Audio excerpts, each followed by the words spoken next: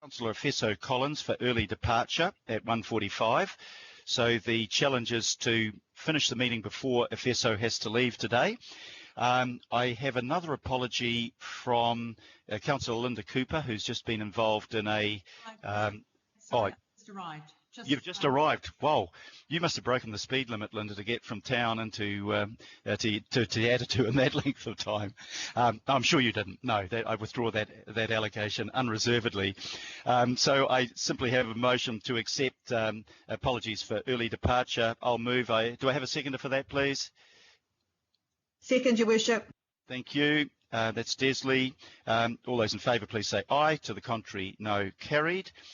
Declaration of interest. Are there any councillors on any item on the agenda today that need to declare an interest? If not, we'll move on to confirmation of minutes. I have one set of minutes from the 30th of April 2020. I'll move that we accept those minutes as a true and accurate record. Do I have a seconder? Seconder. Seconded. Thank you very much. All those in favour, please say aye. To the contrary, no. Carried. Petitions. I have received no petitions. Public input. No requests have been received for public input. Local board input. No requests have been received. Extraordinary items. I have been notified of none. So we now come to the substantive items on the agenda, and you'll be aware that we are according precedence to item number 13, Auckland's response to the 2019-2020 drought. Raveen Jadaram, I hope, is joining us on the line. Raveen and Mark Bourne, are you on the line at the moment? Good morning, Mayor Goff and councillors. Yes, we are. We are in the same room, but we have physical distancing, Mark Bourne and myself. Yes. Okay, and you got back to Newmarket in time this morning as well, so that's pretty good. I won't accuse you of speeding. No traffic on the road. Thank you. So we also should, just to check, actually I'm going to do a roll call, I think, because I need to do that before Sandra growls at me. Sorry, school's back in at the moment, so we'll run through the list. Deputy Mayor Bill Cashmore. Present, sir. And councillors Josephine Bartley. Morena. Kathy Casey. Morena, Phil. Efeso Collins. Talofa, Mayor. Pippa Coombe. Kia ora, Mr. Mayor. Linda Cooper. Yeah, and I didn't speed back to West Auckland. Yeah. I withdrew that accusation. Angela Dalton. Present, Your Worship. Chris Darby. Morena, Mayor and members. Alf Filipina. Gift, Your Worship. Thank you. Chris Fletcher. Chris, are you on the line with us?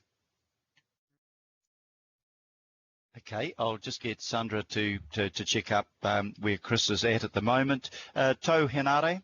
Kia ora. Kia ora. Shane Henderson. Present, sir. Richard Hills. Morning. Tracy Mulholland. Present. Daniel Newman. Good morning, Your Worship. Greg Sayers. Sorry, yes, present. Thank you. Thank you. There must be a time delay coming down from Rodney. Desley Simpson. Present, sir. Sharon Stewart. Yes, I'm here, thank you. David Taipere. Kia ora, Your Worship. Kia ora. Wayne Walker. I know you're there, Wayne. Come on. We heard him already before. Yeah, that's why I know he's there. We might have lost. We'll come back to Wayne. Yes, I'm here. Yes, I'm here. Thank you, Wayne. John Watson. Talofa. Talofa. Paul Young. Paul.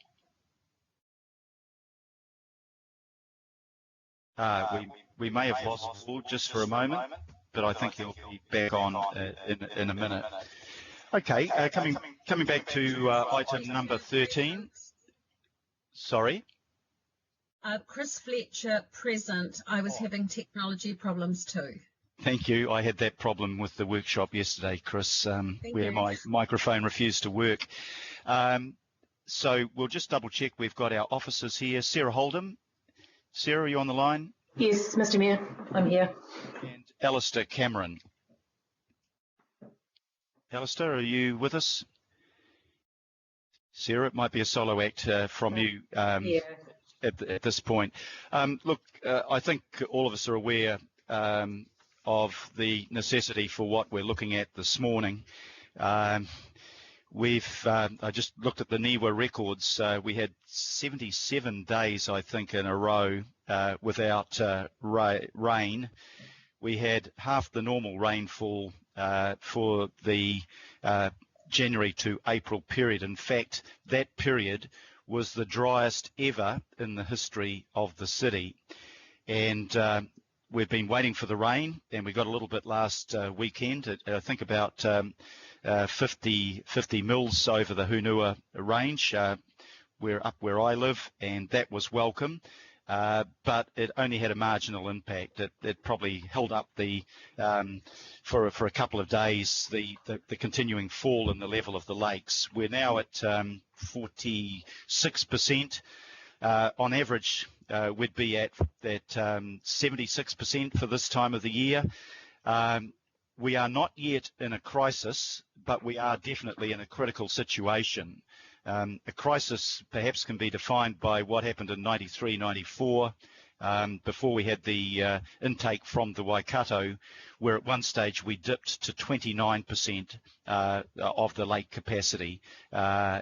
So we clearly have to take actions over and above the quite effective campaign that Watercare has run to date for voluntary savings. But what we're doing today is asking for a mandatory restriction at stage 1 that's not draconian, but if we get to stage 3, that will have huge implications. So we need to take action now to head off what we might otherwise face.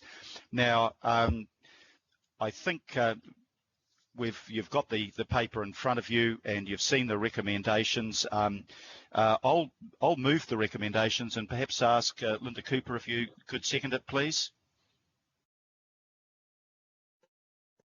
Yes, Your Worship, I'll second that. And I just want to say thank you to Sarah for doing quite a lot of work on this report.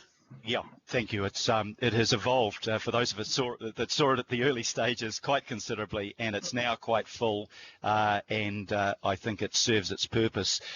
Now, I think perhaps if we lead off with Raveen Jadaram to give us a background, and then I'll ask and Mark if he wishes to contribute to that. I think we've got a slideshow that will present graphically where we are at the moment, which is really useful. And then Sarah, I'll ask you to come in and to see if there's anything that you'd like to add before we move to questions and comments. So Raveen, welcome, and Mark, please begin your presentation. Thank you, Mayor Goff. I'm going to ask Mark to do the whole presentation. Thank you, Mark. Yeah. Good morning, Your Worship, and Council members. Raveen and I are dialing in on a telephone call, so we don't have the advantage of a video in front of us, but I'm hoping that you're able to see a slideshow, and I'm assuming we're on the title page of that slideshow. Can I just have confirmation of that, please? Yep, we've got the title page there, and if, Sandra is operating the slideshow, I think. I'm just double checking that. Fantastic. So if you just say, if you can just say at each point when you want the new slide up, she'll put it up on the screen. Perfect. Thank you very much. If we could move to the second slide, please, and it should be titled Cumulative Rainfall in the Waitakere Ranges. Yep. And on that slide, it's quite important really to understand why we're in the situation we're in, and what this slide pack is going to talk a little bit about. It'll pick the highlights of the paper and provide a little bit of background context. So on this first slide, the dark black line indicates the cumulative rainfall that we would normally receive during the course of a summer year, starting in November and ending in the following December. And so as you move from the left-hand side of the page to the right-hand side of the page, it's the cumulative amount of rainfall that would occur each month. And the other lines on there represent in purple the last significant drought that we had in the Auckland region in 1993-94. The green line, last year's rainfall, and then the red line at the bottom, the cumulative amount of rainfall that's occurred this year. And what that's indicating, or what that's clearly showing, is significantly less rainfall being received in the Waitaki Ranges this year compared to normal, but perhaps more concerning, less than what's been received compared to the 1993-94 drought. And certainly, as we heard this morning, this is certainly shaping up to be the worst drought in Auckland's living memory. Perhaps if we move to the next slide, please, which is the Hunua rainfall. Same colour scheme, same graph, but this is where most of Auckland's water is stored in the Hunua Ranges. About 60% of our total water storage is within the Hunua Ranges, so it's really the bank of where our water comes from. Now, this lack of rainfall has broken all records. It was the driest period from January to February, and we've just had confirmation from NIWA yesterday that this is also the driest period from January to April since records began. And overall, we've received only 34% of our normal rainfall. So if we can move to the next slide, please, which is headed up Auckland drought. And I'll just talk to a couple of points on this slide. I think due to the lack of rainfall and the incredibly hot, dry and enjoyable summer that we've had, we saw extremely high water demands over that summer period. And we had individual days where we broke our prior record and got up to 560 million litres of water being consumed. And that was at that point that Watercare commenced the drought management plan and commenced the advertising campaign in early February to encourage demand reduction. That demand reduction has been successful, and during the summer period, demand was reduced. And then more recently, during the level 4 lockdown, demands got down as low as 430, and in individual days, even less than that. I think I'll move on. The other thing I'll just touch on that slide is it's going to take a significant wet winter to replenish the dam storage levels back to where they would be for normal. And as indicated on the slide, you'll see the blue line represents what we would expect normal lake levels to be, and you'll note that in this beginning of this summer, lake levels were just marginally below where we would normally expect them to be. However, the forecast that we've received from both weather agencies, the Met Service and from NIWA, indicate that the coming 3-month period is going to be less than or up to normal rainfall. Perhaps if we can move to the next slide, please, which is headed up Watercare response to the drought. Watercare has a drought management plan that provides a suite of intervention that we would utilise to respond to the drought. And the first lever that we would look to pull is on the supply side. Now, the supply side helps to increase the supply of water. So since June of 2019, we've maximised the abstraction from the Waikato River Water Treatment Plant and the Onehunga Aquifer. It's an underground source in Onehunga, and together they can supply up to 170 million litres of water per day. We've continued to expand the Waikato Water Treatment Plant, and in fact we've accelerated the completion of that project, and later this month we'll be able to increase abstraction up from the 150 million litres a day maximum to 160, and by August we'll be able to produce 175 million litres from that facility. We're also bringing back into service the Hayes Creek Dam and the small bore in Papakura. Both those plants were proposed to be brought back in the future, and we've accelerated that work, and I'll talk a little bit more about that a little later on. And one of the other early interventions we did when we moved in as lake levels reduced was to reduce the compensation flows that are released from the Cossey's Wairoa and Waitaki dams. Perhaps if we can move to the next slide, please, which also is headed up response to the drought, but this one talks about the second lever, and that is the demand side and reducing water demand. So that commenced on the 10th of February when the Water is Precious campaign started. That was a significant media campaign across social media platforms and traditional media platforms. I think we've lost you there a bit, Mark, but we've just got you back. So, yeah, keep going. Oh, my apologies. So I'll just repeat, on the 10th of February, the voluntary water savings campaign started. It was a significant media campaign across all media, both social media and traditional media. It focused both on outdoor water consumption, but also voluntary measures people can take inside the home. And those voluntary measures are particularly important over the coming winter months. The other thing I'd just like to touch on as well is the significant amount of proactive work that's been undertaken with our top 100 large industrial customers. And they will be subject to the same level of savings, albeit at a voluntary level, as we're asking our residential customers to do. And as we experienced in the 93-94 drought, significant contribution was made from that customer segment. I'd like to move to the next slide, please, which is headed up Metropolitan Drought Management Plan and Water Use Restrictions. Now, whilst formal restrictions, which is the subject of this meeting, target outdoor usage, it's really important to note that the savings over the winter months are really going to be coming from the more voluntary aspects that the community is going to take by undertaking habitual changes as to how they use water, taking shorter showers, ensuring that water appliances are only used when they're full, and in particular those industrial customers which I talked about.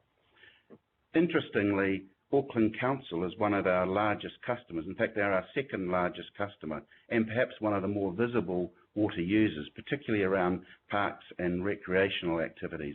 And our customer services team have been working with their counterparts at Council and to make sure that they were aware of the situation and were being seen as a leader in this area. And the response we've had has been overwhelming support, and I thank Council team for that.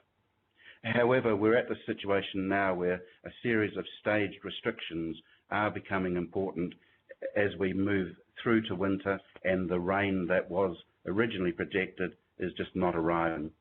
Perhaps if we can move to the next slide, which is headed up Water Use Restrictions, and I understand, I do realise that it would be extremely difficult to read that, and I wasn't going to dwell on these restrictions. The restrictions are covered in the paper, and that's the subject of this this meeting. So I'll just move directly on to the second to last slide, which is headed up Water Use Restrictions.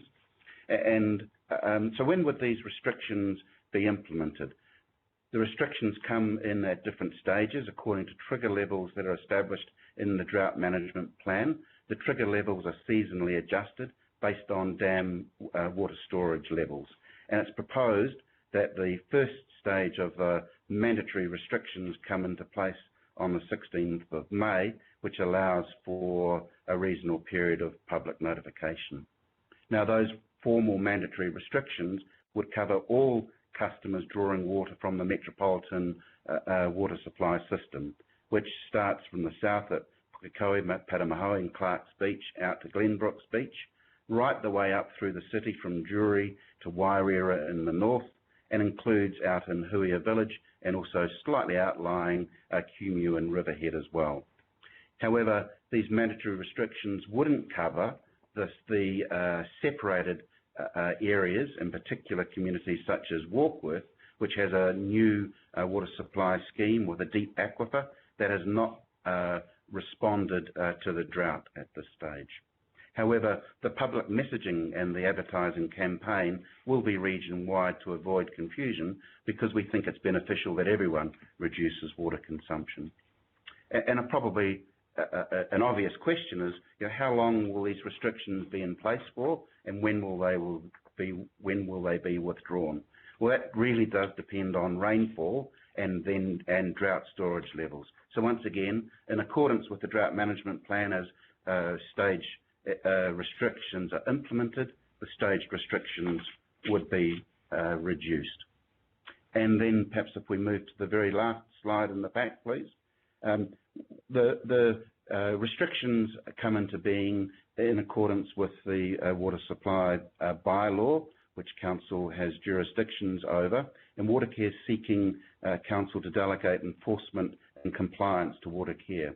Now, that compliance would be undertaken in accordance with Council's compliance policy and very much a focus on education first. However, the bylaw does provide a stick, if you were, for anyone that was clearly flouting the requirements that are being set. But we would be working very proactively with Council's compliance and enforcement team if that was ever required. Now, the drought affects all of us, all 1.7 million users, but the focus of these restrictions in the main is on residential outdoor use. However, some industrial activities will be affected at stage 1 and progressively more if and when further stages were required. And Raveen and I are more than happy to take questions if that's appropriate at some point. Thank you very much, Mark. That was a very good presentation and very clear. I think we all understand the nature of the problem and what you're doing to try to address it. Sarah, would you like to add anything further at this point in terms of the paper in front of us and the recommendations? Thank you, Your Worship. I don't really have a lot more to add. The only thing I would say is that so although it's Watercare's drought management plan, and which Mark has just done a presentation on, so you as the emergency committee are required to impose those water restrictions under the bylaw. And so the paper you're considering is about whether it's a good idea to approve those water restrictions and to delegate that enforcement power to Watercare. And also just noting we have on the line Kate Morrison from Public Law and Christian Brown from Regulatory who answer any questions that might come up. Thank you very much, Sarah. Well, look, what I'm going to do at this stage, we'll take questions and comments together, but rather than doing the roll call experimentally, I'll just get you to indicate maybe on the sidebar or text to Sandra if you have a question or a comment that you'd like to make. So I have the first one up there, which is Councillor Desley Simpson. Oh, thank you, Your Worship, and thank you, Watercare, for your presentation. Look, where some of us get out and appreciate the wonderful fine weather we've had, the impacts of that, of course, are slightly different from your perspective. Look, my question is around businesses such as car washing businesses, house washing businesses, commercial water blasting businesses, etc. They've been really hit over the COVID-19 lockdown 4 anyway, and of course this is going to be another really bad hit for these people as well. What direct communication are you having with these people, and is there any offer of assistance available? Yes, it's Mark Bourne here, so I'll answer that question. We are attempting to communicate with each of those customers where they are a direct customer of ours and we know about them, and we're also using various business directories to assist us for organisations that might not be a direct customer of us, so that if the restrictions are adopted by Council, that we will be able to advise them in advance, and then we'll be looking to work directly with them in the first instance to identify if non-potable sources of water are appropriate for their activities or whether there's other opportunities that they can look to do. One of the things I was involved in the drought response in 93, 94, and at that time, similarly, car washing was restricted. And what we found was that a number of organisations introduced recycling, and that was something that wasn't available when we went into that drought. So I'm confident the community will respond, and there may well be new forms of technologies or new responses that we're unaware of at the moment. But in the first instance, we're working with Council's Healthy Waters team, and they will be assisting providing non-potable sources. And the idea is to try and have those located throughout the region to limit support costs. Thank you. Can whoever's got their mic on, please, and doing their dishes, can you please turn your mic off? We know you're house proud, but we don't want to hear about it. So please turn the mic off, everybody, unless you're speaking. Look, that experiment was stillborn. Everybody wants to ask a question or make a comment, so I'm just going to revert to going down the list, which is probably simpler. So we'll start at the top of the list. Deputy Mayor Cashmore. I'm all clear, Mr Mayor. This needs to happen. Thank you. Councillor Bartley. Oh, thank you, Mr. Mayor, and thank you, Mark and Ravine. I have some questions. I wanted to know, Mark, since you were involved in the 93-94 drought response, do you think we've done enough over the 26 years since the last drought? If so, why? And if not, what else could we do? And then I also wanted to know, in terms of the wider public comms and the education, can we also put out there what people do instead? You know, because I'm just picturing people going down to the beach with buckets of water so they can come back and do something with it. So, yeah, something, education and my first question, please. Thank you. No problems. I'll just pick them up in order. So a significant amount has occurred of change since the drought in 93-94, and perhaps the most visible of that is water care in the Auckland region now has a secure water source that's not affected by the same droughts that affect our water storage lakes in the Waitakares and Hunua ranges, and that's the Waikato River. So the Waikato River source provides, in round numbers, about 30% of our daily requirements, and Water Care has planned to increase the capacity of that source. That supply increase from a growth perspective isn't required for about 5 or 6 years, but plans are in place to ensure that that's available when required. The other thing that is quite different is, and this is going to be a little perhaps a little complicated to understand, but the resilience of the system has actually improved. When we went into the drought in 1993-94, the system was designed to cope with a drought that would occur on average once every 50 years, whereas the system now is designed to cope with a much more severe drought, a drought that occurs once every 200 years. The challenge we face, and as I mentioned earlier, this is shaping up to be the worst drought on our records. So we don't know the severity of a drought until it's over.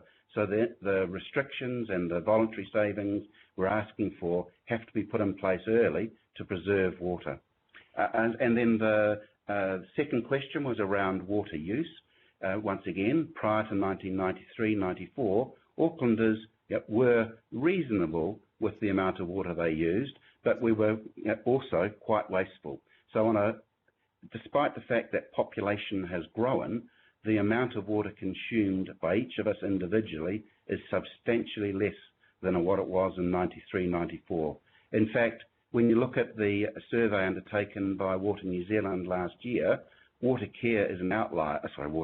Aucklanders are an outlier. We're at the very low end of water consumption.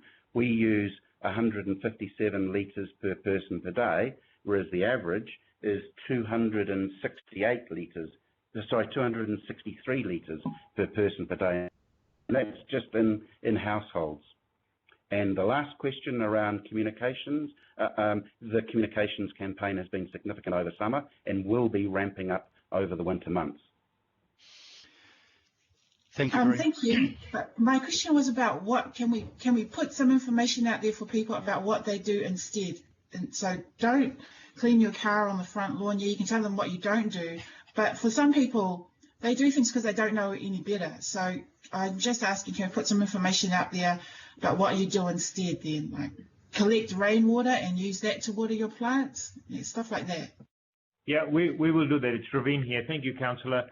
We have a website that we set up particularly for this in February. It's called waterforlife.org.nz, and it's got all the tips about how we should treat water as a precious resource all the time. So I would suggest that's a good website to use if you're talking to your constituents, but we will take on board your suggestion.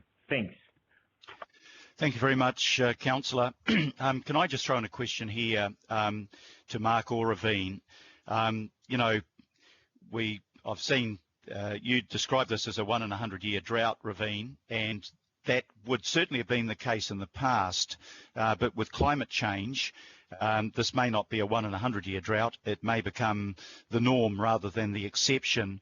So could Mark or Ravine just take us through what the long-term steps are to improve our water resilience? And I'm really asking about the what the consent, the long-term consent, 7-year consent that's been in the wings for the Waikato District Council to draw more water from the Waikato, I think another 200 million litres.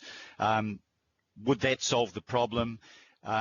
What have we looked at in terms of recycling wastewater through Mangere? What have we looked at in terms of desalination? What extra are you doing now to deal with leakages? We knew leakages were running at about 13%. And finally, it's a question probably not only to Watercare but to ourselves. How can we encourage more people to conserve the rainwater that falls on their roof so that they can use that to store water over the winter and take some of the edge off the demand in the summer, watering their garden from that source? So those questions about the long-term resilience of water supply in Auckland, please. Thank you, Mayor Goff. It's Raveen here. We will be having a discussion with the board. The board will probably want to do a review as well because we learn from the reviews. The reality is that the climate is different. So we believe, for example, the graph that Mark had shown earlier, the situation started last year when we had a very dry summer last year. And then even though we had the rainfall, it only got to 89% storage. We only got to that for only a little while before it started dropping again. So we have what I would call a prolonged drought over 2 years, and it could go longer. We don't know because the drought hasn't ended. The Auckland water supply system historically has been based around maybe an annual drought, that we get rain. It rains all the time.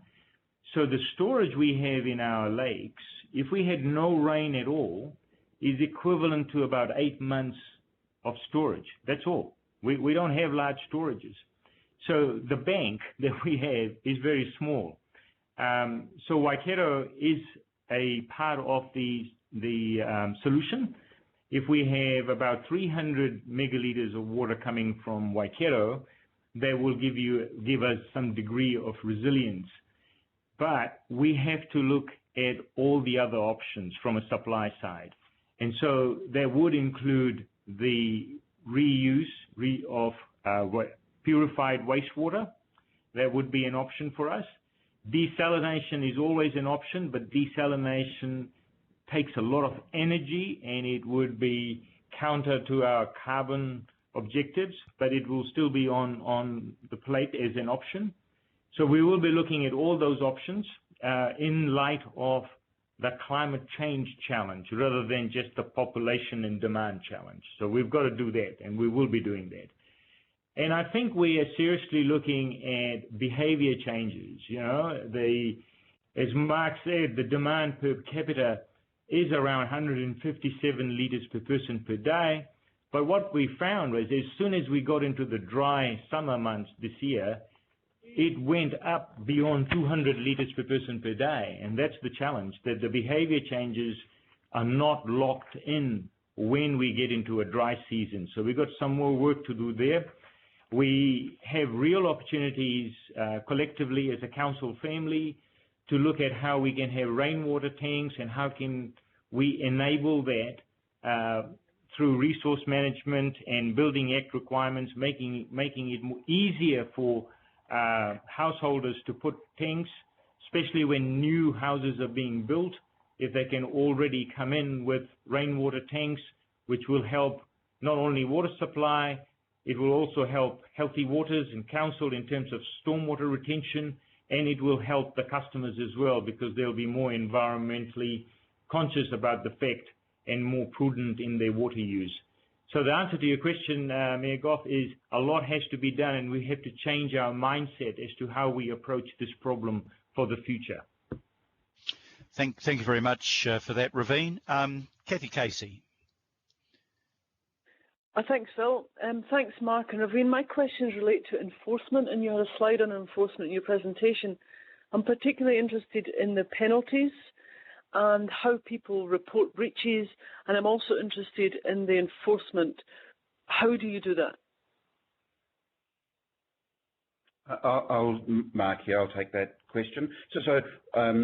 the enforcement will be graduated, and as it says in the slide pack, we will be consistent with the council policy. But in terms of how we will know about those breaches, I think in the first instance, 1.7 million Aucklanders out there will be helping us.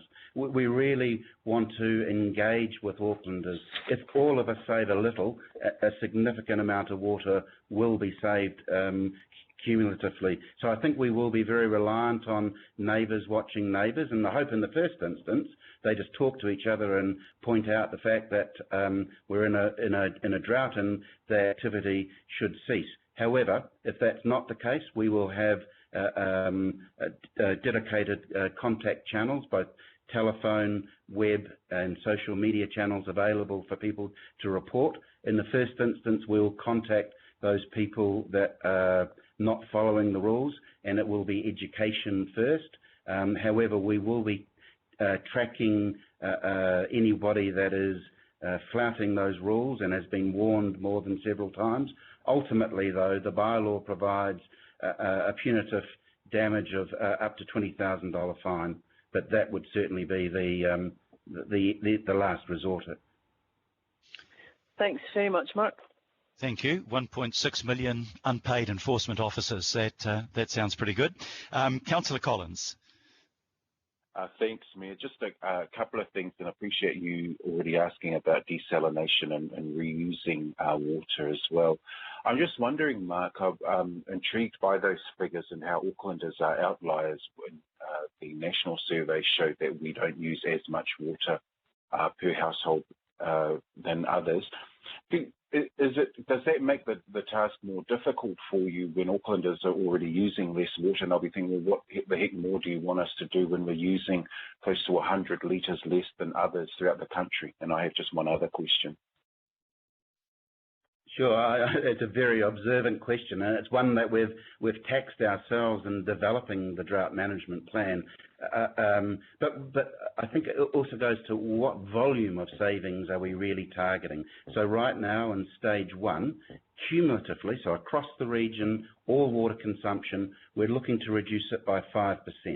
So it's, cumulatively, it's not a huge amount. Now, we do expect some people will be able to make significant savings.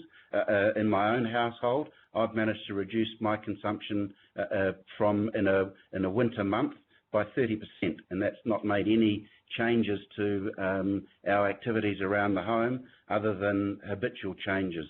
So we do think that some people will be able to save a lot more than others, but cumulatively we're only looking for a 5% savings. I think the reason why Aucklanders are so much more efficient with water consumption than other communities around New Zealand is because we pay for it by use. And so there's a real benefit. If someone reduces consumption, they'll pay less both in their water supply but also in their wastewater provision as well. But you are quite right, it does make it somewhat more challenging going forward. Yeah, that's great. And just finally, good point there. Are they kind of, can you get down to the geographic areas of Auckland where you could say, let's say Māngere has really low water use and people are doing their best. Can you promote, often we go after the parts of Auckland that might be naughty, but can we promote areas that are saying, look, they're doing great things in Māngere, here's some ideas? Because I wonder if we take a positive, proactive approach, if that would be a way to really connect with Aucklanders. If there are good geographic areas where we can say, yeah, these parts of Auckland are doing a great job, let's use them as a benchmark.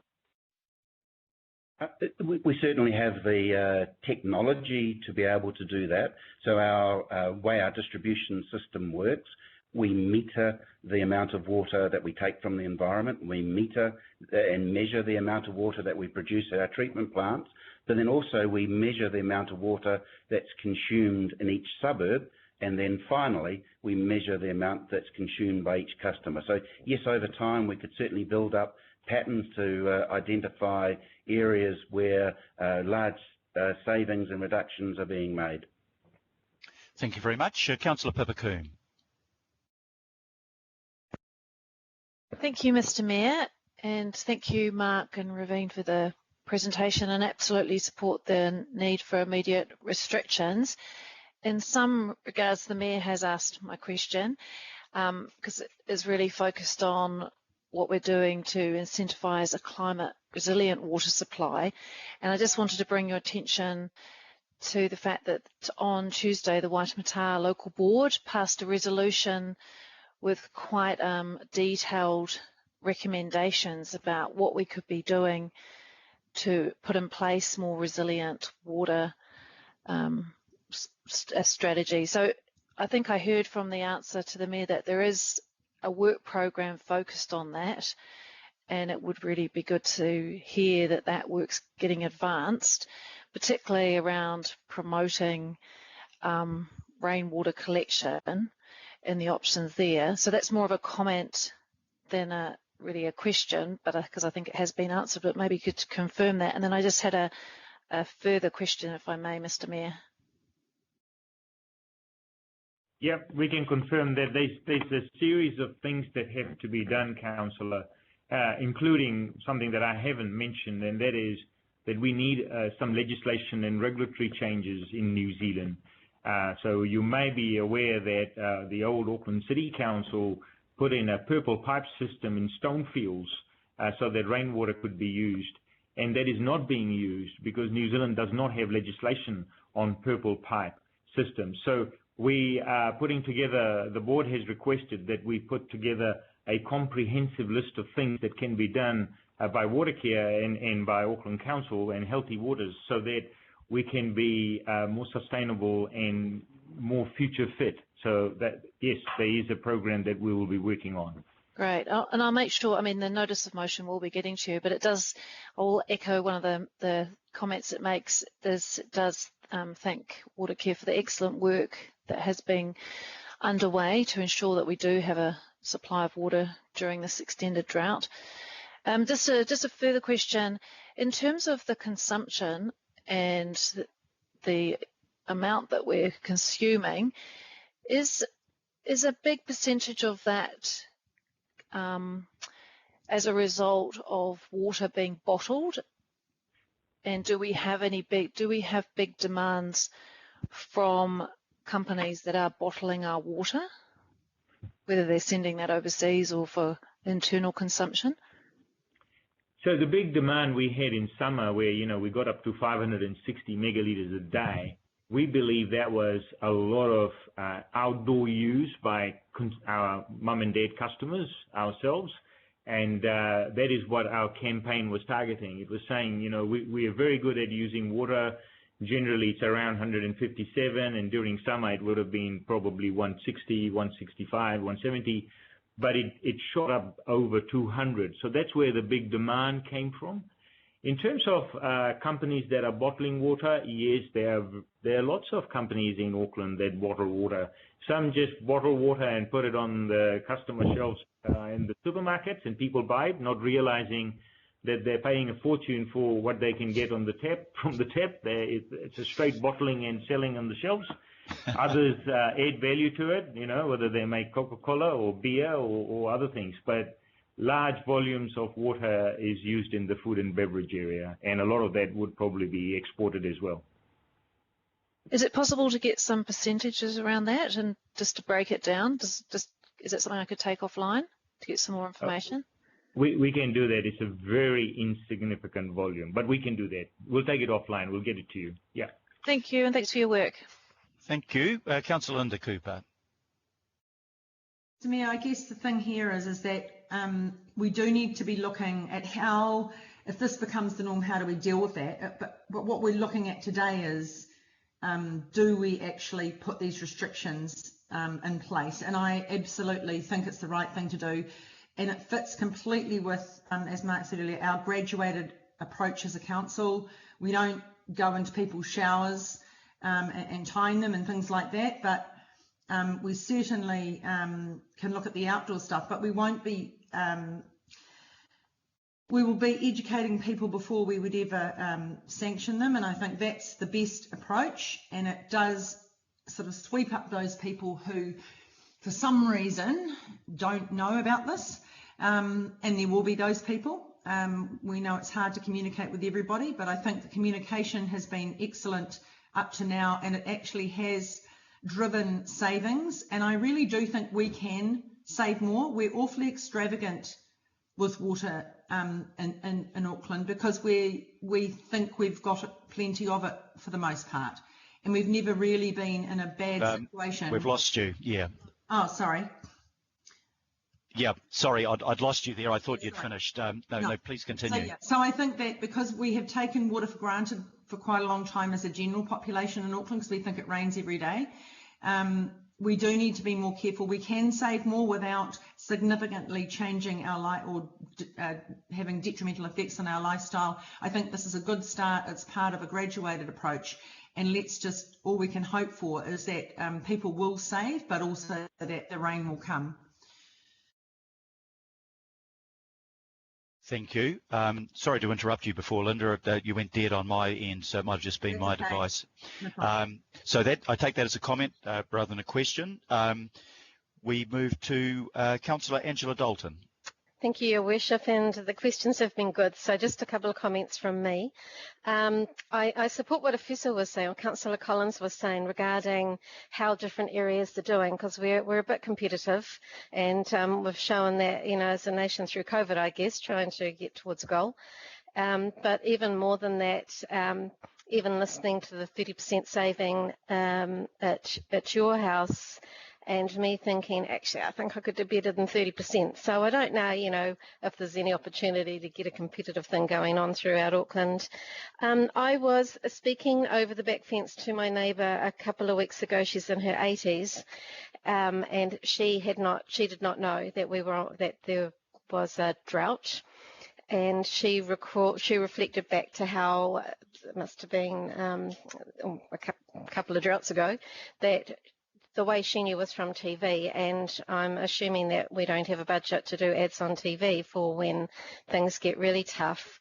But I wonder how we do reach some of our people. So a neighbour who would likely water her garden, and that's what we're trying to restrict right now. She did get on social media through COVID, so, you know, it's not that she's not on social media, but still not missing the marketing and comms. And so how can we perhaps reach the community that we're not reaching around the drought restrictions? Thank you. Thank you. A comment from Mark or Ravine on that? Certainly we are looking to increase the channels that are currently used. In addition to the straight advertising and communications campaign, we have been undertaking research, and the research helps guide the content of the communication so that it's being understood, but also to assess reach. Now, the information we've had back from the latest survey indicates that there has been a widespread reach of the message and the understanding to conserve water, but quite clearly, by that example, we haven't got hold of everybody yet. So I think we'll just take that point and look to see what we can do, particularly perhaps for elderly community as well. Thank you. Thank you. Thank you, Mark, and I like the competitive idea, Angela. I think the leaders at the moment are Councillors Cashmore, myself and Councillor Walker, who use our own water off our roofs. But if you can beat that, zero use on drawdown on water care reticulation, you'll be doing well. Councillor Chris Darby. Thank you, Mayor. Thank you, Ravine and Mark. Ravine, in your conversation here today, you talked about looking at options, and you listed a few different options there. I'm aware that those options were highlighted some 2 decades ago. So my question is, are you receiving a really clear direction from Auckland Council through the statement of intent and getting a clear direction from your board that there is a requirement to look at a climate resilient water strategy, taking into account not 93, 94, but more recently 2013 where we had a drought, 2017 Tasman tempest, 2019 the reactive restrictions of last year to drought, and 2020 currently a major drought. Now this could have a calamitous effect on our recovery from COVID as industry fires up. And I'm also mindful of this too, which I'd like you to comment on. The per capita domestic water consumption in the last 5 years is completely static. In fact, it's gone up slightly, but let's say it's static from 154 litres per day to 156, 158. So my question to you, Raveen, is there a really serious intent to look past big ticket infrastructure and look at innovative, smart solutions, demand management like we haven't done before at Watercare? Or is this just a 2020 reaction? Thank you, Councillor Darby. In terms of whether we're getting clear directions from the council, I would say yes. Yes, we are getting clear directions, and not just through the SOI, but also I think when we are doing presentations, the quarterly reports, wherever the discussion around demand or climate change comes up, you know, the intentions are reinforced. Well, definitely where I've been attending the meeting. So I would say the intentions are very clear. Whether it is taken seriously by the board, I would say yes. I think the challenge for us is how to do this in terms of the supply side. I think the challenge for us is how to do this in an environment in New Zealand where we've got legislative drivers that are probably outdated. And I'm not just talking about the RMA, I'm talking about what can be done in the household, because we believe that the per capita demand is not going to drop much more unless there's something that the consumers are given that they can do in their households. The concepts are individually they are easy to understand, but in execution they have to be done in a collective manner. What I mean by that is currently our tap water is extremely low cost, to the extent that any other source of water is more expensive, right? In fact, you know, the Stonefields purple pipe system that I mentioned earlier, to get that into the homes is more expensive than our tap water is, right? And then you have to ask your question, well, why is that? And that is because our tap water is too cheap. And so it raises this whole issue about pricing and tariff structures and signals to consumers. You know, should we use economic signals during summer because our summer demand went up? Can we have smart metering and then smart pricing? And is society ready for that? So I think the answer to your question, Councillor Darby, is that despite the fact that the signals have been there and Watercare is keen, we probably need a workshop, and Mayor Goff and my chair, we've talked about it, that, you know, at one of the workshops with councillors, we would very much like to do the strategy, which is all-inclusive about, you know, pricing, behavior changes, supply, demand, do we keep investing, what do we do?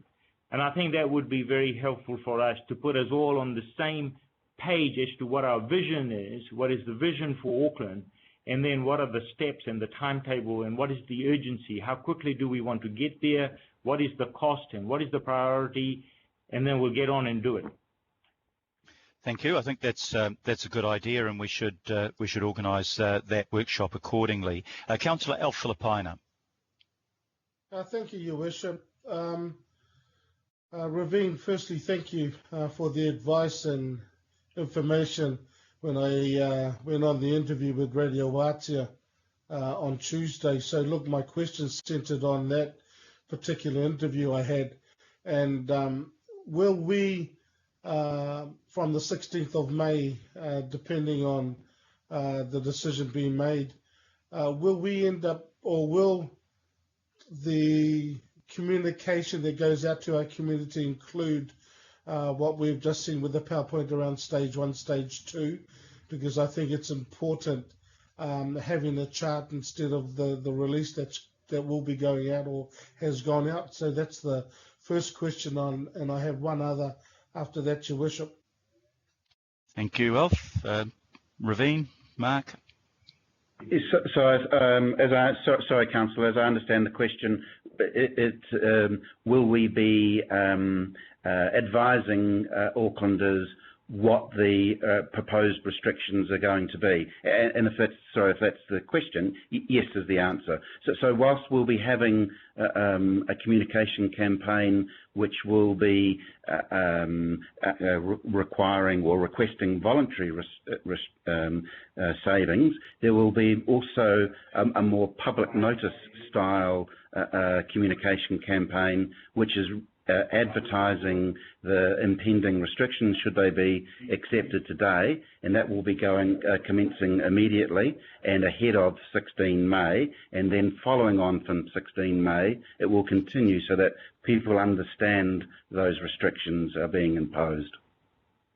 And will elected members be getting a fact sheet in regards to those in the event there's more interviews? I know that Councillor Cooper is the spokesperson and others, but I've already had one and been approached by 2 others. Will there be a fact sheet coming out for us when we end up being asked to go on interviews? And also, what advice are you giving pool homeowners in regards to the pools they have? Yes. Yes, so to answer your first question, yes, there will be an information pack that will be circulated, so hopefully provides the information that you require. If there's something more that's necessary, just contact Watercare and we can make sure that that information is provided without delay. And then once again, with regards to the pool owners, that the use of swimming pools and how they are utilised going forward, that would be a subject of the communication campaign. Perhaps maybe less relevant in the middle of winter, but should the restrictions continue into spring and summer, it would be more and more relevant at that point as well. Thank you, Bishop. Thank you. That was a good point. And some of those slides on your show, Mark, that'd be good for councillors and myself to use on social media. I think particularly that graph on the Hunua Ranges where we collect most of our water, that highlights what the challenge is. Thank you very much for that. Councillor Chris Fletcher. Thank you, Your Worship. I'm very pleased to hear from Raveen and Mark today. And like Mark, I've been around these issues since the crisis back in 1993. And just want to remind people that it was highly controversial at the time, but the matter of charging for water hugely influenced usage and promoted greater conservation. So I'd say while we've got a crisis at the moment, don't waste it. It's a good crisis situation to do things a little bit differently. Can I just ask you 2 questions? One relates to the messaging around hygiene with COVID. I know with my grandchildren, I would encourage them to use less water, but then they say, oh gosh, Nanny, you're so inconsistent because the next thing you're telling us to wash our hands longer. So that's one question.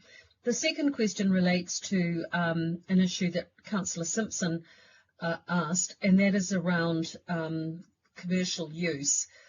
I think we are going to see a lot of unemployment, and we want to see people taking self-initiatives.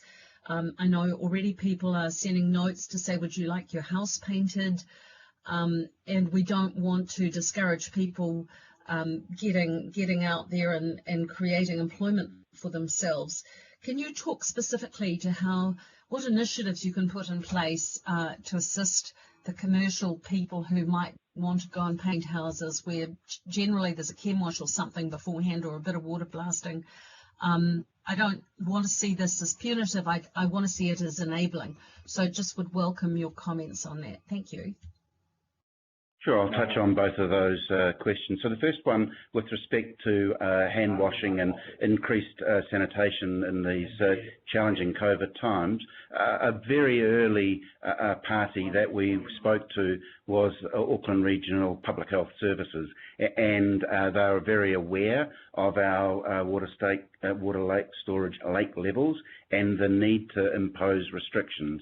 They are supportive of imposing restrictions, but have asked us to ensure that our communications still encourage good hygiene. That's an absolute imperative. There will always be water available for health and safety requirements, and quite specifically the restrictions, well, what's not being restricted is the use of water for health and safety requirements. So as a for instance, a commercial water blaster would still be able to be engaged to water blast a pathway if it had moss on it and there was a risk of an elderly person slipping on it. So health and safety is excluded from the restrictions. To answer your question around innovation and house painting and things of those ilk, so in the first instance, as I mentioned earlier, we'll be working very closely with Council's Healthy Water team to increase the availability of non-potable supply as an alternate. But I think the other thing that where innovation may occur is looking for alternate forms of cleaning houses. Now, a single case in point, I had a property that needed to be painted, and rather than get the hose out, it took me somewhat longer, but I quite literally did it with a bucket of soapy water and a cloth. I'm not sure whether everyone would be able to do that, but I think there are other options that we would be challenging people to consider. Thank you. I've done the same thing myself, using a bit of granola as well. But I really appreciate your response. I think that is part of the messaging that we have to get out, that we're not trying to in any way inhibit people taking self-initiative. And can I just again congratulate you both, particularly Raveen. Whenever you are in charge of a project like this, I always have complete confidence. So thanks for your hard work. Thank you, and don't take President Trump's advice on what you use granola for to kill COVID-19. AMSB member Tau Henare.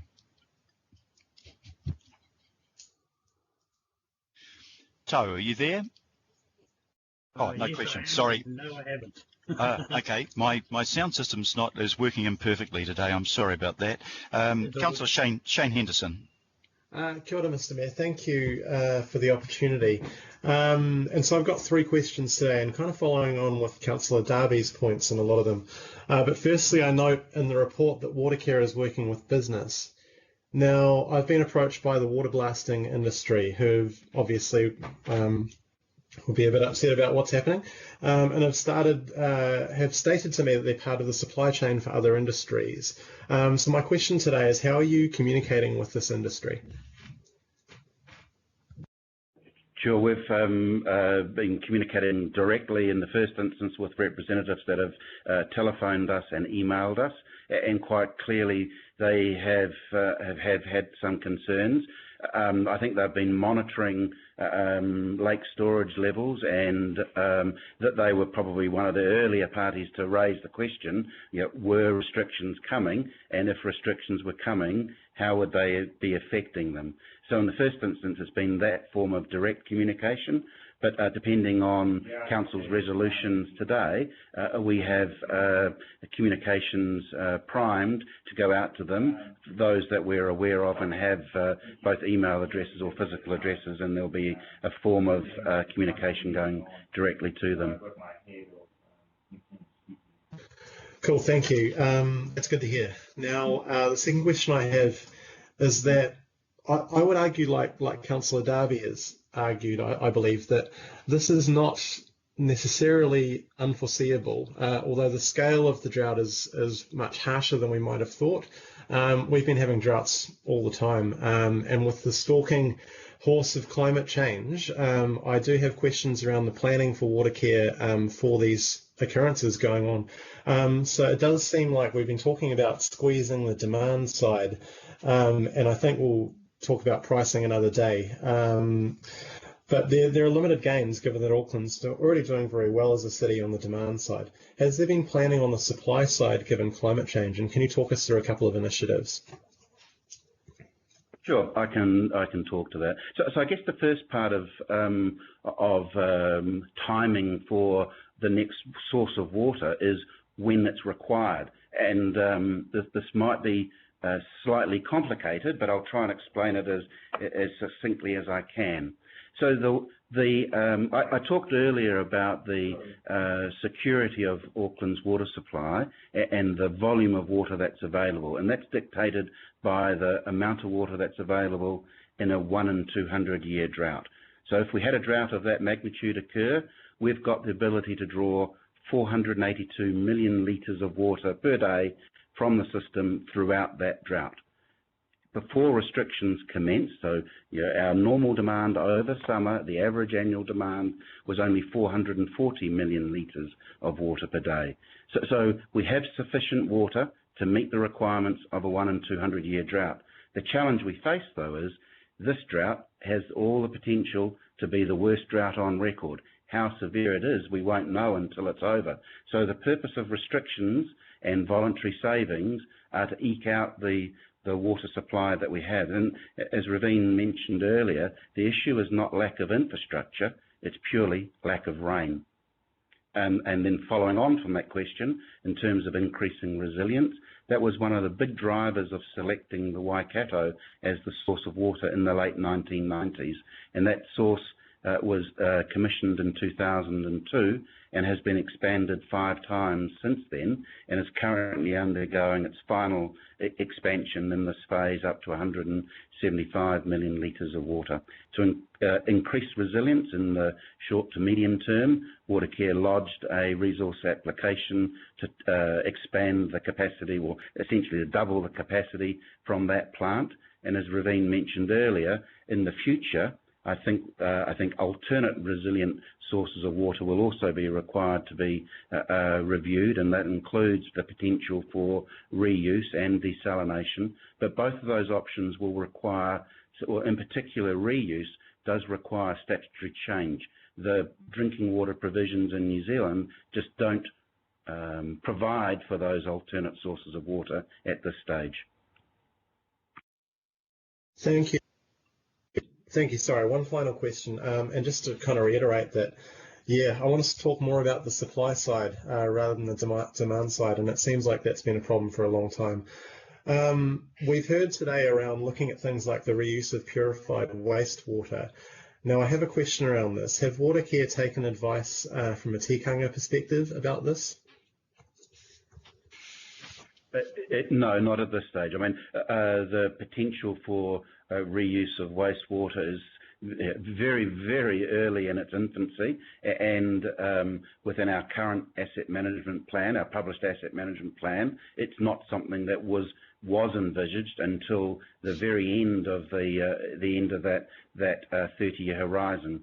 So depending on the direction that comes from the strategic review that Raveen and His Worship the Mayor were talking about earlier, there may be a need to accelerate that. But at this stage, it was something that was in the future, and so no, that advice hasn't been sought as yet. Thank you.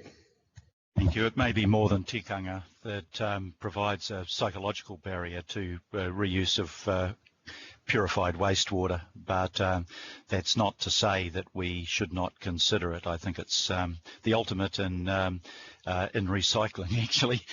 You probably doesn't pay to think too deeply about it, however. Councillor Richard Hills. Kia ora, and thanks to the Watercare team.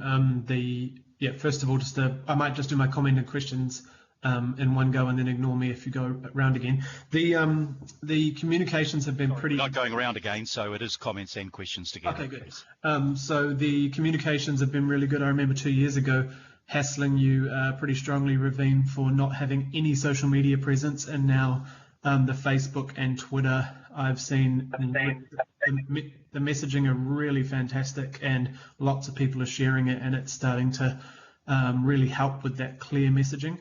The other thing is the FAQs. If those could keep getting added to, they're really good on the website, but I see some common themes and your team answering them on online, and other councillors answering them too. If those could keep being added to that long list when common things comes up, like what are you doing about the future of dams and why is this happening, and those sorts of things, it's just a lot easier for us to answer a few questions and throw up that FAQ list, which is very it's quite clear at the moment, but if you keep adding to that.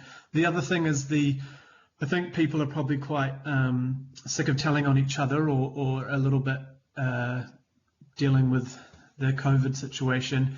So if we could potentially proactively go out and say, these are the numbers you call, but please don't put on Facebook. We have a habit in our community for, it's like dogs and speeding and everything else. People seem to put it straight on the community Facebook pages with people quite visible. If you could proactively say the only way Watercare will follow it up if you ring or email this, please do not put on social media, because it can create some pretty nasty bullying and I think people are pretty, it's pretty hard for people at the moment as well through this situation. So if you could be a bit proactive about exactly how and what not to do, that would help, because I think, telling on your neighbours for watering their gardens. And the other thing is the messaging might get a little bit confused. So obviously we all want to be saving water, but is the only, so will there be two messages around what we legally can't do, such as watering the gardens, but you'll be doing a separate message about generally saving water? Because I think if people start thinking, like Councillor Cooper or someone said, that we might be monitoring your showers, it's going to get complicated. And those are my comments, and thank you very much. It's not going to be easy, but you may want to answer those or email me.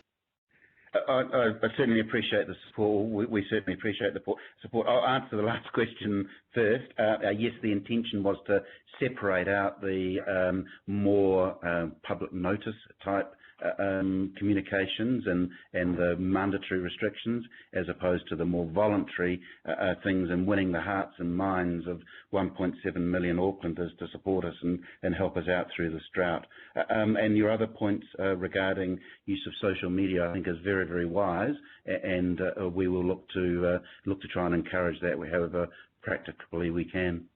Thank you. Councillor Tracy Mulholland.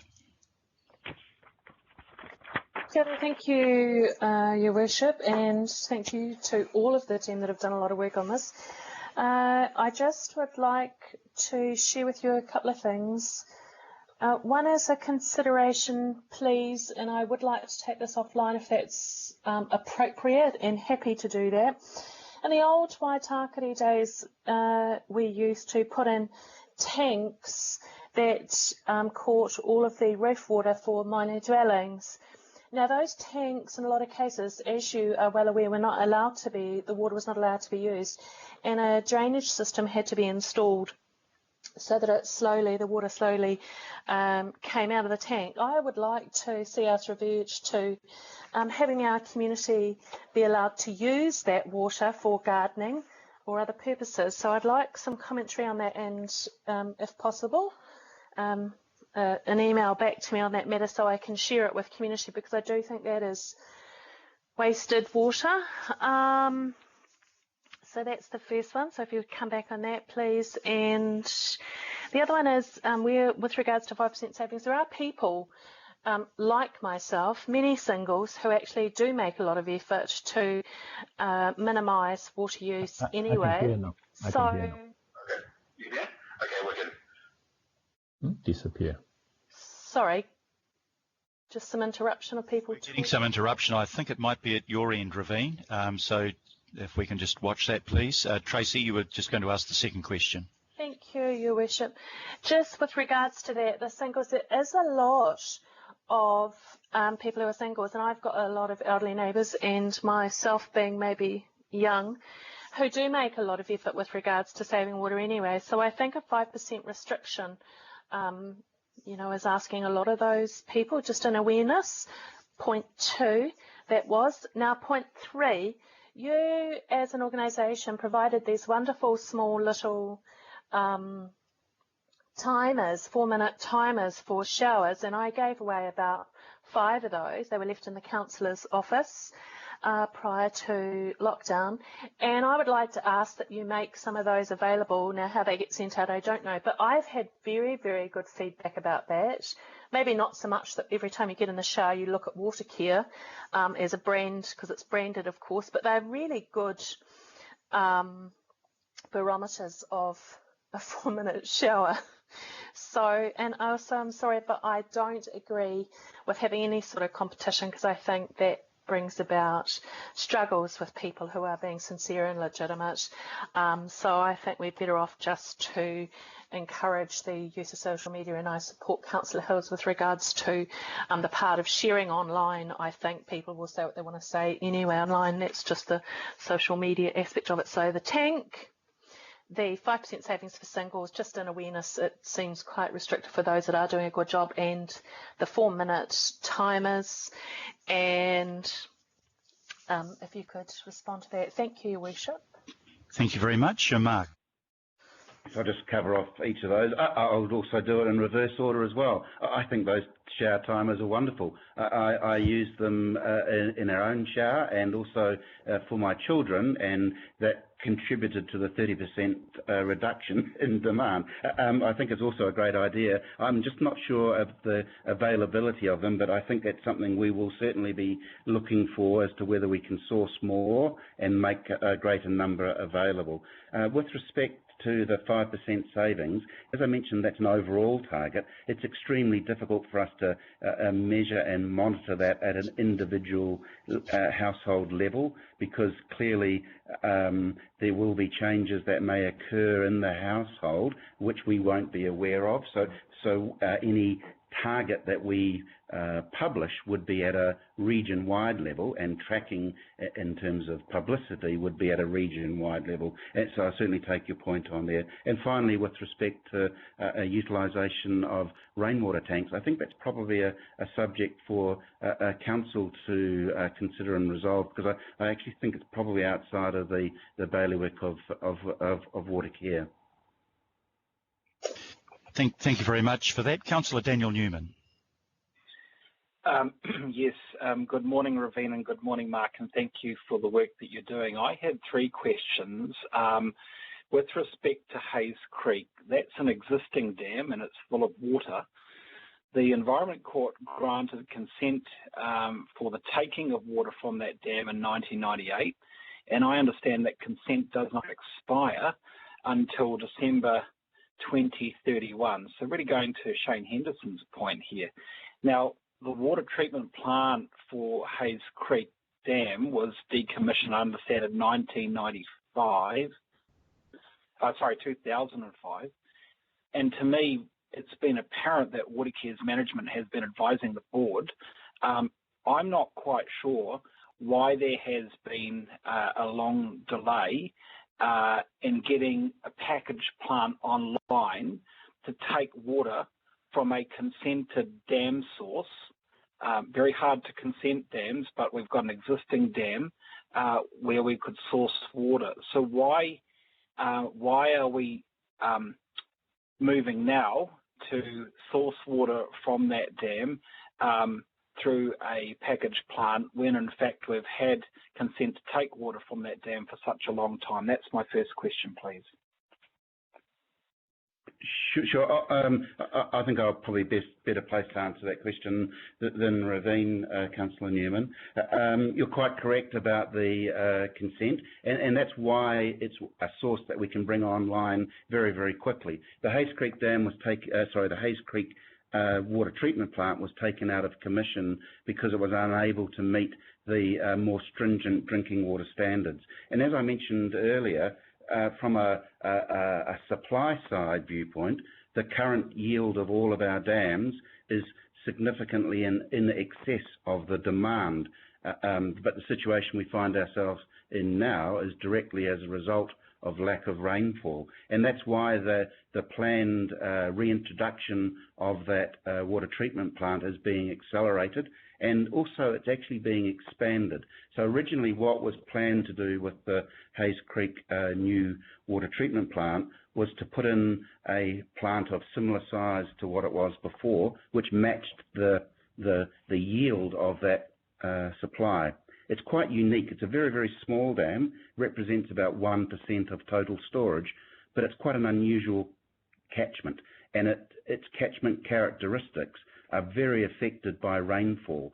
So over the summer months, because it's got relatively small storage, but you do have the ability to mine that lake and draw it down quite quickly. And then over the winter months, you would also have the ability to be able to utilise those flushes of water from that accelerated rainfall. So what was originally planned was a very, very modest and small water treatment plant, but what we're proposing to put in there now is something that's somewhat in excess of 2 times the size of what was originally proposed, and that will be looking to be operational ahead of summer this year. Thank you, Mark. Look, I wanted to have a follow-up questions actually with the chair of the Board of Watercare, because to me, in relation to a bylaw, this really needs to be a governance-to-governance conversation. But the chair's not available today, so I just want to follow up on this with you in the absence of Ms. Devlin being available. Look, understanding the need for the appropriate plant technology, it's apparent that this was a matter which has been discussed as part of a business casing exercise for some time now. I'm not quite sure why this work didn't actually take place to get that plant online 3 years ago, because what I understand, based on what Watercare has advised me in response to the questions that I've put to you, is that if we had had the Hayes Creek Dam online, it would have, in 2018, for example, we would have had a cumulative positive benefit of 3% for the region, which in the context of now would have been very useful. So understanding that we've focused first on conservation and talking to Aucklanders about restrictions, how much faster can we go to get that plant built and online for a consented source? Because I feel like this work should have actually taken place about 3 years ago. Understanding that we have an abundance of water in a reasonable year, but we don't have the water supply this year. But I would have thought that we want to protect our sources and have all sources available for these tough times, and we don't at the moment. So I think what I was trying to explain, Councillor Newman, is that the scale of this proposed treatment plant that we'll be putting in now is significantly larger than what would have been installed had something been put in earlier. And so to give a sense of that scale, it will be larger than the new Warkworth water treatment plant that was recently opened. So it is something of size and something of significant benefit. But perhaps I wonder whether the question you're proposing might be something that could be put onto the agenda of this strategic water resource workshop that was promoted earlier.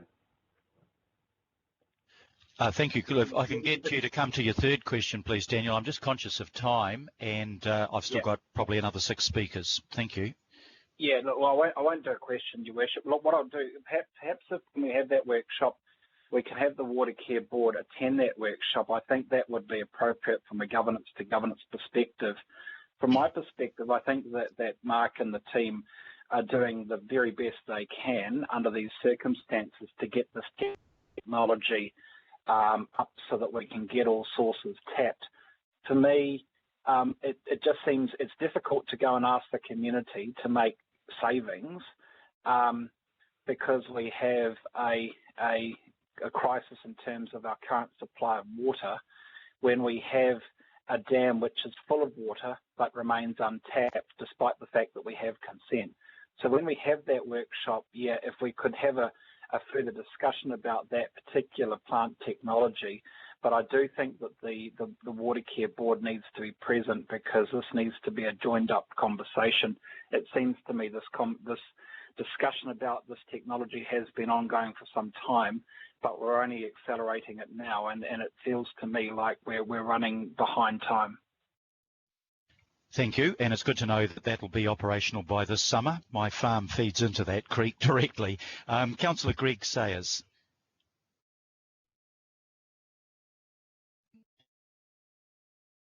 Are you there, Greg? Yes, thank you. Thank you, Your Worship, and good morning, Mark and Ravine.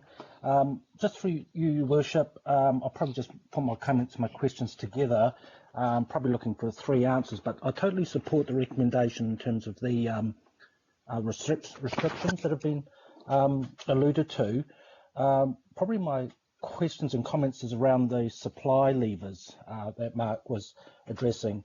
So, Mark, basically, I was really pleased to hear from Raveen about the investigations into alternative sources of fresh water, like through desalination and the treatment of the wastewater. And that there's somebody working on that. I'd be curious to know who's the team leader of that exercise.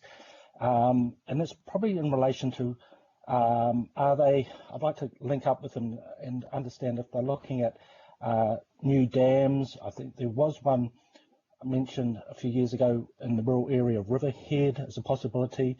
I know the Auckland Regional Authority did a study in the Dome Valley up there as well. So that'd be helpful to understand if those are still being explored as part of the overall strategies.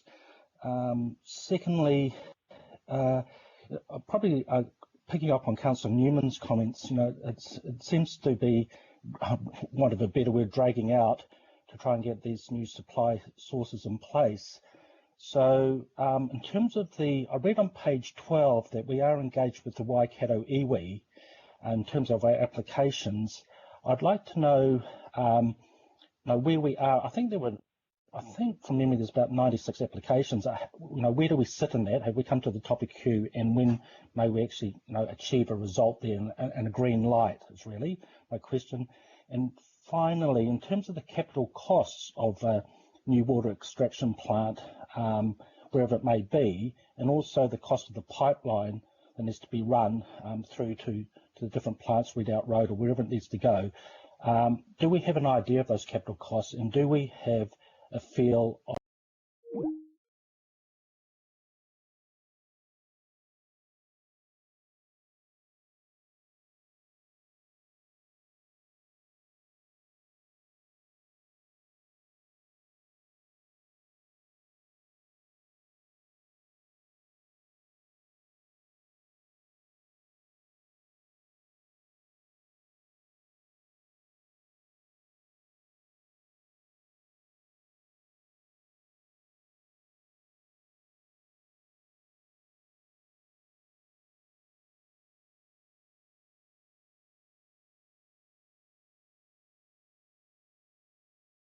ago, and because that application's been sitting waiting to be processed for that long, we've had to refresh that option evaluation assessment in anticipation of a hearing of that application. So we have updated it since then. But nonetheless, there were in excess, or almost, I think it was 98 different options, so almost 100 different alternate sources that were considered, and they included dams within the Auckland region, dams outside of the Auckland region, tapping into underground sources outside of the Auckland region, as well as surface sources of water. But and more specifically, both desalination and reuse were considered at that stage as well. And yes, you're quite right. There was proposed to be a dam to be built within the Riverhead forest area. That utilised water. It's unlike our existing dams in the Hunuas, for instance, which are high on a hill and literally dam a stream and water builds up behind it. What was proposed in Riverhead was damming a dry river valley and then abstracting water from 2 adjacent reasonably small streams and filling it up. But ultimately, the yield of that source just wasn't sufficient to meet future growth requirements, and the Waikato option was then selected. If I come back to the last question, which was capital cost and pipeline. So one of the reasons the Waikato option was selected is because it can be developed in stages, and in developing it in stages is extremely economic. So the first stage could see the plant increase in capacity by about 50%. So it could go from its current 150 to something in the order of about 225 or 250 million litres. And the advantage of that is that water can be pushed through the existing pipeline. We can make modifications to that pipeline to increase the rate in which that water can be passed through it, so defer the capital cost of that pipeline, which is significant. But as growth occurs, so post the 2030s and into the 2040s, then the second pipeline would be built, and then the plant capacity expanded once again. And then the last question in terms of where are we in the processing queue, there, as of the 24th of April, we were 96. There was 95 applicants ahead of ours. Most of those applicants are reasonably small and should be dealt with reasonably quickly. However, there are two very, very large irrigators that are ahead of us, and addressing their consent applications, we're advised, may take some time. Thank you for those questions, Councillor Sayers. I have written to the Minister now twice, pointing out the inadequacies of the Resource Management Act. That means that something as fundamental as the guaranteeing the supply of water to 1.6 million people would have to stand behind 96 other applications after 7 years. It's quite unacceptable, and I'll continue to follow up with the Minister. The Act needs to be changed. Councillor Sharon Stewart. Thank you. Ravine, I just want to thank you and Mark and all your team for everything that you've been doing. One of the things that I have discussed with you before is the water leaks, and I know the water leaks on private property are very hard for you to deal with, and I think after talking to some of your staff, the only way you can really deal with this is we have to get Auckland Council to seek some urgent legislation from the central government so water care can go onto private property to fix leaks, because often some of the private property could be people that are living overseas or whatever. These leaks can go on for many months, and in some cases even years. A lot of water is lost because of that. Would you like for us today to make some sort of recommendation to central government to get legislation for water care to be able to go onto private property and to be able to build the private property if they've been given a bit of notice to fix, and if they haven't fixed after some time, water care can go onto private property and fix. That's one of the questions. And the other one is just following on from what Councillor Hills was talking about with email address, maybe something like water restrictions at watercare.co.nz. That could be somewhere that people could report if they see somebody doing something illegal, using a hose, whatever. And just another thing is, at what level will the drought restrictions be lifted and go back to normal? Thank you. Okay, I'll answer those in reverse order, because that's probably a little easier.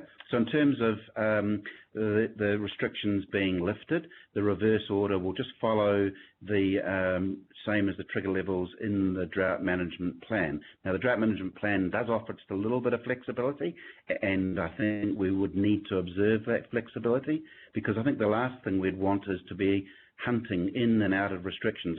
If the forecast, if we have a very wet spell and we rise just above the stage 1 trigger levels, and they would normally be withdrawn, but the forecast is for less than average rainfall and the weather conditions are very sunny, and it seems very obvious that we're going to drop back down into it, our recommendation would be not to remove those restrictions. But in general accordance with the drought management plan, they'd be lifted in exactly the same order based on those seasonal lake levels.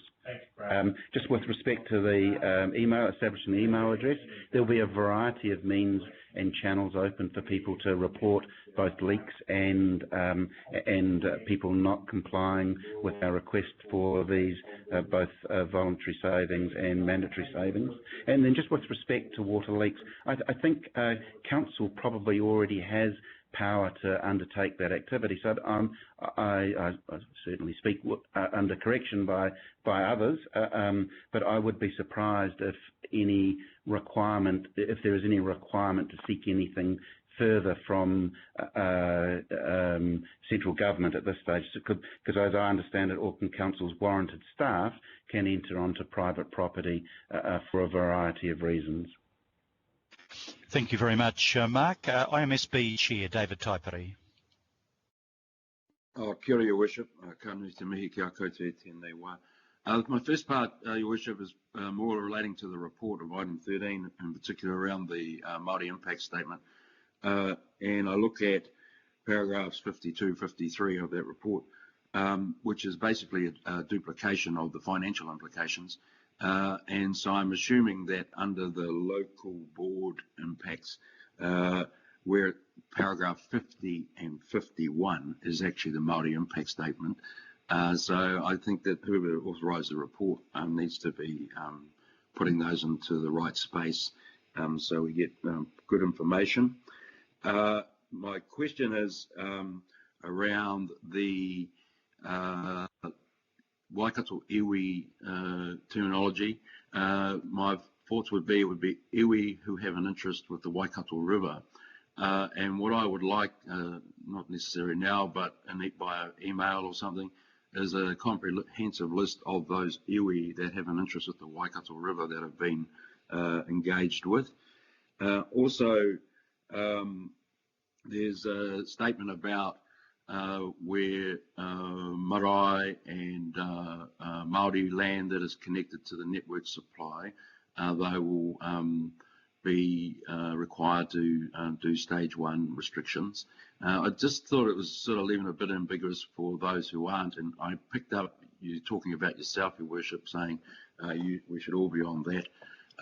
So I just thought the impact statement could have actually recognise the fact that those who are not on network supply won't be required to do the restrictions. There's also a matter raised about the Kaitiaki Forum being kept up to date. What I would like to know is what was the method used to update that forum, and if there was a meeting, was everyone present? So if we could have some evidence of that, I would appreciate it. So there's a bunch of things there that I feel can be sent to me in written form via email. Thank you. Thank you, David. Sarah, probably those questions are best directed towards you in terms of it being the Council's paper. Is there anything you want to comment on now, or do you just want to correspond directly with Chair Taipari? Thank you, Your Worship. Yes, obviously there was a word processing mistake in there, so apologies about that, but I will take those and come back to you directly, Chair Taipari. Thank you. Thank you very much for that. Councillor Wayne Walker. Yeah, hi Phil. I've got some comments to make. The first thing I'd like to do though is just speak to the item and the motions. And my particular concern, and I draw the attention of councillors to this, if you look at the motions, in the main they're all negative. That is, we're asking restrictions, not to do this, not to do that, not to do the other. That applies to residential and commercial. The other point that I'd make is that as much and all as this is a presentation from Watercare, as the speaker said, the council can decide to do things and reference particularly water tanks. So I would like some additions, and they are positive, and they go like this, and Sandra might like to note these down. Encourage water savings domestically and commercially. I wouldn't have thought there was a problem with that. Encourage the uptake of water tanks. I wouldn't have thought there was a problem with that. Investigate the provision of water savings and water storage devices. I'll repeat that. Investigate the provision of water saving and water storage devices. And I'll just speak to some of these things quickly in no particular order. Obviously the Water for Life site is great. There's no mention on that site or if there is, they're scant. I can't find it around water tanks and things that people can do domestically or commercially in that respect. I can't find anything that would be desirable. In this instance, we're at odds with almost every state in Australia that's well documented in encouraging the use of water tanks, grey water recycling and others. I'm familiar with the Becker study back in 2015 that's got severe limitations in terms of being reliant on and largely discounts water tanks. I'm at odds with that, and I could speak to that. Just by way of background, on a personal level, I've been active in this issue over 30 years. Back in the water crisis in '94, I was on national television every night because parts of my house, the whole house, was on a water conservation diet. I was engaged in retrofitting for large clients such as Auckland Hospital to meet water conservation requirements. And I designed and was developing a whole range of products, water conservation products, that were very popular at the time. And I've continued to take an interest prior to then and ever since. Some other comments: the provision of smart meters, the provision of more connections for water tankers, because that has been a problem in the present circumstance, particularly on the Hibiscus Coast and elsewhere. And I think the Council should also be revisiting its water strategy, because there are concepts that we could and should be promoting, such as the concept of self-sufficiency for water in New Zealand. And in that respect, and I'm mindful of the comments that Councillor Darby made, for example, if we look at the Waikato draws its water from Taupo. Taupo draws its water from the snow feed and associated feed in the catchment, including Ruapehu. Now, NIWA is predicting snowfalls are going to decrease, and the Central Plateau is a hotspot from a climate change perspective, and there will be reduced water falling in that area. So the notion that the Waikato is a very long-term substitute is in itself a problem. And we should be having information around all of these things and considering the totality of them. So they're the comments that I'd make, Mr. Mayor. In passing, I just make the comment that there's no requirement in new developments other than a few locations for the installation of water tanks. So I just bring your attention back to those additions that I'm putting. I'll repeat them: encourage water savings domestically and commercially, encourage the uptake of water tanks, investigate the provision of water saving and water storage devices. Investigate the provision of water saving and water storage devices.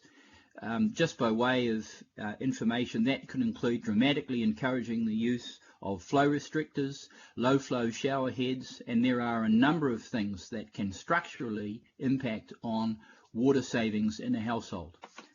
Thank you very much. Thank you for that, Councillor Walker. Look, I've received a number of amendments, and we're just trying to group them into two categories. I think something that was raised right at the beginning by Raveen, the concept of having a joint workshop, I think is a good one, where we need to work through issues like making sure our water supply is resilient with climate change, plus the range of other measures that could be put in place. What we're looking at today are recommendations purely around the mandatory restrictions, but obviously our discussion has gone much wider than that. I am in favour of having a workshop, and I'm just working with Councillor Darby at the moment. He just wants to build that into the recommendations, and I'm happy to accept that. And I had also another recommendation from Councillor Watson, and there's been discussion between Councillor Watson and Megan Tyler, and I think we've encompassed that. But Wayne, you raised some really good points. They're all relevant. And I think those are the sort of things that we need to make the subject of the workshop, and just keep the recommendations focused as they are now on the mandatory restrictions that we have to move under the bylaw. So that's what I'll be recommending when we've reached the end of our speakers. So it come now to... Thank you, Mr Mayor, but by just way of response, you don't need a workshop to understand the additions I've put up. They make absolute common sense, and at some point we need to actually do stuff. So I just seek a seconder. Thank you. Thank you. I'm not disagreeing with you, Councillor. I'm simply saying these recommendations are entirely specific about what we need to do today to bring into effect mandatory restrictions. We need to do much more besides, and I think we can set that work program out in the course of the workshop that is being proposed, and that would be my preferred way of going about that. Councillor John Watson. Okay, thanks, Mr Mayor. A couple of quick questions that I seek clarification on, and I, like a number of other councillors, have got concerns over the impact on a number of the businesses that will be conceivably affected by these restrictions, and particularly the smaller businesses. So I just would seek clarification on the 4.2 exemptions that appear in the Auckland Metropolitan Drought Management Plan as they go to building and window washing. So it says there that water efficient cleaning devices are exempt to protect small businesses, and that follows an earlier section talking about how high pressure water blasters are typically highly water efficient. So I'm just seeking clarification on 4.2, whether that means that there is an exemption to the type of businesses like Chemwash, who are going around water blasting houses either to clean them up, mould and almost health and safety perspective, or of that chain of supply that Councillor Henderson referred to as part of then an activity that then leads to other things happening in the building and further employment. So could I have a clarification on that first of all, please? Mark, would you like to address that, please? Certainly, Councillor. Yes, absolutely. The restrictions as proposed, as drafted, do not cover the use of, for instance, a water blaster where it's being used for health and safety, emergency or biosecurity reasons. So as for instance, a good example might be a school about to reopen after being shut down for COVID for some period of time. It requires a thorough cleaning of outdoor play equipment and contact spaces which the children might be touching. That's not proposed to be restricted by the proposal that's before us. However, if the use of the water blaster was merely for instance, aesthetic purposes, cleaning a driveway for aesthetic purpose as opposed to health and safety reasons, that would be restricted as proposed. So the effect that it's a water efficient cleaning device that's being used to clean the outside of a house then means that is not exempt then, according to your reply there. Correct. So, on the one hand, the management plan is saying this equipment for business use, because it's water efficient, is exempt, but you're saying that it still has to have some cue into a health output. Yes, that's correct. What's proposed as it stands is it would be restricted unless it's sheeted back to health, safety, emergency or biosecurity reasons. Okay, so that is going to affect the chain of supply, and it's going to affect the operations of a number of these small businesses then. So I'm going to speak to my addition that you've kindly accepted there, Mr Mayor, if that's the case, because I think it picks up on a number of points councillors have made. Okay, yeah, please go ahead, John. Yeah, okay, so this is all these measures, needless to say, are needed and will be supported by Aucklanders. But in amongst all this, we have to be careful we don't provoke a perverse response here, and that perverse response refers to small businesses who require in this sort of activity to survive, and that is, you know, alluded to in passing at point 56 in risks and mitigations, whether it says there is a risk that stage 1 restrictions will affect the operation of some businesses, which could compound the economic impacts of COVID-19. There's no could about it. It will definitely compound those economic impacts. These businesses haven't been working for 4 or 5 weeks. The winter is usually a slow period anyway. They're just looking to pick up their activity now. They employ our fellow Aucklanders, both just as operators within their business, but along that supply chain that Councillor Henderson referred to when he spoke. What we've heard from Watercare in terms of communications with these people is a little less than reassuring, to be honest. It's a little vague, if we're going to be honest about things that refers to working with the operators and investigating non-potable sources. I think, Mr. Mayor, there has to be a clear sense of practicality in this. If there's and given that the investigations into this took place 26 years ago, one would have thought that any investigating work would have been done long before now in terms of the measures, these restrictions that we're considering here today. So if a non-potable water source is 20, 30, 40 kilometres away from the operation or the area the people are working in, it's not very useful, especially if they run out of water in what they're doing, which I've heard from some of the operators, is that often they sometimes need 20 or 30 litres to finish off a job. They just don't quite have enough in their storage capacity. So the non-potable investigations, unless they're reasonably close to the area of work, have limited, if any value then in the scheme of things. We heard in response to some of the questions that as far as the industry players go, that Watercare had replied to representatives who had telephoned or emailed them or communicated with those who they were aware of. Well, I've been in communication with people who have very little idea of what's going on, are very worried about the future of their business under these restrictions, and there doesn't seem to be any coherent communication with these people, either directly or with a representative of their group.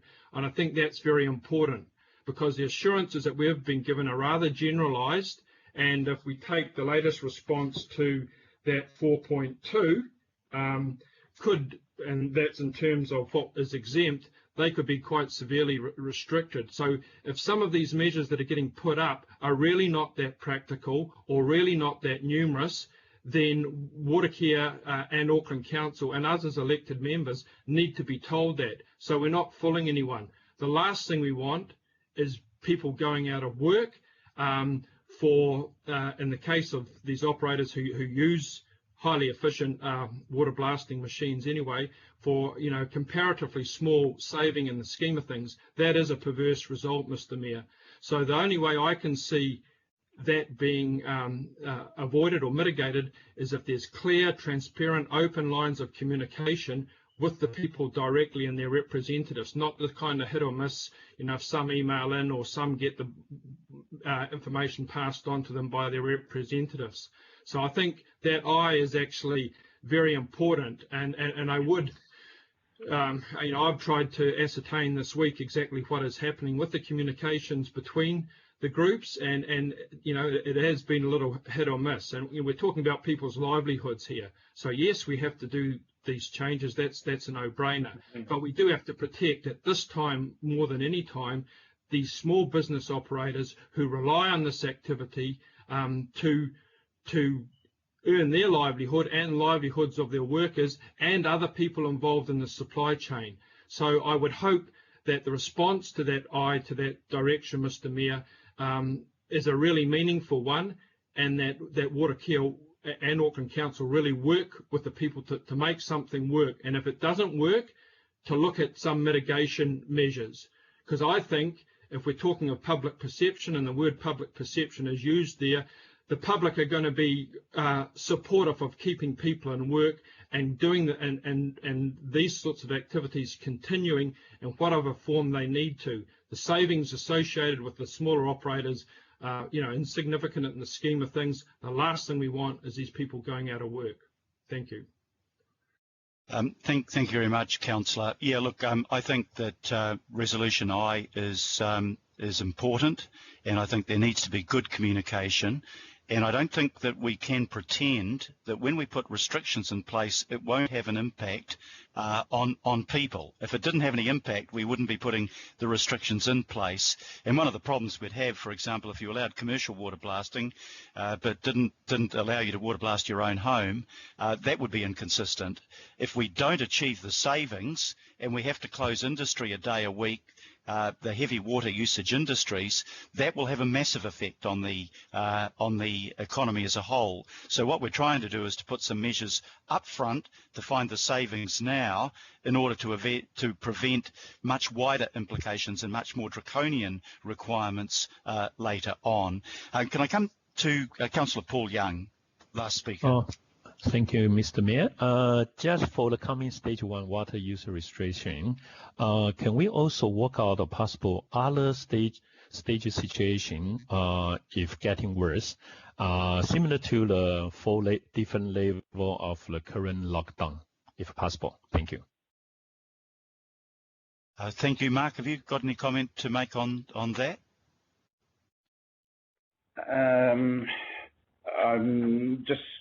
I was just actually making a note as to on the prior speaker. My apologies, Councillor Young. So could you repeat your question? My apologies.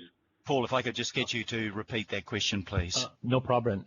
Because the coming stage 1 water use restriction, can we possible to work out other stage situation if the water issue crisis is getting worse, similar to the current 4 different level of the lockdown? Thank you. Yeah, I can probably answer that, Councillor Young. We have got stage 2, which is very similar, but is a bit more restrictive on watering sports fields under stage 2. And there are different trigger levels. The trigger levels depend on the time of the year, but at the moment, the trigger level to go to stage 2, for example, is if we fall below, say, 40% at the present time. And then at stage 3, there's a trigger level for that, and that would be where you'd largely try to work with industry to get voluntary compliance, but you would have to dramatically reduce your water level usage, and that's where you might have to consider, for example, cutting back the amount of water used by water-heavy industries, particularly food processing, which might mean cutting down the work week to, say, a 4-day week. Now, that would have big economic implications, but we're dealing with a situation here at that point, at level 3, that you are in a crisis rather than a critical situation where you're trying to preempt the crisis. So set out in the paper, in the accompanying paper from Watercare, how the triggers points would be met at stage 1, 2 and 3, and what the implications of reaching that level would be in terms of the restrictions imposed. So I hope that's helpful.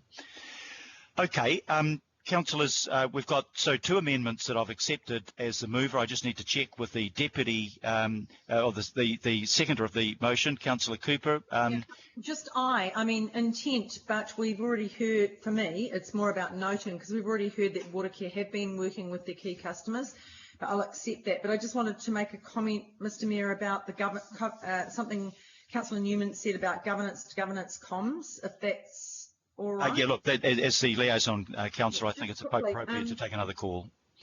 The chair of Watercare, Margaret Devlin, has been in constant communication with myself and the mayor over the last 2 or more months around this. So the mayor and myself have been kept up to date. We just haven't had CC Oversight Committee. So that hasn't been remiss. It's been there the whole time. I just wanted to reassure people that I'm comfortable with the amendments.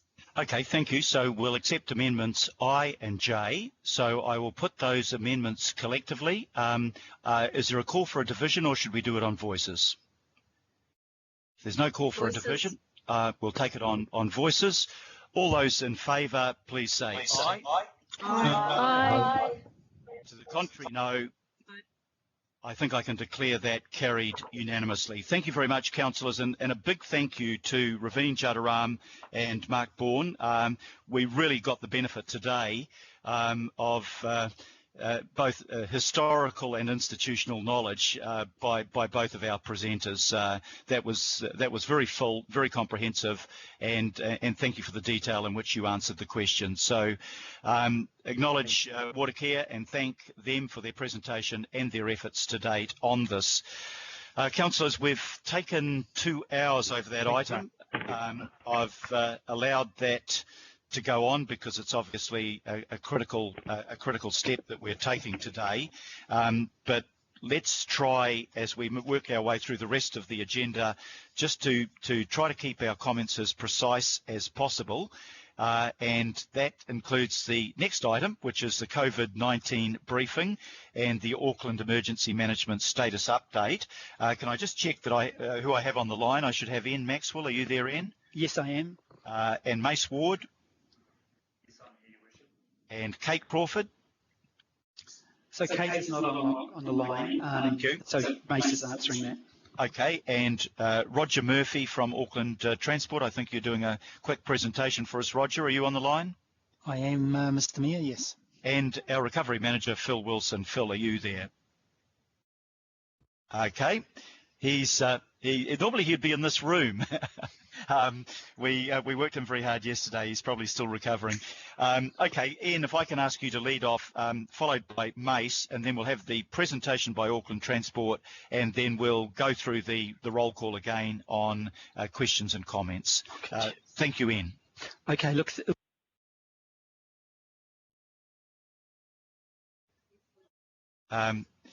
We got one word in there from Ian, and he disappeared. Can you hear me now? I can hear you. We're a little bit echoey, but give it a go. All right. Look, thank you.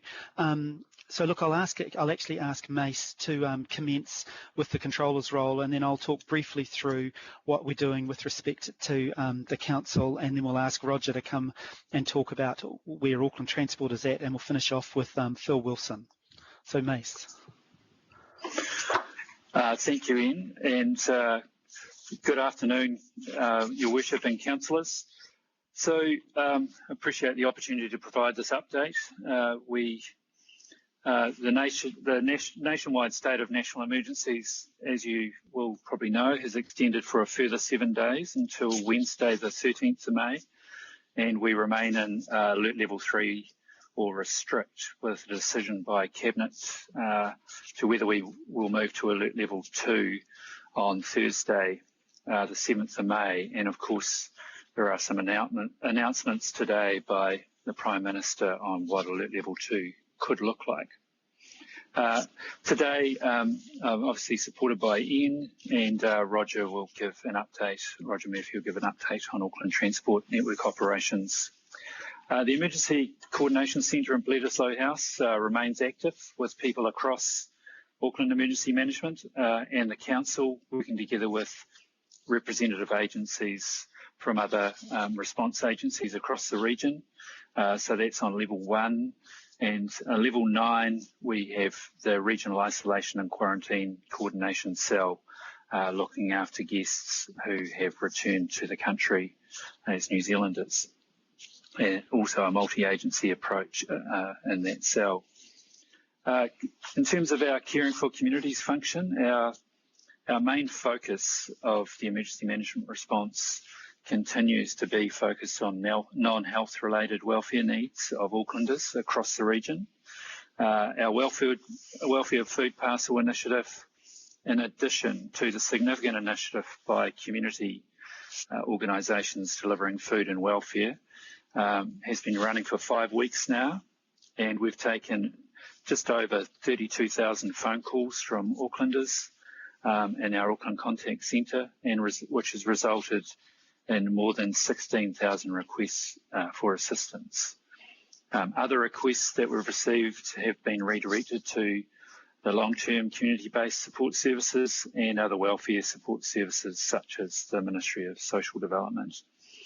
As of the 5th of May, as of the 6th of May, yesterday, Wednesday, we dispatched 26,000 packages as part of those 16,000 requests and supported around 12,300 households. And of the packages, around 20,000 were food packages and 6,000 were smaller custom picked boxes of essential items that people required. As last week I mentioned that we did have a backlog of deliveries. Whilst I'm pleased to say that there is no longer a significant delay in delivering boxes, we continue to work through and ensure that people get their essential supplies in the shortest order we can possibly deliver those supplies. The supply chain has now been freed up, and we are projecting what the demand will be over the next 2 to 3 weeks. But we have good supplies of essential items for people. Call volumes, I should say, are falling off a little, but as we know, some of the subsidies, central government subsidies, will come off in a few weeks, and so we're keeping an eye on that and what the call volumes do and what's happening in the community. We certainly, I just acknowledge again the unprecedented situation we find ourselves in with our community with COVID-19, and that has put pressure on our communities. And the demand that we're seeing is consistent with deprivation areas across Tamaki Makaurau. But I'm very pleased to say that we're meeting that demand along with community partners. In terms of the Regional Isolation and Quarantine Coordination Cell, that is operating on a 7-day-a-week basis with our partners, including Ministry of Health, New Zealand Defence Force, police, airport agencies and other government departments. So at present we have 2,505 people in managed isolation and 148 in quarantine hotels across Auckland.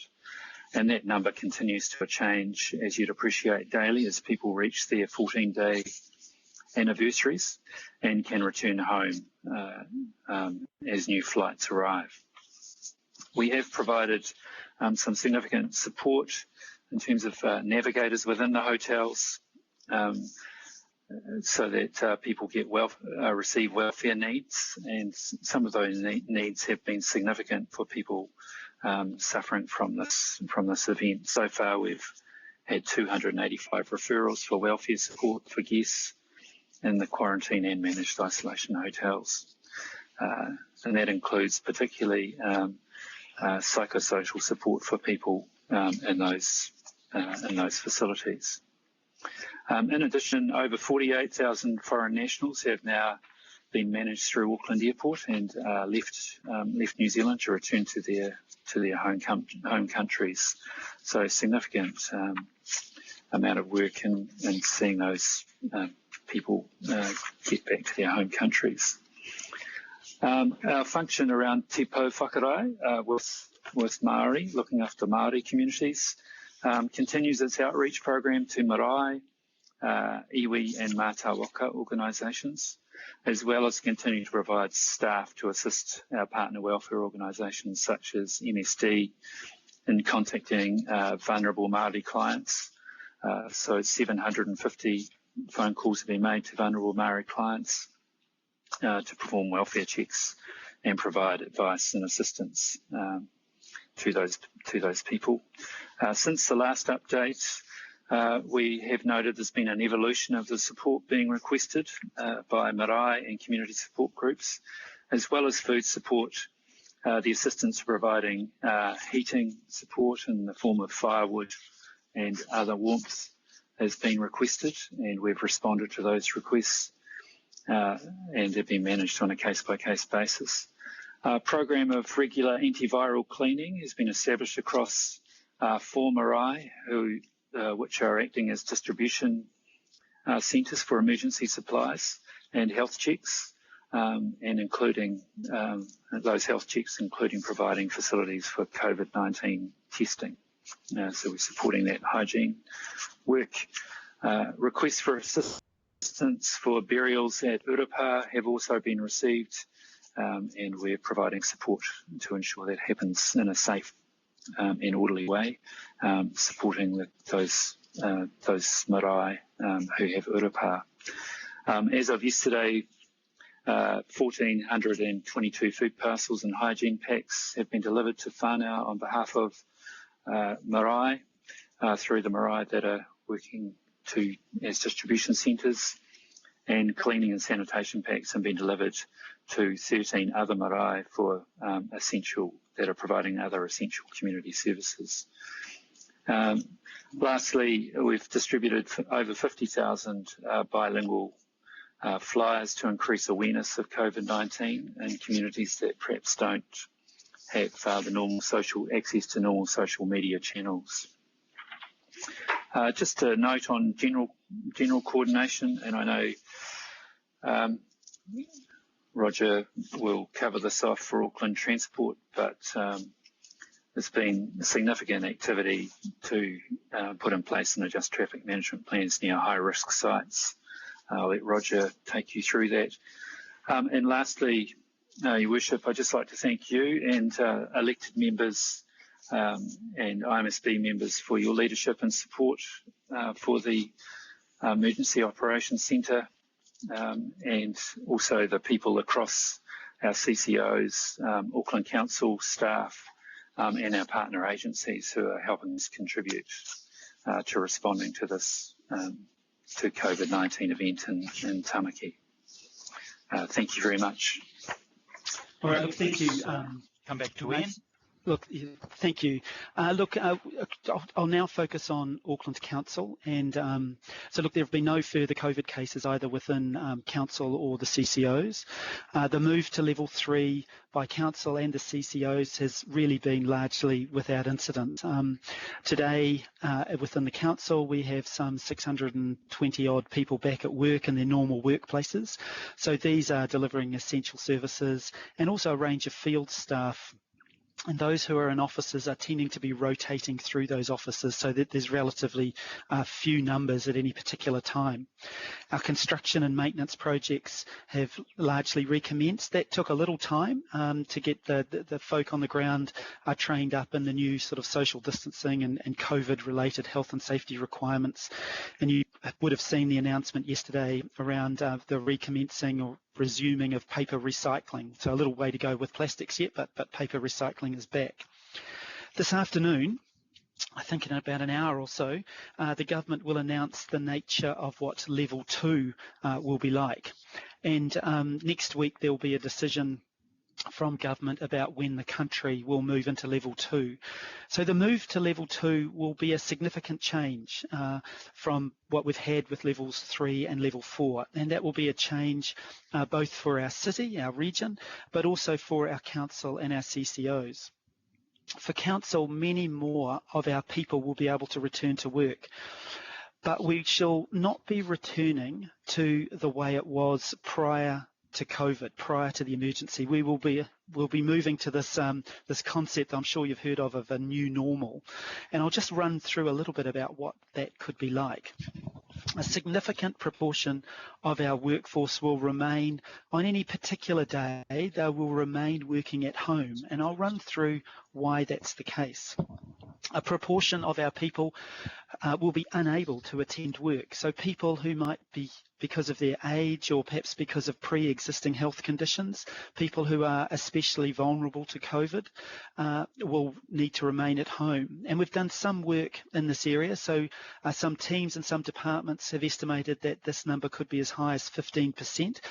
We don't have that. We don't know all of those people yet, but there'll be work done over the next sort of week or 10 days to identify those folk. We also have a need to continue to support the Civil Defence Emergency Management role. And look, it's expected that our Emergency Coordination Centre will continue to operate at a high level for some weeks and possibly months ahead. And some elements of the work that Mace talked about could actually run right through not just level 2, but potentially into alert level 1 as well. And in addition to that, we'll need to staff a recovery operation. So Phil Wilson will talk shortly about the beginnings of and the thinking that's going on around what the recovery operation may look like. And to be fair, there's still a lot of work to go in that thinking. We're looking for direction from central government, and that's not expected until next week. But we do know there are likely to be implications for us as council and us as staff in terms of resourcing that. Most importantly, in level 2, we do need to maintain social distancing. And that's going to limit the numbers of people who can return to their normal place of work. In short, we're not going to be able to fill up our workspaces to the level that we probably did before COVID-19. So given these social distancing requirements, we expect that if you look at a particular room or you look at a particular office space, we really are only going to be able to utilise perhaps 50% of that capacity for the period of level 2. So that's another reason why returning to work in a new normal, that new normal will be a more spread out normal for our people, and indeed for elected members as they attend meetings. So in summary then, Auckland Council will not have their normal level of staff available for business as usual, and we're looking at what that means in terms of a staged approach to reopening services and getting back to business as usual. And you'll be aware there is also the issue around the financial situation of Council has changed, and it's changed significantly as a result of the pandemic. Unlike local councils elsewhere in New Zealand, a significant proportion of Auckland Council's revenue is earned from non-rate sources, revenue from dividends, user charges, fuel taxes, development contributions, those sorts of things. So the revenue from those is much greater for Auckland Council compared to other councils around the country. So the pandemic has impacted those revenue flows, and you'll be aware from the workshops you've undertaken that our incomes have been reduced significantly over the next 12 months. So that has meant the development in our emergency budget, some thinking around the nature of the services and so forth. On top of that, we also are unaware how people will react in level 2 or indeed level 1. How many people will come on the buses? How many people will come to some of the services we may reopen? So those are uncertainties we have yet to deal with, but we do know that it's likely to impact on expected revenue sources. So those are being worked through now, and I know workshops have been held with yourselves and local board chairs, and more information around the implications of that will be recommended through to you over the next week or two. So look, if I can pass over to Roger, and Roger can talk through where Auckland Transport is at in terms of how it's responding to the COVID issues. So Roger. Thank you, Ian. Good afternoon, councillors. I'm going to take you through some slides here that are up on screen, and I'll get Sandra to flick the slides through as we go through it. The slides are going to focus on, there's a dashboard that I'll walk you through first, which covers some of the points that Ian has already talked about, some comment on our people, and then just some comment on our work stream initiatives. Our crisis management team is split into 8 work streams, and in particular I'm going to be talking a little bit about the road network, public transport, construction delivery, and our communications. So Sandra, I'll get you to go through to the next slide, beyond the agenda slide, which is the dashboard. Thank you. So just on this dashboard, I'll just comment on some things in here. We put in place an average, like a daily pulse score for our all of our staff, all of our team, to ask them how they were feeling as they were working from home, given all of the different things that work from home requirements have. And that's a score of 1 to 5, and 5 being at the end of the scale that says I'm feeling really great, and whatever description that may be. You can see that the average there is, our last week is 3.45. It's fair to say that people are probably getting a little frustrated on different things. We're hearing different anecdotal comments on that, and that wouldn't be any different to anywhere else. But it's still pretty high. So we're quite encouraged by that. We have several hundred people a week clicking on to that. The next part of that on the left-hand side is under logistics, and that's just talking about the people that have access to our buildings. So on a weekly basis, you can see that in the 2 weeks prior to last week, we had roughly about 120 people coming into our buildings per week. We've got a number of people that are coming in to go out onto the network to do different things like traffic management and so forth. But last week we did have a spike. We had 346 people come in, all of them under an authorised situation. The bulk of that spike related to the fact that we were bringing people in for flu jabs. So we've got a program underway at the moment to deliver those flu jabs for our people, and we're expecting that to continue into the next couple of weeks. You can also see that we've got a number of organisations where we've issued authorisation cards as essential service providers, as we have with a number of our own people. In the construction delivery area, that's the bottom left-hand corner of this slide, we have a number of active sites. So we closed down 160 construction sites, and we've just reopened those as we went into Alert Level 3. And that had different requirements on it, and they required health and safety plans, but just not your normal health and safety plan. They had to have COVID-19 related components in those plans around physical distancing. To give you an example, the downtown construction site area has 190 workers with 29 different bubbles in it that have to be managed. In that period of time, we, in Level 4 and into Level 3, we've done 320 inspections, just making sure those sites are still okay, and we had picked up about 9 incidents, and that would range from vandalism to fences being moved and so forth. It's important to point that health and safety plan out because there are PCBU obligations for us in there, and we need to adhere to those things. I'll go to the top right, which is on public transport. At the start of Level 4, we had dropped to around about 12,000 trips per day, and that was at around 10 or 11,000 at the weekend. That towards the end of Level 4 had gone up to around about 18 to 20,000 trips a day, and our current numbers are running at 37,000 trips per day and increasing.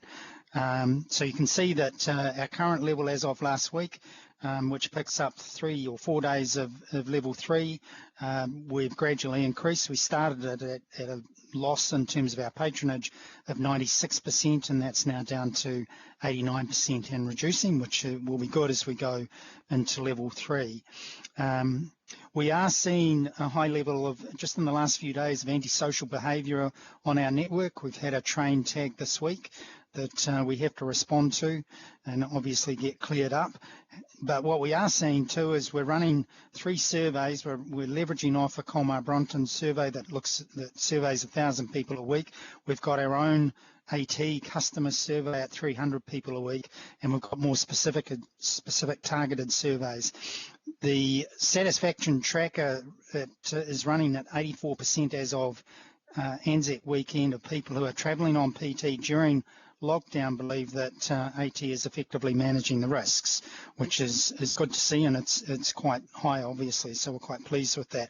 You see the customer survey responses there in terms of how we're managing those risks. They're sitting at that 63 to 61% last week. Again, that's pretty encouraging in terms of those kinds of results coming through. And I'll talk a little bit in a minute about some of the perceptions out there from our customers around their health concerns and public transport. You can see the total call centre coming into our call centre. For us, that's starting to increase, which is good because call volumes are picking up as people start to think about what they're going to do when we go to Alert Level 2. And you can see our response time is running at about 10 or 11 seconds in there on average. The supplier support area, we are doing a number of areas of work around cost savings and also looking at our contracts and looking at our professional services spend in order to see what savings we can make there. I'll move over to the people slide. And this is just to pick up something similar to what Ian was talking about. From an AT point of view, we were tracking a total of 117 people who had self-isolated as a result of either travel, contact, or being vulnerable. And in that 117, we also had one confirmed case of COVID-19. That number now, it's on the slide there, is saying 7 as of this morning. That number is now, one person is now in self-isolation. All others have returned to work, including the confirmed case who has fully recovered and is back at work. So good news from that point of view. In terms of test results that we've had coming through here, we did have 18 people that went through COVID-19 testing, and again, we've only got one pending result. There was one confirmed, as I've said. There's been quite a lot of proactive support to our construction delivery area from our health and safety team as well, to make sure that that's working well, and we've had quite a positive response to the people initiatives that we took to the wider organisation last week around remuneration reductions and salary holding at the end of the year. I'll move on to the next slide, please. And look, I'm not going to read every one of these bullet points, obviously, but this is just to give you a sense of the workstream activities that we have sitting behind this. We have a lot more detail, but I'll talk to a couple of areas in here under each workstream. The parking officer deployment area is going well, with quite a lot of positive feedback as we've redeployed our parking officers to help manage at areas like hospitals, traffic management, at testing centres, also at fast food centres or fast food locations and other targeted locations, so that we can help with traffic management and help police. We have had some incidents with our transport officers and other officers out there with a member of the public spitting at our officers. We've had 3 that we've had to put into self-isolation and get tested, and we had one on a train just the other day, but they were far enough away that we didn't need to take any further action. Police are involved in all of those things. Not a pleasant part of the process, but it does bring some context to what we're dealing with. In terms of other things, this work stream, the road networks area, has been obviously quite involved in some of the interventions that we've put in place around pop-up cycleways, around widening of footpaths, management of intersections and traffic signals and so forth, to try to help facilitate safety and physical distancing. And the key thing around that is saying that we need to be agile. We're trialling these things. We may not get them all right. We have had some feedback on some of these that we've responded to, so that we can make some changes. But we are very much focused on safety and social distancing and trying to facilitate that for Aucklanders. In terms of that logistics area, interesting thing in there is that we've got some apps now in place and some technology in place in our building, main building especially, where people no longer have to use a kiosk to come in and sign in. When they do eventually come back to the building, we've got that can be done by phone, and we can track those phones throughout the building, including our big meeting rooms, where they will scan a barcode so we know how many people are in a room, and track those later on if we needed to. So some good technology developments that are going on there. We have got a number of areas of signage around physical distancing, whether they're decals on pavements, different signage and so forth. We're changing those from the level 2 requirement to the level 1 requirement to the level 2 requirement of 1 metre as we go from 3 to 2 in the little while in the next couple of weeks. Just in terms of public transport, I've commented on the 37,000 trips a day. Just to give you a feel though for what that means for us, we've been continuing the normal weekly timetable for level 3. We anticipate that if we run at the 2 metre distancing, that allows us to utilise 22% of capacity on a bus, for example. So that does leave quite a lot. If we're going to a 1 metre physical separation, then we think that can get up to 43%. That's the equivalent, in terms of the comparison to the numbers, of going to 150,000 people a day. There's still discussions underway with the Ministry of Transport and NZTA on getting a firmed up national view and agreeing on that as we look to go into level 2. One of the areas that we're trying to get better clarity on is what's happening with the schools, because we've got a number of school routes that we're looking after. At the moment, there are very low numbers of students on the buses going to schools. The trains are continuing on the Sunday timetable in level 3, and we have put on other trains, for example, to Middlemore to help Middlemore staff get to their 7 a.m. shift, and we've put on a number of other train services as well to make sure that we can deliver on the 20-minute frequency of train services in comparison to a level 4 timetable, which was a reduced timetable.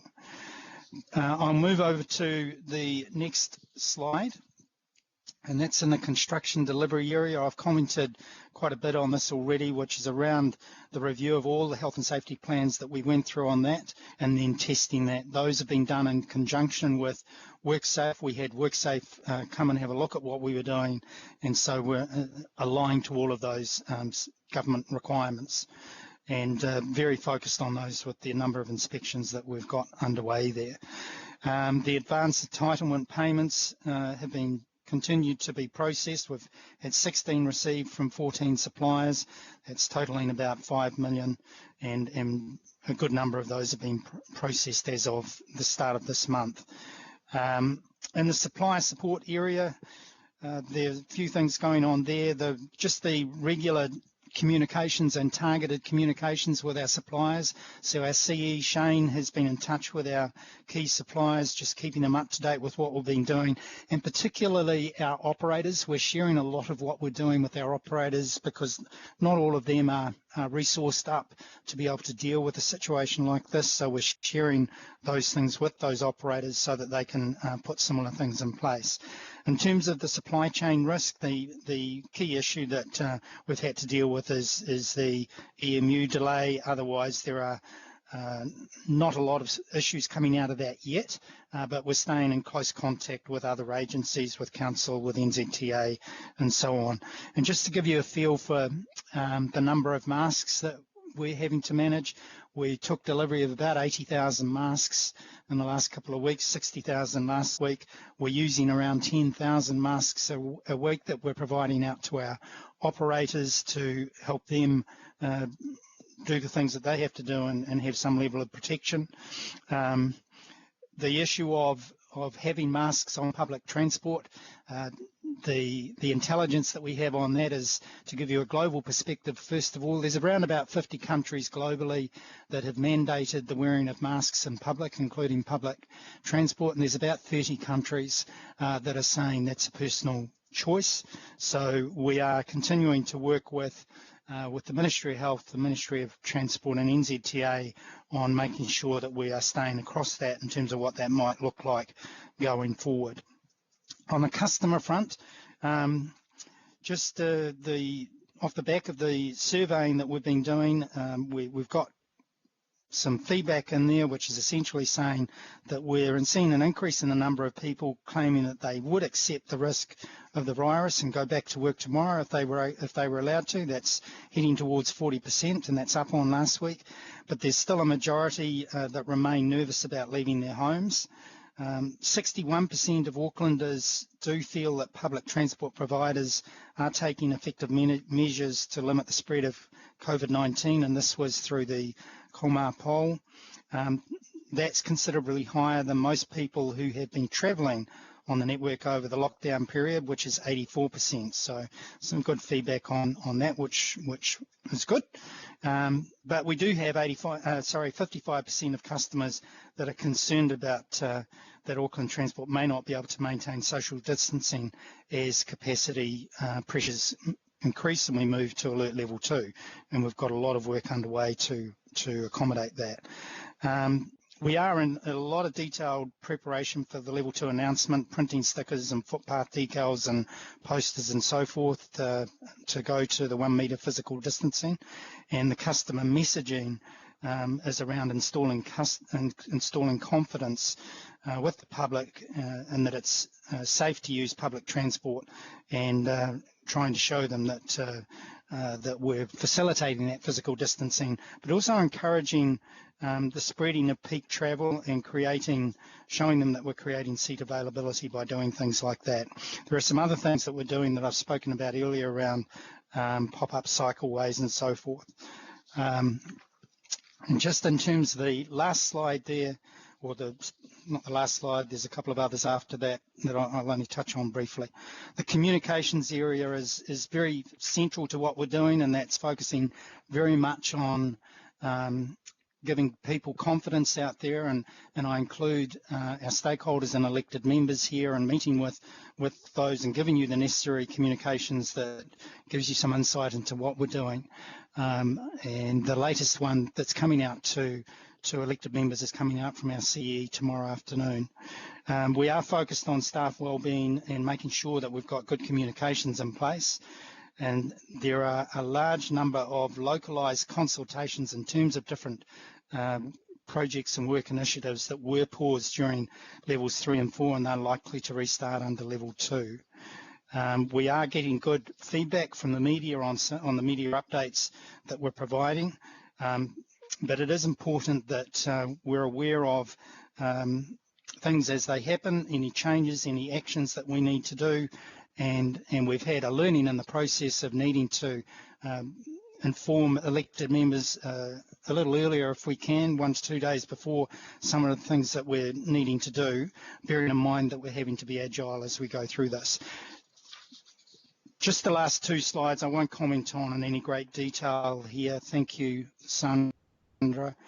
Is just to show that we've looked at the move from level 3 to level 2 around the impact, first of all, under each of the work streams, and you can see that we've got a transition of our workforce. We're going to gradually bring that back up to 25% and then 50%. You can see the impact with a higher network activity, both in terms of public transport and vehicles on the road network, and the seat capacity and demand estimate that we have to deal with as we go from 2 metre physical distancing to 1 metre physical distancing, and some of the comms and signage that we're doing there.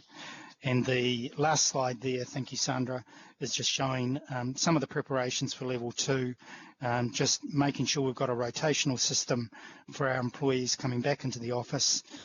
In terms of logistics, we've got fixed desk allocations, we've got a new technology and so forth in place to deal with that. In terms of the road networks operations, there's a lot of messaging going on around that and trying to look at peak spreading. As we have put in place some interventions in the last couple of weeks, then as we do go to level 2, we will have a number of our people out there physically watching, along with our contractors, watching what is going on, including our ELT and our group manager level, to make sure that we're on the spot and can move quickly in an agile way to reduce things. So, it's, for example, if we needed to, we could remove a pop-up cycleway if that's causing an issue at a pinch point, or we could remove some widening if we see the pedestrians reducing and the vehicles increasing. So it's a very agile situation that we're going to be getting ready for. I will stop at that point and see if there are any questions. Thank you very much. Before we take questions from anybody, I think we'll hear from Phil Wilson on recovery. I then intend to run through the list for questions and comments, and as soon as we've finished this item, we'll break for lunch. That's an incentive for all of us to be precise. Okay, Phil Wilson, thank you. Thanks, Your Worship. I'll move fairly quickly. I have 4 slides only. I'm not going to cover every point. So, councillors and Mayor, we're still in a reasonably fluid and fast-moving situation, and some of what I'm going to talk about reflects that. The starting point at the moment is that we take guidance from the Civil Defence Emergency Management Act, which sets out certain responsibilities, and you're well familiar now with the function of the controller, Kate and Mace, in that regard. We are looking at a transition process from this response phase into recovery activity, and with that will come a moving of some responsibility outside of the civil defence emergency management machinery into activity directed by the council and other agencies. What's needed is good planning around that. To help that, we're expecting guidance from the national agency next week. In truth, it's likely to be a bit iterative over the next few weeks in terms of clarity from central government about what the expectation is. It will talk to a number of matters. We expect, if you like, the balance of the national imperative, what's required nationally, versus something more regional. And the language that's being used in this regard is that it's likely to be nationally supported but regionally led, and that gives you a sense of what role or responsibility we might have going forward in the recovery space. More particularly, you know, who's needing to be involved, what's required, how it's going to work, and some stuff about funding responsibility, I would anticipate, or possibly more correctly, where costs are expected to fall. It'll also, because we need to monitor aspects of this at a national level and be consistent, there'll probably also be direction, some expectations around measurement, monitoring and reporting. I'll just go to the next slide. Would make the point that if you look at it through a purely civil defence emergency management lens, you possibly get one perspective on what recovery looks like. But of course, Council's interest is likely to be broader than that and directed to some degree by what we're seeing in our communities and what communities are expressing to us in terms of need. And of course, what you as regional leaders would seek to do in terms of leadership and resourcing of some of the downstream issues that we're likely to experience with employment and business regeneration and so forth. Simple point that Council is one player. There are many others, other agencies. There is community effort, NGOs, community organisations, very significantly an iwi perspective on this, and the role of marae and structures within Māoridom. Likewise, our CCOs are part of this. My simple point is that we need to aim for an inclusive overarching plan that a number of interests can buy into. We have done some, I won't go into detail, we've done some work on the framework for that already.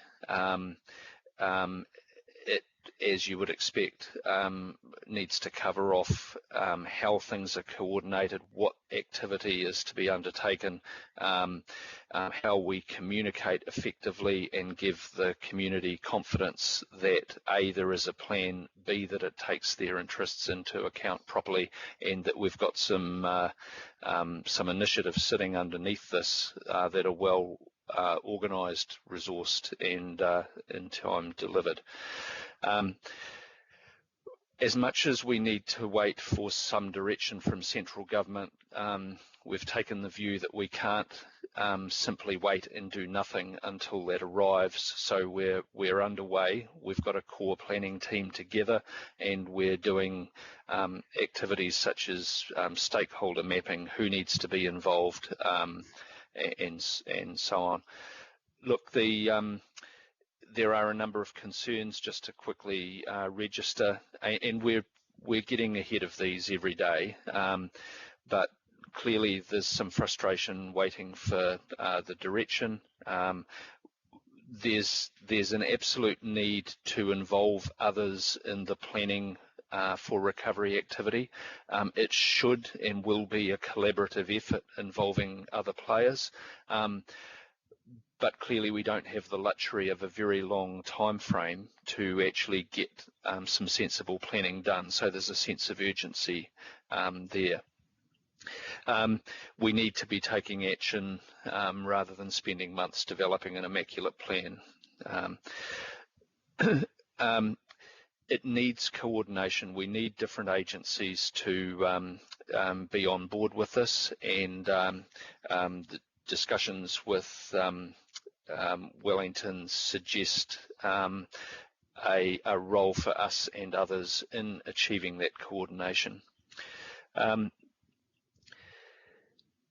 I think I will probably leave it there. The others items speak for themselves, Your Worship. Thank you very much, Phil, for that, and thank you for all of our presenters on this item, Ian, Mace and Roger. Look, let's try to keep this relatively brief if we can. I'll go through the roll list in reverse order this time. Combination comments and questions. Can you please limit your questions to one, the most important question you have, and make your comments as precise as possible. So we'll start with Councillor Paul Young. Paul, any comments or questions? No comment. Thank you, Mr. Mayor. Thank you very much. Councillor John Watson. Thank you, Mr. Mayor. No question, but one very quick piece of feedback by way of comment, and that goes to Auckland Transport's social distancing measures that have been employed, and this is on behalf of local board members, 2 ward councillors and the community at large, and that goes to what has occurred on Otiha Valley Road, which is the busiest arterial in the Albany ward, serves the northern motorway in the Albany Mall and the Albany Township. Auckland Transport, on the guise of social distancing, closed 2 lanes of traffic 2 weeks ago, initially along the entire part of the road, including the western half of Otiha Valley Road, which already has 2 walkways, cycleways on one side and a footpath on another side, and in which, in the time I was there, I saw 1 person using the pop-up cycle lane. That was in an hour and a half, and a handful of pedestrians. On the flip side, the effects on the traffic congestion there have been significant. So, and that includes for essential workers trying to get a number of the elderly people who live in the rest homes along there to hospital appointments. That's been disrupted. The traffic's been backed right back. There's been road rage. There's been near misses with the rather inadequate merging system. So all in all, Mr. Mayor, it has not been a success. Auckland Transport did concede and withdraw the 2 lanes on the western side, but left them on the eastern side, where paradoxically enough we have the busiest flows of traffic and where the problems that I outlined to you contain. So I know it's a time of esprit de corps and all the rest of it, but I would just say that the effects on our community have been significant. It's catered for a handful of people. There is adequate room for social distancing on the eastern half as it stands. There is 2 metres there. I've been along there and walked along there myself. But what I'm concerned about is the increasing and unnecessary stress being caused on the community and some of the, the behavioural responses of traffic. I didn't see any Auckland Transport officials there looking last night. There was one gentleman from a private firm, I understand, doing a count on the cyclists and pedestrians. So his pencil wouldn't have been worn out too much because there's only a couple of people, very small numbers of people going along. So I would just say finally that this has not been a sensible or pragmatic intervention. It has been totally unnecessary for half the road. It's caused congestion and angst, and I sincerely hope that it's removed as quickly as possible under level 2, because the pleas or the treatises from board members and councillors alike have not been responded to in an adequate fashion. So yes, there are plenty of places in the city where it's worked. The busiest arterial on a suburban road, a suburban district accessing the northern motorway, is not the place to take out 50% of the road capacity, even under level 3. Thank you. Thank you, Councillor. Roger, can I throw that one to you? One to respond to Councillor Watson's comments, and just to check, have you re-examined the propriety and necessity for that particular area to have had the changes that you've made to them. Roger. Thank you, Mr. Mayor. Yes, we did have a look at that, and as Councillor Watson mentioned, we did make some changes on one side and reduce the amount of intervention that we had put in place there. What we are trying to focus on here is around safety primarily and social distancing, and I accept Councillor Watson's comments. In terms of the total picture here, we've put in place 104 different interventions covering different parts of the city, and look, some of these we may not get right. We're trying to get as many of these right, obviously, as possible, but we are also being as responsive as we can if we haven't quite got them targeted in the right way. Councillor Watson, I'm more than happy to ensure that we follow up offline with you on your concerns as well, if that would be helpful. I think that would be helpful. I think, you know, look, yeah, you won't get them right all the time, but the important thing is if you haven't got something right is to set it right. That might be a case that I'm not familiar with the need for it, but I think some dialogue between yourself, Roger, and John Watson and Wayne Walker would be helpful in this instance. Thank you very much, Councillor Watson. Councillor Walker. I'll be very quick. I just want to completely emphasise again the comments that John Watson made, and to emphasise that the present circumstance with the cones is actually unsafe for motorists. I'll repeat that, unsafe. It's also unsafe for cyclists. I've seen that for my very eyes. It's expensive, it's impractical, it's hazardous, and it's not used, and it needs to be removed immediately.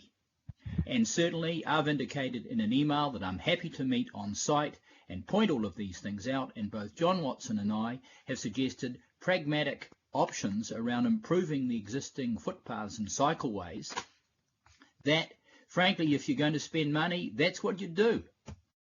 Thank you. Look, a very clear message from two councillors there, Roger. If you guys can get together and sort out the need and the propriety of having that in place there, I think that would advance the case. That we should have an idea of the number of people using it, the need for it, as against the difficulties created by it.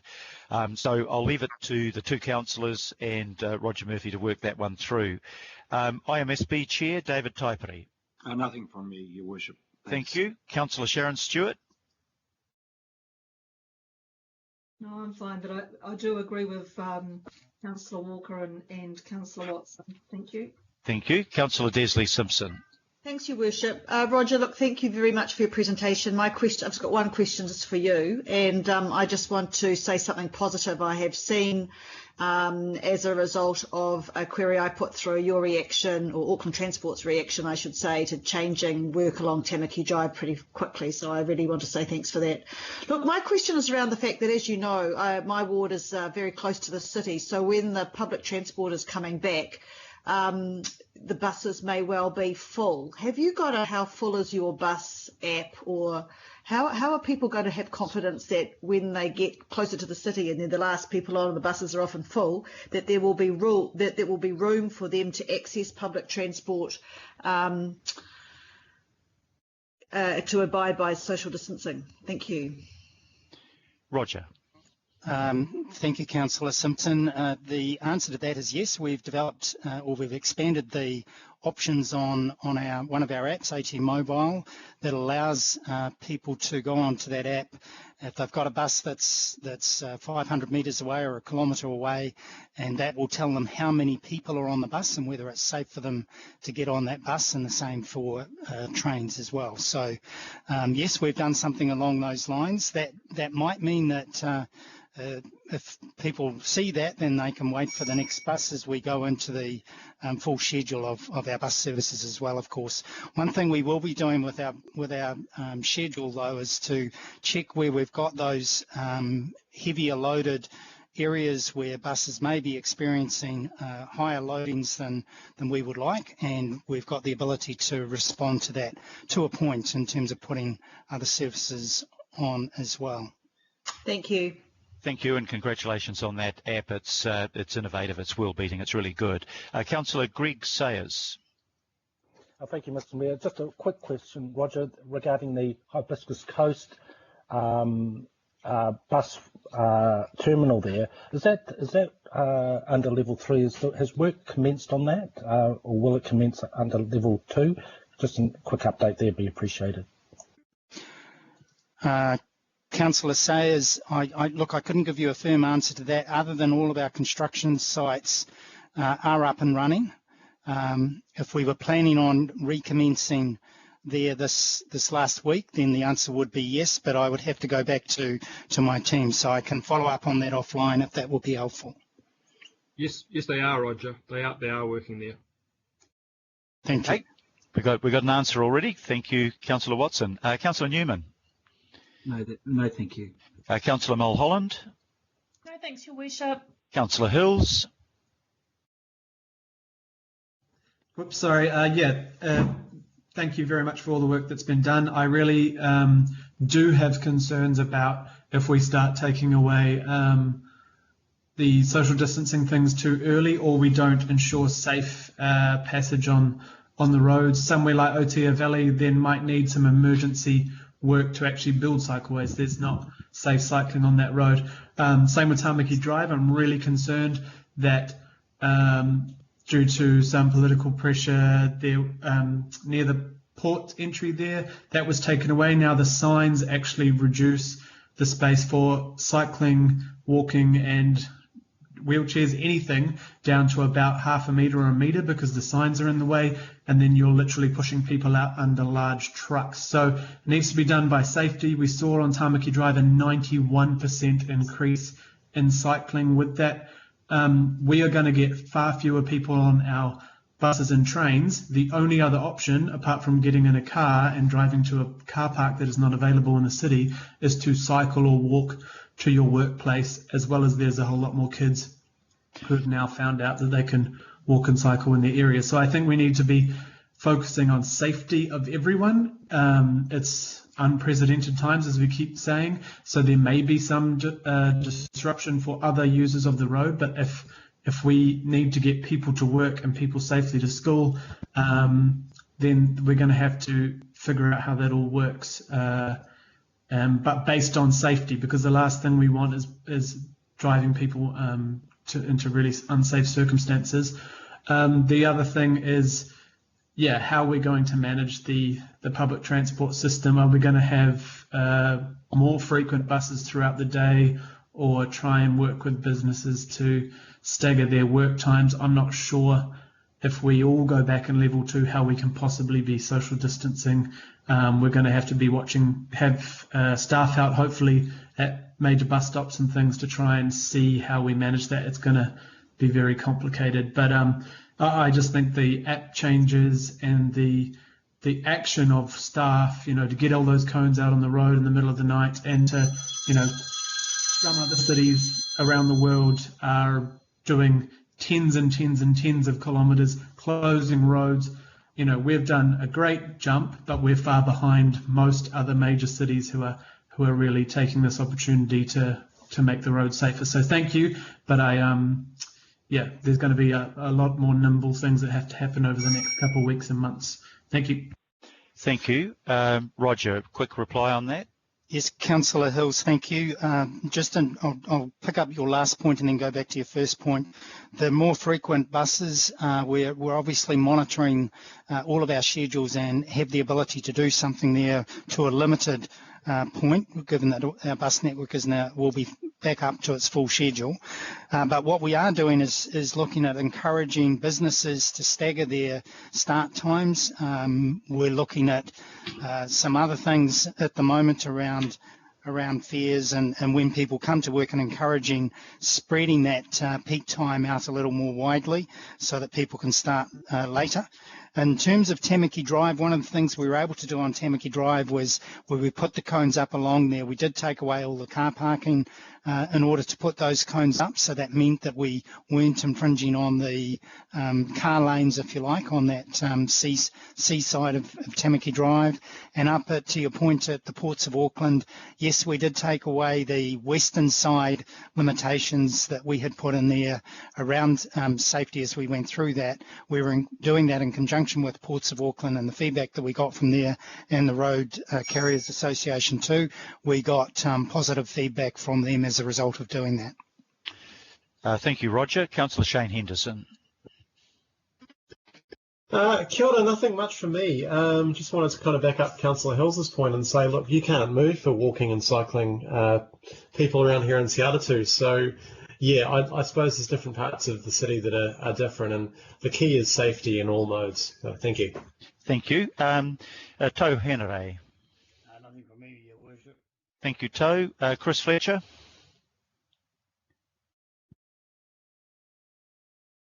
Are you on the line, Chris? I'll come back to Chris in case she's just popped away for a moment. Al Filipina. All good. All good, thank you. Chris Darby. Chris, thanks, Mayor. Look, I've got you. Look, and just very briefly, Roger, look, I really commend AT for picking up the baton here and not waiting for the multiple reports before you made the move. I really commend AT for being agile, for being nimble, and recognising that people did need room. They needed safety. They needed an enjoyable environment to get out there and walk and cycle. And look, you're always going to have some sideline refereeing. Some whistles will be louder than others, but I'm really grateful, like others, I think, across Auckland, for the works that you have done. And how you've responded and adjusted those works. And long may it last. I think it's a reflection on your management and your board for being proactive. Thank you. Thank you, Councillor. Angela Dalton. Thank you, Your Worship. Look, just a thank you to all of the presenters and for all of the hard work that's going on. Thank you. Thank you very much. Councillor Linda Cooper. Sorry. Hello. I want to thank AT. I think during this time I've done a lot of walking and cycling, and what I've noticed is people have become less aware of traffic around them because there has been less traffic, people walking on the road to avoid each other, etc. And so if there are, some of these projects that actually protect people from themselves because we've got out of the habit, that will help, but also just gives an opportunity. I mean, I think there's probably a balance here around what we do, taking into account what some people have said, but I want to be positive over this time. And seeing the buses and the drivers with their masks just constantly providing a service has been really extraordinary, and they've put themselves at risk, so I thank them as well. Just one thing is, what I think we hadn't realised was we had a huge traffic issues outside the transfer station in West Auckland. When it opened last week, it was chaos, and I want to thank you for your quick responses working with our Waste Solutions team, because we had trailers and trucks backed up for miles right back to the motorway in Lincoln Road, which is really difficult. And I think there's some of these things that will happen once we go into level 2 and level 1, where there'll be a huge push for people to get rid of rubbish, to do things they haven't been able to do.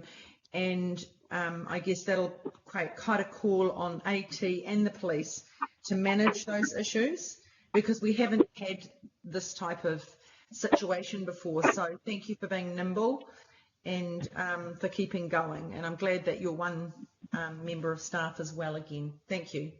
Thank you. Councillor Pipacoon. Thank you, Mr. Mayor. I don't have any questions, but I would like to add my thanks to all the presenters and for the updates. Roger did talk about the need for agility, and I think that's applied across all of the emergency response, and particularly what there's been a few comments around the emergency measures that have been rolled out. And it has required agility and doing things differently, because as we're very aware, and we're going to hear this a lot, that this is the new normal. There isn't just suddenly going to be returning to how things were pre-COVID. So I do thank Auckland Transport for doing that, what doesn't necessarily come naturally, which is moving very fast on prioritising safety for active transport. So it has been very welcome in many areas, and I do accept that often it is messy and it is imperfect, but we've got to try these measures because we are responding to a very unique crisis, and so I do just want to acknowledge that, and also the fact that we can keep improving and work on it to make it roll out as best as it can, and I'm very keen to support Auckland Transport doing that, and also looking at what's needed as we move to alert level 2, because again everyone thinks it's going to be just we're going to move into business as normal, but it's not going to be like that. We are going to have to do things differently. So keep at the agility, and thanks for that, and thank you to all the presenters. Kia ora. Thank you, Councillor. Councillor Efeso Collins. Nothing from me, thanks, Mayor. Thank you. Councillor Kathy Casey. I'm all good, Phil. Thank you. Councillor Josephine Bartley. Thank you. Thank you to the presenters. I did want to pick up on Auckland Transport, just to say good work on the hygiene, health and safety measures taken on the buses, because what we were getting in our reports, I wasn't hearing from my bus driver mates who were asking me things like, do I bring my own wipes to wipe the steering wheel? So, you know, they've been sending me photos of the hygiene packs they've received and the cleaning that's been taking place on the buses. So that is really, really good to see. So I'm glad Auckland Transport followed up New Zealand Bus on that. Thank you. Thank you. And Deputy Mayor Bill Cashmore, if I can ask you to move the resolution, I'll second it, and if you need to speak as well. Just to recognise that it's challenging times for all organisations and AT with moving the public around. Both in any formal mode is challenging, and it won't always be easy or straightforward, but I'd like to recognise their pragmatism and their fleetness of foot of getting these measures out and being willing to alter them where they need to be. Just a very quick one to Phil Wilson, and what's going to be the new norm as far as social distancing when we go back to operations and council and for our staff. Is there any work what percentage, and we'll still have to probably work from home because of the corporate body stretch? Thank you, Deputy Mayor. Yes, extensive work. Our planning is based on a percentage of staff coming back, and achieving that percentage. I think it was 30%, and under level 2 is being actively managed by managers. So instructions have already gone out about that, and we've got systems in place. Thank you.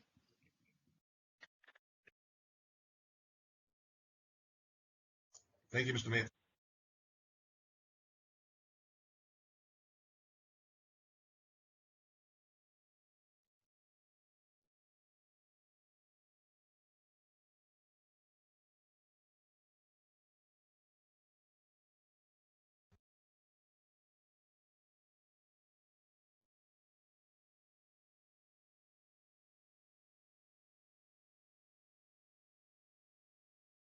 Sorry, I had my mic off.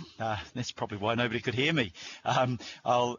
Sharon, Stewart, if you'd like to second the motion moved by Deputy Mayor Cashmore, we'll put that motion to receive the report and to thank everybody, and in particular Roger Murphy for coming along from Auckland Transport. All those in favour, please say aye. Aye. Aye. Aye. To the contrary, no. I declare that carried. I recommend we now take a break for lunch, and if we can come back by 1:30, please. Thank you very much. Thank you. Thank you. We all stay on the line.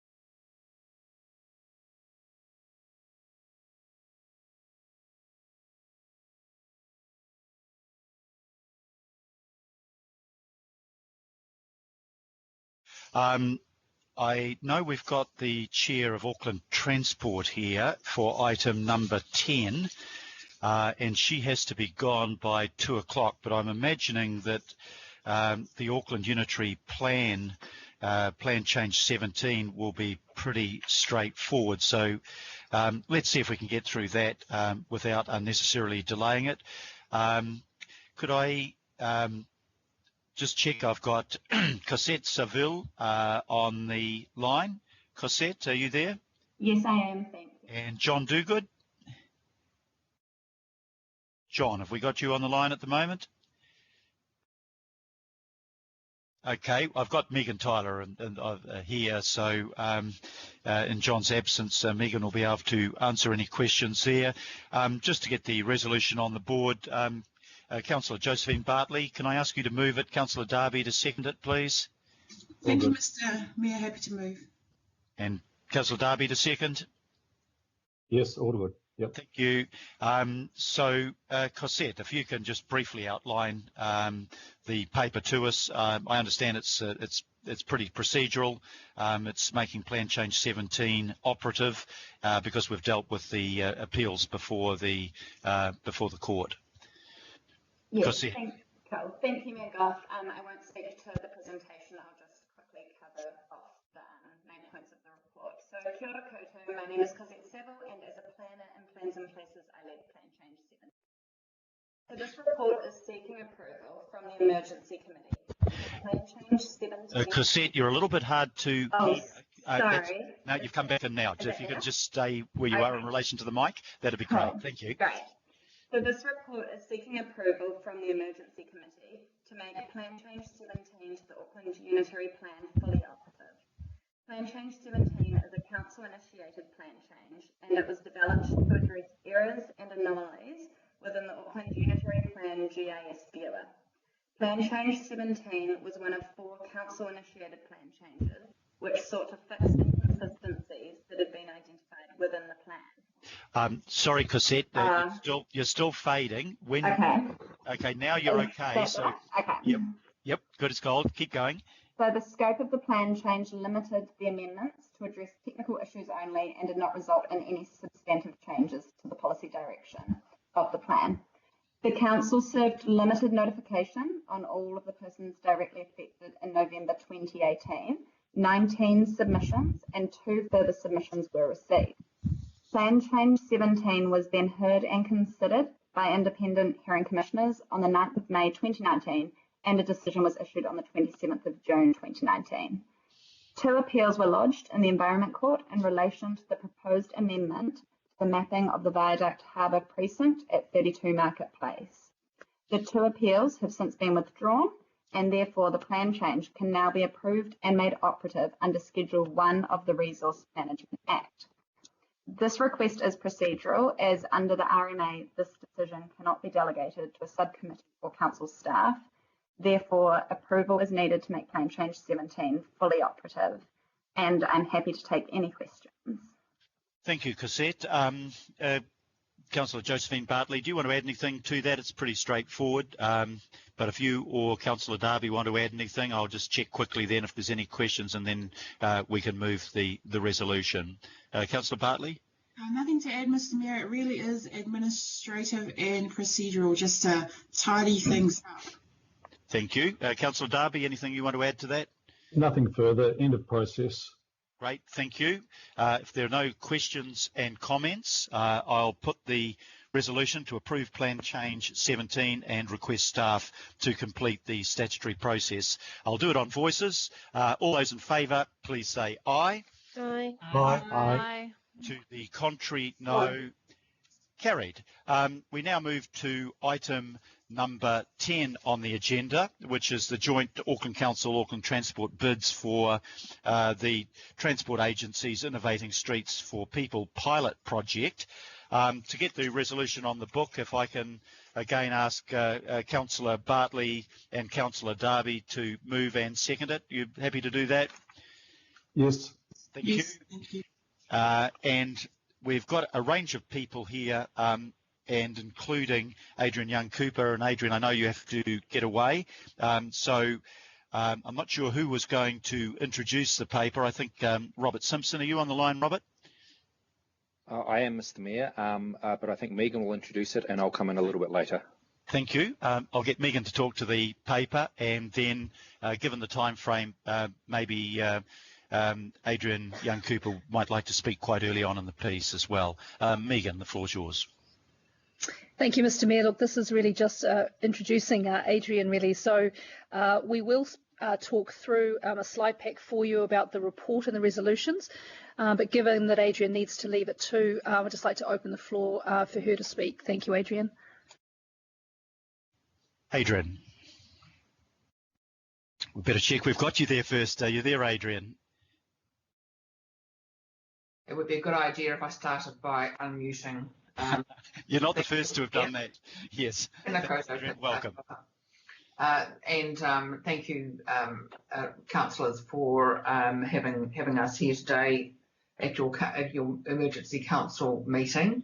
I've just got a couple of things to make in opening, and then there is a very good presentation that's been prepared by Auckland Council and Auckland Transport. So, look, I realise that for some of you this has been a very fast process to get a list of projects to go into the funding round that NZTA Waka Kotahi have opened up for the Innovating Streets Fund. This is a fund which has been there only very recently, and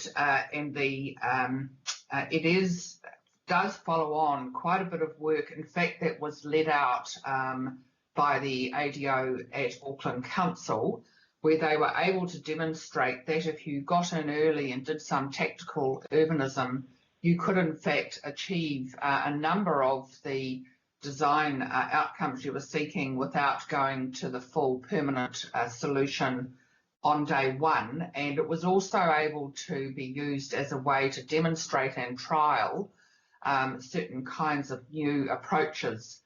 So this first set of projects, which has been worked on by Auckland Council staff and AT staff and also Panuku staff, has actually arisen out of a very rapid process to ensure that when the first funding round applications close next week, that Auckland does have a series of complying projects in for the funding round.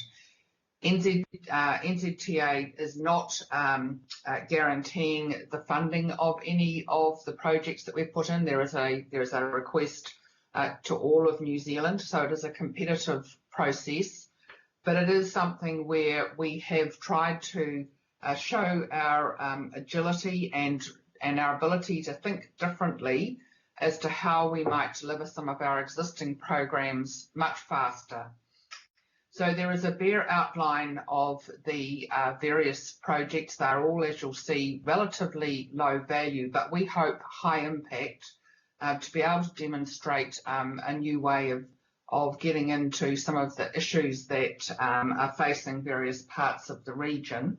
And they sort of range from temporary speed mitigation at Metakana Village through to a very low cost, but we hope highly effective roundabout that can be laid on the road at Waiuku, actually doing some temporary slower speed work at Ranui at the town centre, and actually picking up a couple of schools for a pilot project around both active modes, but also making the actual school entries themselves safer. All of these projects, if they are funded by NZTA Waka Kotahi, they will then go into a more refined process working with members and local boards. So it's a little bit round, not quite the way that we normally operate, but this is the nature of this Innovating Streets Fund. It's wanting to have new types of ways of thinking about some of our projects. Most, not all of these, but those which are very successful in this tactical urbanism approach, they are actually in the various programs of Panuku Auckland Council and AT, and so they will. It will then provide a basis to be able to then go and make the long-term capital investment, with obviously all the learnings that have come through the tactical phase. And in some cases, there'll be pilots which are then used for other like for the Safer Schools program. So they were the only comments that I wanted to make, and thank you very much for the time to make these opening comments. Thank you very much, Adrian. I think if we begin the presentation now, I understand that Robert, you and Greg are going to lead the presentation. I also understand that Councillor Bartley, you've sent a copy of each of the projects to the local ward councillors.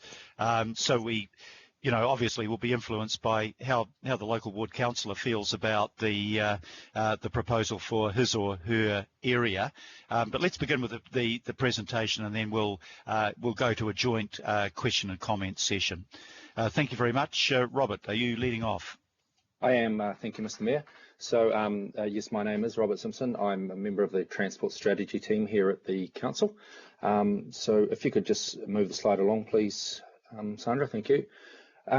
So just a quick outline of what we'll be talking to you about today. So I'll briefly start with an introduction to the NZTA fund, what it is they're looking for, some of their processes. Then I'll hand over to Greg Bassam and Hamish Bunn from Auckland Transport to take you through the round one projects and the process by which those projects were chosen. And then back to me again to talk you through the proposed process and the proposed round of engagements that we have, as well as our assessment criteria for round two projects. Next slide, please, Sandra.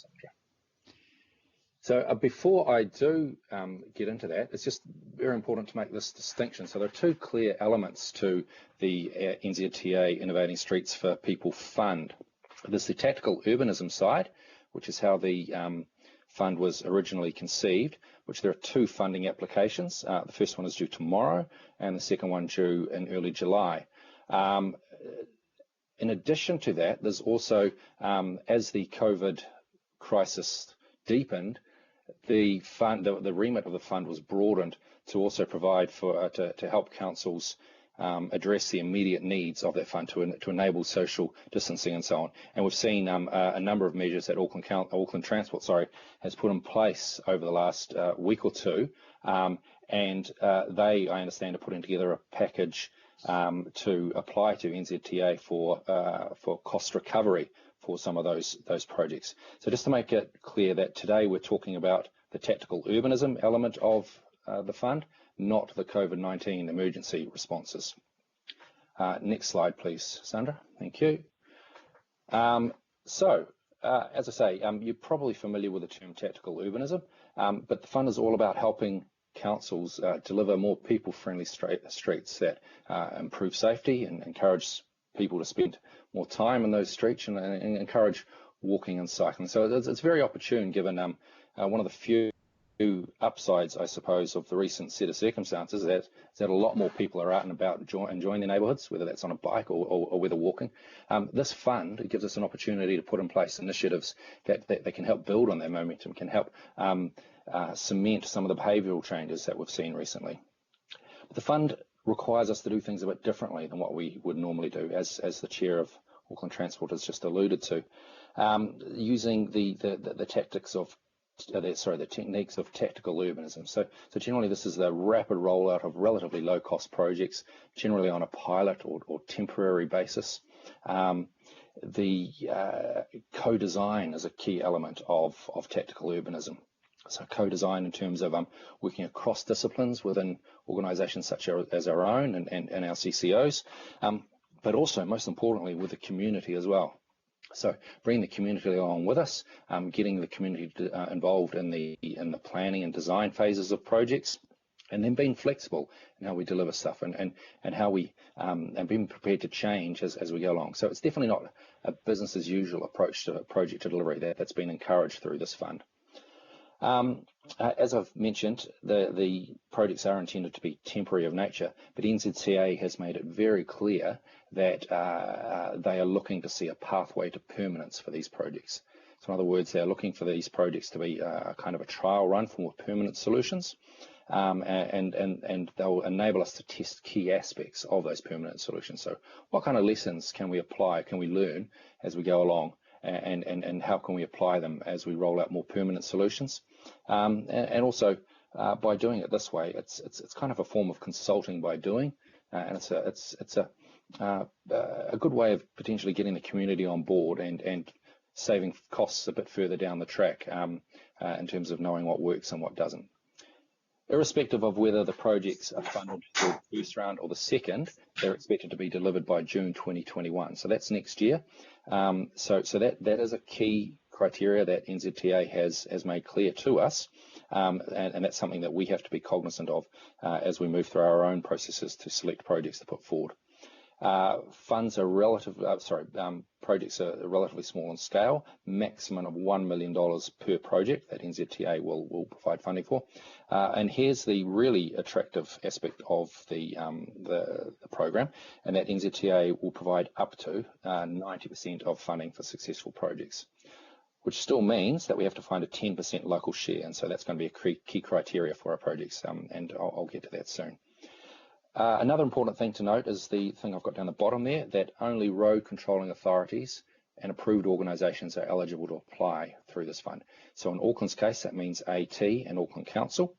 So any other CCO or external stakeholder who would like to propose a project is unable to do so themselves, but must go through our joint application. That's AT and AC's joint application.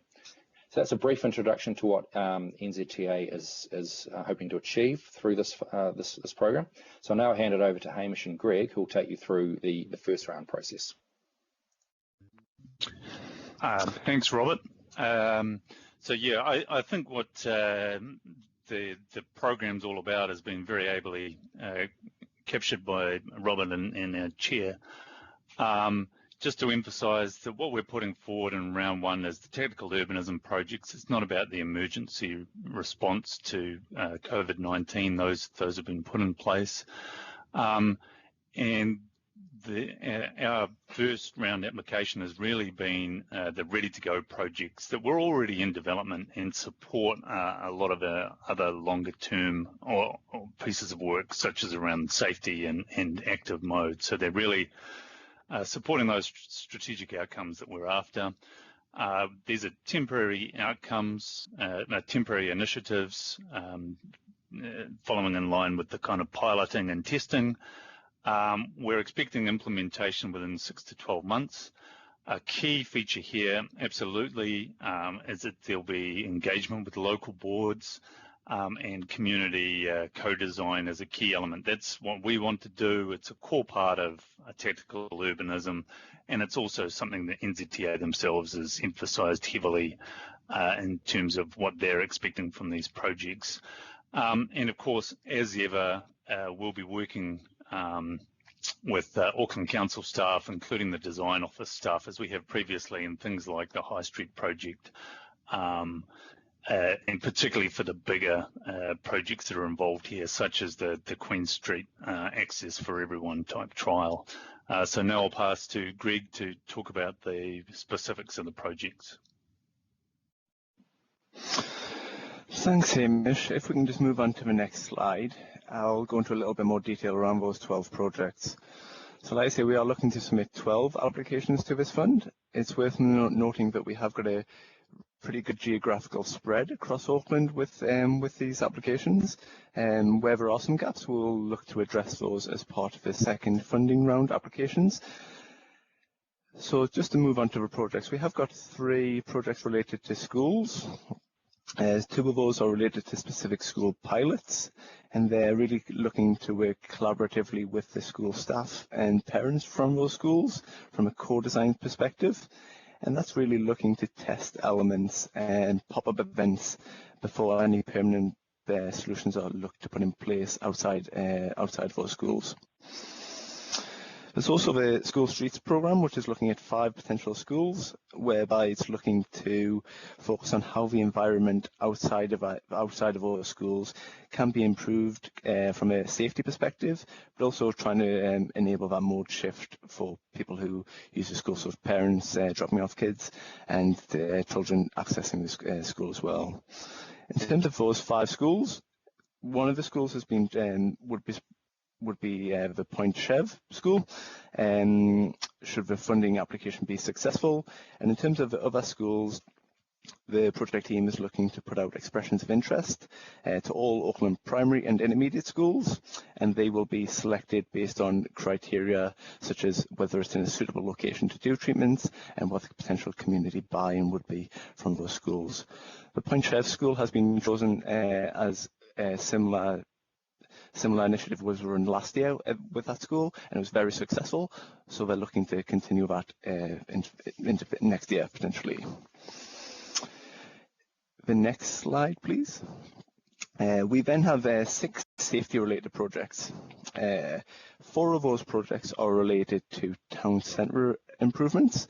So we've got those listed there, so Ranui, Otara, Matakana Village and McCrae Way. And it's really looking to make treatments in alignment with AT's Vision Zero approach. So that's really looking to improve the safety of active modes and making those areas a lot more friendly for walking and cycling as well. It's worth stressing that these applications are looking to test the approach from a tactical urbanism perspective, and that would lead into that permanent design. It's also worth reiterating again that these projects would be very much a co-design process and involvement with the local boards as they're developed, should their application be successful. We've also got 2 other safety projects related to Collingwood Street. So this one is looking to address safety impacts as a direct result of increased traffic volumes, and this came directly from a residents meeting, a request from a residents meeting.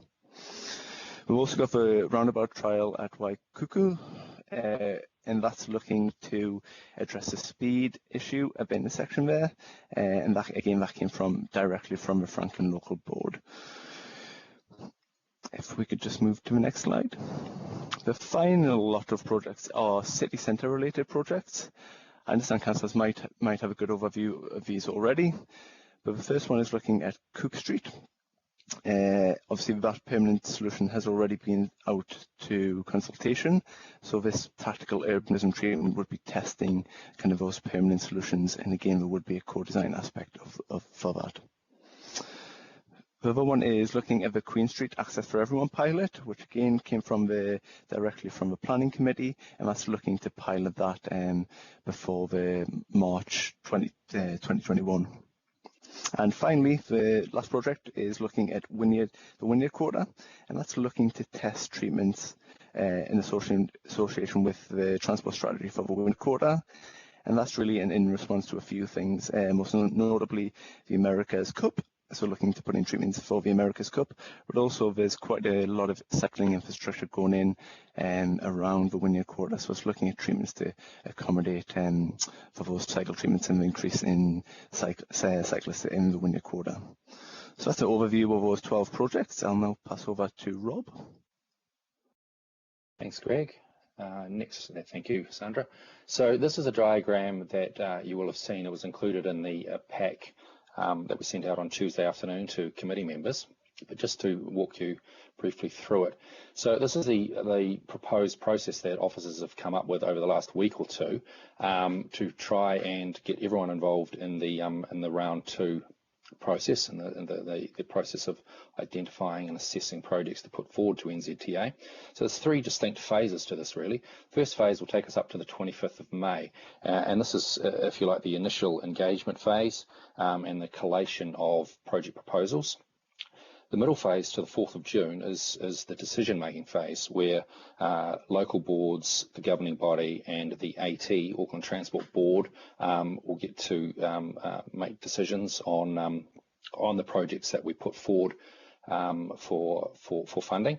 And that last phase from the 8th of June is where we get into the working up the detailed applications for each of the projects. And this is quite an involved and potentially technical phase.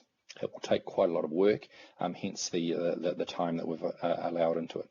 It's important to note that elected members will have the opportunity to have various touch points where they have formally engaged throughout this process, but also particularly the local boards will have other informal opportunities to input into the process as well. So I'll quickly take you through each of the phases. So the first phase, starting either tomorrow or Monday, pending approval of this process from yourselves today, we intend sending out an expression of interest form and an assessment criteria to departments right around council and the CCOs, particularly to the Independent Maori Statutory Board, to Ngā Matarai, and seeking their proposals for projects that could be included in this second round application. Running alongside that will be an engagement both with local boards and a target engagement with external stakeholders. So the local board engagement at this point, we will send a memo to local boards on Monday next week, requesting two things. One is kind of localized strategic direction for each of their areas. What is it that they would like to see happen through this fund, and also inviting them to submit a proposal for one project. And it won't have to be a fully worked up proposal at this point. We can do that, and we can help them with that as we move through the process. Running alongside that, AT is leading on targeted stakeholder engagement for that initial week or two. We get to the decision-making phase. Once we get these proposals, it'll be up to the project team to collate them and organise them by local board area, put them to the local boards and give those local boards an opportunity to provide feedback. We will then use our criteria to undertake some kind of prioritisation exercise and offer some kind of assessment, and then put that to this committee or its equivalent, whatever's in place at that time, in early June, seeking their approval, and also the AT board seeking their approval on the 3rd of June. As I say, once we're past that point, then we will continue to work with local boards, with the IMSB, with council departments, and with external stakeholders to work the proposals that we decide to take forward into their final application format. And as I say, that is likely to be quite a technical exercise. Next slide, please, Sandra. This is actually just a more detailed picture of that process, so we can actually probably skip that. So next slide, please, Sandra. Thank you. So just to reiterate, these are some of the key features of the proposed process. The engagement with local boards, as I say, memo going out next week. We're asking them for strategic direction. They have an opportunity to propose projects, provide feedback on all projects in their area, and that will be a key input into the prioritisation process. External stakeholder engagements. So AT has coordinated that in the first instance. Generally, we'd expect their feedback to go through local boards and council departments, and so they'll help shape projects as the application is developed. But equally importantly, probably more importantly, our external stakeholders will be key during the planning and implementation stage for any projects that we are successfully able to obtain funding from NZTA for. As I say, governing body AT approved projects in early June and in time for a July submission to Waka Kotahi, NZTA. And next slide, please. Okay, so one of the other items that we sent out to you on Tuesday afternoon was the proposed criteria for the prioritisation process that we will likely have to undertake, because we do anticipate quite a large number of project proposals coming through the expression of interest process. So the criteria, if you have it before you, you'll see the kind of tick box process that we have there, and the other aspects of the EOI form. let me just get back to it. Right, so that criteria covers everything that the NZTA has asked for in their formal criteria, but in addition to that, we've added some considerations from Auckland Transport and Auckland criteria, and that enables us to cover off some of the broader Auckland plan outcomes related to Maori outcomes specifically, both in terms of design of projects and also in terms of improving access to marae and so on, and providing improved transport access, particularly active transport access in areas that Maori particularly use. There's an additional criteria around safety that we've added, around transport equity, around mode shift and around low carbon, and also a more procedural one around building community support for parent projects. So all of that is reflected in the criteria that we sent to you on Tuesday. And next slide, please, Sandra. So thank you very much. That's it in terms of our presentation. So we do have a number of staff here, and I'll just quickly run through them so you know where to direct your questions. So in addition to those you've heard from, we've also got Paul Buckle from Panuku Development Auckland, who will be able to answer your questions in relation to the 3 Panuku projects that are going forward as part of round 1. We have Mark Maxlow and Liz Nichols from Auckland Council, who are co-leading the project management side of this over the next 2 months, and they'll be able to answer any detailed questions you may have in relation to the process that we've put forward to you, that I've explained at a high level to you. So that's it from me. Thank you. Thank you very much, Robert, and thank you also to Hamish and Greg. That was a pretty clear explanation. Just to reiterate, this is about tactical urbanism. It's not about the COVID-19 emergency response. And what we're being asked to do is, first of all, endorse the application for the first round that's due in tomorrow. That's been time pressured. Secondly, we have to look at the process for the recommended package for the second funding round and the criteria, and then noting that staff will come back before the second round application goes in. So can I suggest that we run questions and comments together, that we start with the mover and seconder of the recommendations, and then I'll run through the list in roll call order. So Josephine, would you like to lead us into this one? Okay, happy to. Thank you, Your Worship. I don't have any questions, but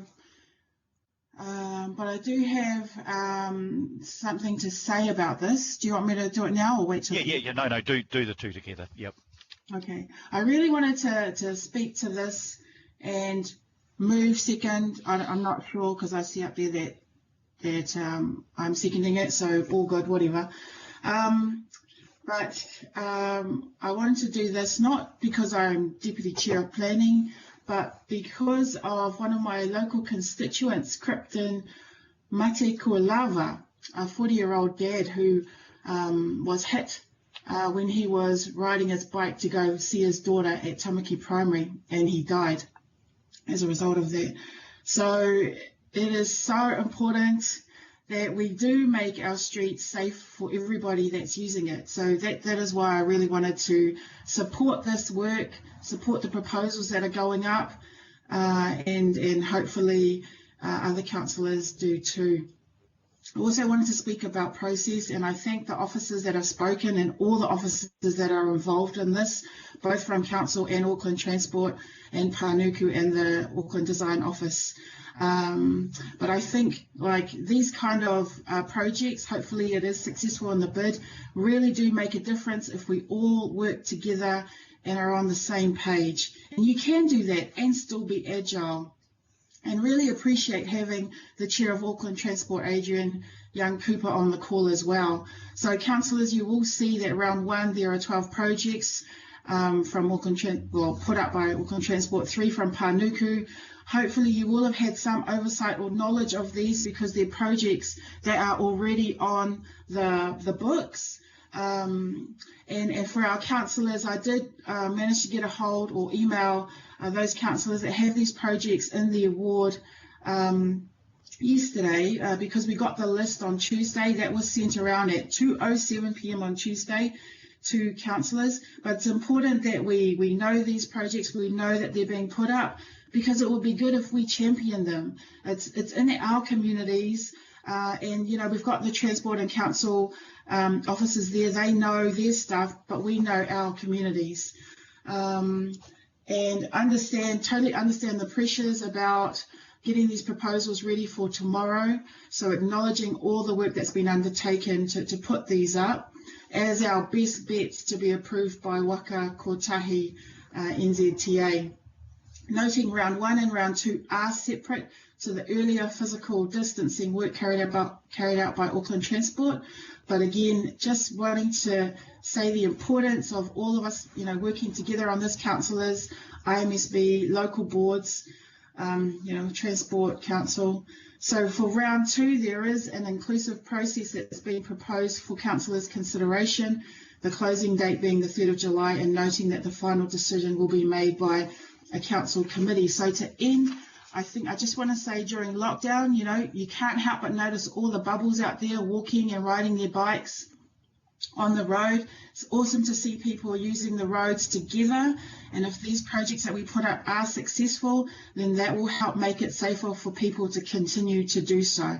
So I'm very happy to support this, Mayor, and I hope we can get councillors' questions answered and see this come through, because it is an awesome opportunity. Thank you very much, Your Worship.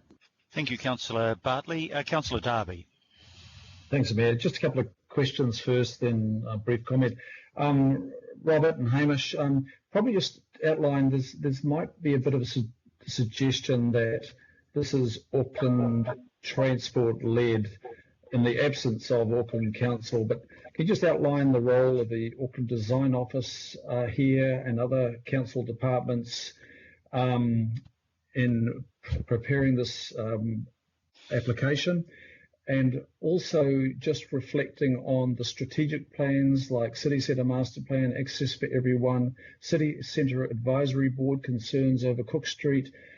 Just a quick summary of the strategic directions that you've taken and then arrived at this implementation plan. And that's the second question while I'm at it. Is there potential for local boards to augment the 10% that we might be providing, or we will be providing, to leverage an even bigger project? Could they come in and utilise their Transport Capital Fund to get an even bigger bang for buck? Then I'll comment there. Thank you very much. Robert, are you going to lead the answer to that? I can have a go at the second question, but I think Auckland Transport is probably a better place to answer the first question. So the second question pertaining to can local boards use some of their funding to augment 10% local share from councils? Yeah, there is no, Waka Kotahi hasn't put any particular constraints on where that source of local funding comes from. So whether it comes from a governing body pot or a local board pot doesn't matter too much in terms of the application itself. I suppose the one constraint is, though, of course, is that the 1 million cap on a specific project. So what we do over and above 1 million, so long as we meet that 10% local share from whatever source we choose, that I suppose that's up to us. So if we choose to provide more than 100,000 on a $1 million project, then that's our decision as a unified council organisation. I hope that answers your question, Councillor. Thank you. Now, is it Hamish or Greg would like to address the first question? Yeah, so I'll come in. Certainly, there is, I think, a great deal of coordination here. I mean, this first round of projects you're seeing, they have come from Auckland Transport, which is mainly because we've just had the lead on a number of these projects. But as you pointed out, a number of them, such as the Queen Street pilot, that's clearly been a design office and council led, and now we're picking up the implementation side. So an enormous amount of coordination in that space. and we expect that to be ongoing as we do the project development for those things that have been hopefully will be approved and endorsed in round one. In terms of some of the drivers, you'll see a very strong safety driver. So some of these are a practical outcome of us implementing some of the speed bylaw changes and other aspects there, and also following the priority to get more mode change and safer trips for walking to schools. So I think those are very much in line with the overall direction of council policy there. And then in terms of ongoing coordination, I think you can see very strongly that we're planning for a combined Auckland Transport, Auckland Council process and putting together the next round two, where we've got a little bit more time to do the thinking and even deeper kind of coordination. But absolutely, yes, we're very much keen to work with our council partners in delivering these projects. Thank you very much, Hamish. Thanks, Robert and Hamish. I really appreciate that. Mayor, just a quick comment. Look, I really appreciate working with Deputy Chair of Planning, Councillor Bartley. It's I've been trying to just hold back that Pacific energy of Councillor Bartley's. There's been so much of it in the last week. She's really taken this one on and wants to get the very best for her community, but not just her locally Tāmaki Maungakeke community, but right across Auckland, and get this right. There's a huge opportunity here. I can't help but think that, you know, we've seen the multi-billion-dollar shovel-ready fund. Now we're seeing a few million for a people-ready fund. And Associate Transport Minister Julie Ngeta has really come up with a smart one here. I think it's relatively low cost, and it invites creativity. A lot of creativity, and a raft of innovative ideas will come out of this. And it's all about making way for people on our streets in a very different way, and we're ready for it. It does enable a faster and easier transition to that, more enjoyable streets as well as just being safe. And High Street has shown us the way on that. We know that we've done our hard yards and we've learned a lot of lessons on High Street, but we've got there, and there's an incredible love affair happening with High Street. The funding is not to be sneezed at here. This is for every dollar we invest, we get $10 of delivery. You can't sneeze at that one. So let's grab that. Let's seize this moment and take Auckland forward on the back of the lockdown and how habits have changed. And habits certainly have changed. We've seen tens of thousands of Aucklanders, mums, dads, grannies, kids, siblings, etc., wobbling away in bicycle seats like never before in neighbourhoods. So let's build on that habit and lock that habit in and take it forward through this. Tactical urbanism, Mayor, you use it, I use it. It's a bit of a technocrat term, isn't it? But essentially, it's about getting creative and inventive. And it's about curb build-outs, you know, it's pop-up bike paths, car calming around schools, lower speed limits, play street programs. I coined it Slow Sundays, and that is part of this program as well, and communities and local boards can apply for that. So let's take this one. It's a huge opportunity that beckons for us. Take the success of High Street to all the high streets in our local centres. And with the rapid increase in online retail in the last 6 weeks or so, our high streets, our local centres are going to need to find a point of difference. They're going to have to anchor people, bring life to centres like never before, because there is a challenge which is not going to be reversed, and that is the strength of online retail competing with high street retail. So let's get on with it. Queen Street Valley, we thought we'd be doing this next year. There's the possibility now we'll be bringing forward the pedestrianisation, at least in part, of Queen Street this year. And Aucklanders have been thirsting for that for a very long time.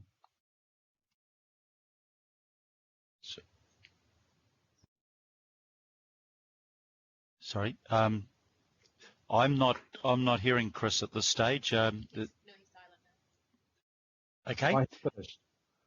Okay, thank you. I'm having trouble with my connection here. Look, thank you very much, Councillor Darby. It's now in councillors' hands whether they want to be here till 4 or to 6 o'clock tonight, but everybody has the opportunity to speak and ask questions. But in the interests of getting through our agenda, I'd ask you to be concise again, please. I'll run through the roll call. If you don't need to speak, because it's been said, yeah, I'm very grateful if you don't need to take up the call. Deputy Mayor Cashmore. Thank you, Mr. Mayor, and thank you to the Chair of AT for heading this up. My only comment is this is localism at play. It's coming to fruition and it's great news. Thanks. Well done to all. Thank you. Setting the scene for brevity. Thank you, Deputy Mayor. Councillor Casey. Thanks, Phil. 2 questions. What do we mean by approved organisations that can apply for this? What is an approved organisation? What's the definition? We have an answer for that, please, Robert or Hamish. It is a term that's used in the LTMA, Land Transport Management Act. I don't have the exact definition to hand, I'm sorry. But to use less technical terms, basically it's councils right around the country that are able to apply, and 1 or 2 additions to that. Auckland Transport being the obvious one here in Auckland, and I understand Waka Kotahi has currently got a looking at making Kāinga Ora into an approved organisation as well, so that they can submit their own application here in Auckland rather than piggybacking off the back of ours. So I'm sorry, I don't have the LTMA definition to hand. Someone else may, but I don't. I think that probably answers it anyway. Councillor Casey, second question. Yeah, I just had thanks for the email yesterday from Josephine. I relooked at the email that you sent round, but the Point Chev School project wasn't in there, so I'd love to know more details. Delighted that Owaraka School's going to be made safe, but if you could let me know a bit more about the Point Chev School project, I'd be very happy to receive that. Thank you. Thank you. Do officers want to address that now or directly to Councillor Casey? Robert? Excuse me. I'll look to answer that. Yeah, Greg. Yep. I'll pass that on to our community transport team, who are directly involved in our project, and get them to contact you directly on that, about that. Thank you. Fantastic. Thank you. Now, Councillor Collins, I think, has given his apologies, but just double check. Yeah, I'm sorry. I've been able to come back. Thanks, Mayor. Oh, okay. Thanks, Feso. Any questions? Yeah, just a couple of comments. Thanks, Mayor. Really grateful for the presentation and the emails that have been circulated. I just wanted to thank Councillor Bartley and Chair Young Cooper. I think over the last few months and even into the end of last term, I've heard Councillor Bartley talk a lot about her experiences as a local board chair and the communications and engagement level she's had with Auckland Transport. She's been very honest, she's been very blunt about the engagement process and the level of communication. And I wanted to offer my thanks to her because she sent around an email that prefaced a paper that was coming round that I hadn't seen, and so I just wanted to say that was, for me, it's really important that just the odd highlight or just someone kind of mentioning something to be aware of shows her desire for better collaboration amongst councillors so that they're able to input on behalf of the communities that they represent. So my personal thanks to Councillor Bartley for making that happen, and to Chair Young Cooper, who called me earlier this week just to highlight the Otara bid that had gone in as well. And I know that not all of us have been communicated with, but I think those small actions just raise awareness, they highlight them in our minds, and then we're able to come back with ideas. And just finally, I received an email in response to Councillor Bartley's communications with us, and she also emailed the chair of Otara Papatoetoe, Chair Lotu, who came back and said, look, I didn't even realise this was on the table, but I'm grateful that you've come back, you've contacted us, and we really support something that's already been on our radar, but now can be pushed through Auckland Transport. So I think that level of engagement and communication is really important, and so my thanks to those two people for modelling that kind of engagement. So that's all from me. Thanks, Mayor. Thank you, Councillor Collins. Councillor Coombe. Thank you, Mr. Mayor. I have a question before I'd like to speak in support. My question is, obviously, this is really great to take this forward, but it is quite a small package of improvements when we think across Auckland how many changes are needed to make our streets safer. So I just wondered if Auckland Transport are actually gearing up for some complementary measures and putting them in place as fast as possible, particularly the safer speeds, not just the package that's being consulted on, but what's being lined up to actually roll out far more safer speeds, and also looking at areas where we can just make interventions without needing funding. For example, where we've got pinch points where all that's needed is, say, removing some car parking and putting in very cheap separation to create safer cycleways or pathways. So that's my question for Auckland Transport. Hamish or Greg? I believe we have Andrew Allen on the line who can probably address some of those more immediate operational questions. Sorry, Mr. Mayor. No, if Andrew's there, please go ahead, Andrew. Thank you, Mr. Mayor. Councillor Coombs, thank you for the question. Yes, we will continue as we have with the emergency works that have gone in, and I appreciate that's not the purpose of this particular presentation. But as with those works that have gone in, we continue to look for opportunities to address the sorts of issues you've just articulated, pinch points and other safety issues that we detect or pick up on the network. And we will continue to implement measures, probably not on the scale or with the speed that first tranche of measures have been implemented, taking a bit more time to engage with local boards, but certainly with a very strong intent to focus on addressing operational issues as and when we encounter them on the network. Thank you, Andrew. Pippa, you want to make some brief comments too? Yes, please. I would like to very much support us making these applications, because there is huge demand for safer, healthier and people-friendly streets. And this fund was being lined up before we even had the crisis, but I think the COVID crisis has really brought it into focus just how much, where people are given the chance to feel safe, they will get out there on their bikes and walking, scootering.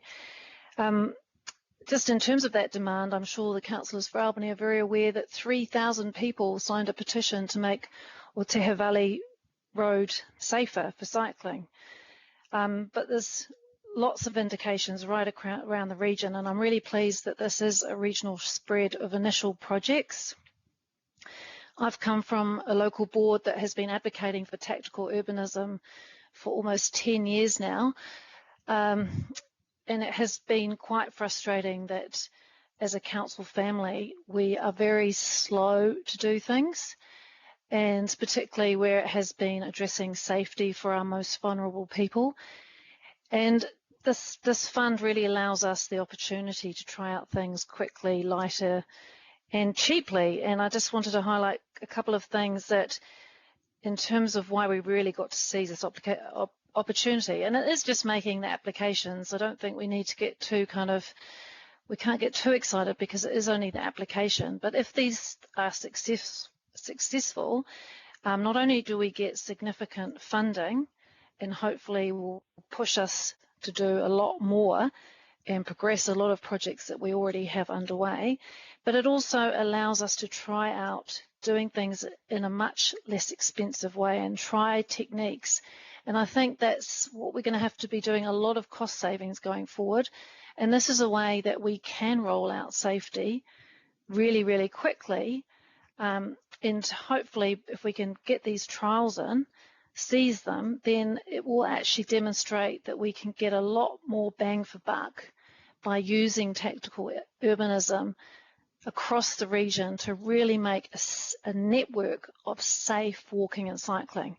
And it's so important. So I do support this initial applications in the process, and us making as many, accessing this fund as much as we possibly can, because I think we're just going to see huge benefits, and it's going to be really exciting to see the rollout of a lot of projects that are already in the planning, and we can see them happen a lot sooner than we were expecting. So thank you, councillors, and particularly Councillor Bartley, for really pushing this along and making sure everybody's across what is a quick process, but we absolutely have to grab it. So thank you to you both, and thank you to the team who are progressing these applications. Kia ora. Thank you very much, Councillor. Councillor Cooper, you've got a question on Ranui, I see from the sidebar. It was just in general, as Councillor Bartley was talking about championing this, but it seems it'll be the local boards that'll be doing this, and often we get a bit sidelined in this area. It would be really great to understand what is meant and what is actually going to happen, because I know for Councillor Henderson and I, we have both been co-chairs of Ranui Action Project. We know the area very well. We also know very well what we did in Waitakere City to create that as a village just by putting lights in and building a library, and it really does need more work because I've had people run over quite a bit. In there, people go too fast. So what I'd really like is, not now, but if we can be sent through any kind of plans or what is proposed, because there's nothing much in what we got. I did ask, but it'd be great to know and to have a little bit of a look at it, because I don't think we'll get to make any decisions on it. Thank you. Thank you very much, Councillor Cooper. So I think it'd be quite important if officers can get back to Councillor Cooper and Councillor Henderson just with some details. I think it's really important that that our ward councillors know precisely what's being proposed in each area. Councillor Angela Dalton.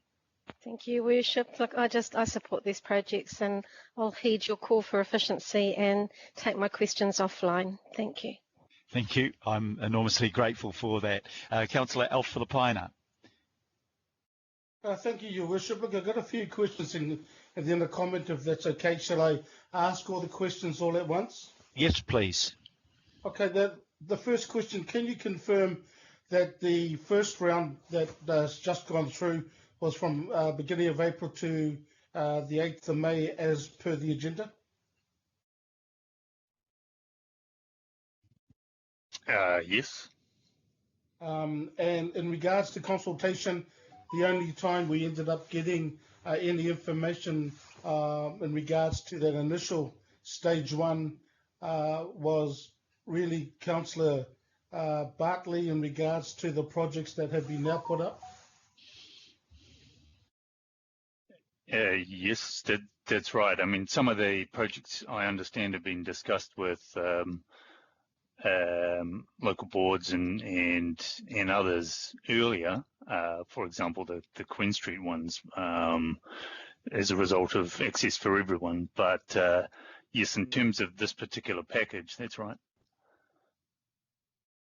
Okay, and look, I've got two more questions in regards to the criteria that and the process for the second round. What difference is there in regards to the first round that you've gone through with Auckland Transport? Sorry, it's Robert Simpson here. Excuse me. I suppose a major difference is there's more time, and so with the second round we have been able to come up with a process that does involve engaging with yourselves, local boards, IMSB, external stakeholders, and so on, which wasn't really possible as far as I understand with the first round. So yeah, I hope that answers your question. Your Worship, I've got one question, last one, and then I've got comments. Has there been any political interference in regards to the projects that we have now in front of us?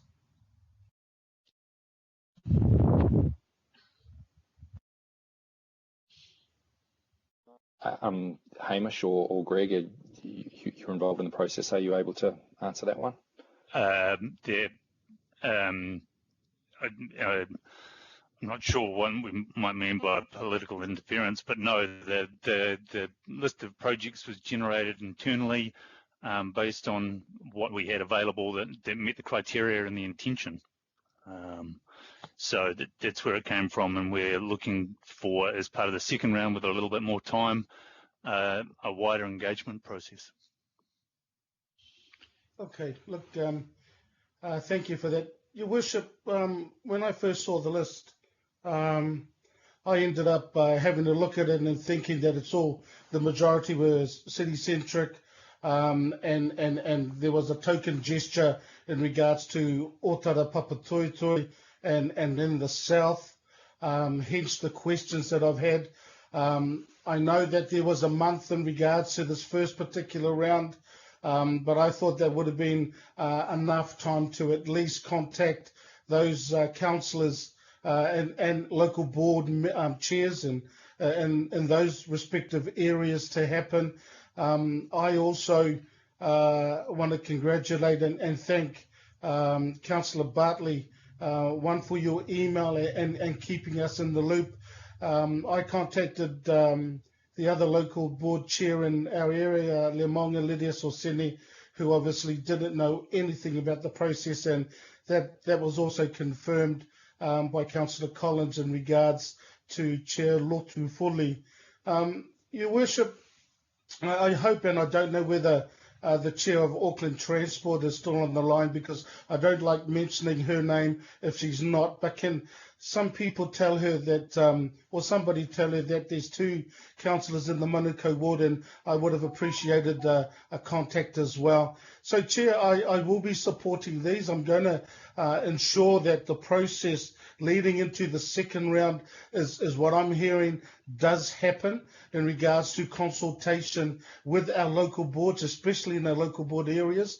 My only question mark I have is around the risks that have been identified in the agenda, and that is around that 10% when the government are looking at 90%. So that's really the issues I have, Your Worship, but I will be supporting them. And to Councillor Bartley for Tai Tele Lava. Thank you, Your Worship.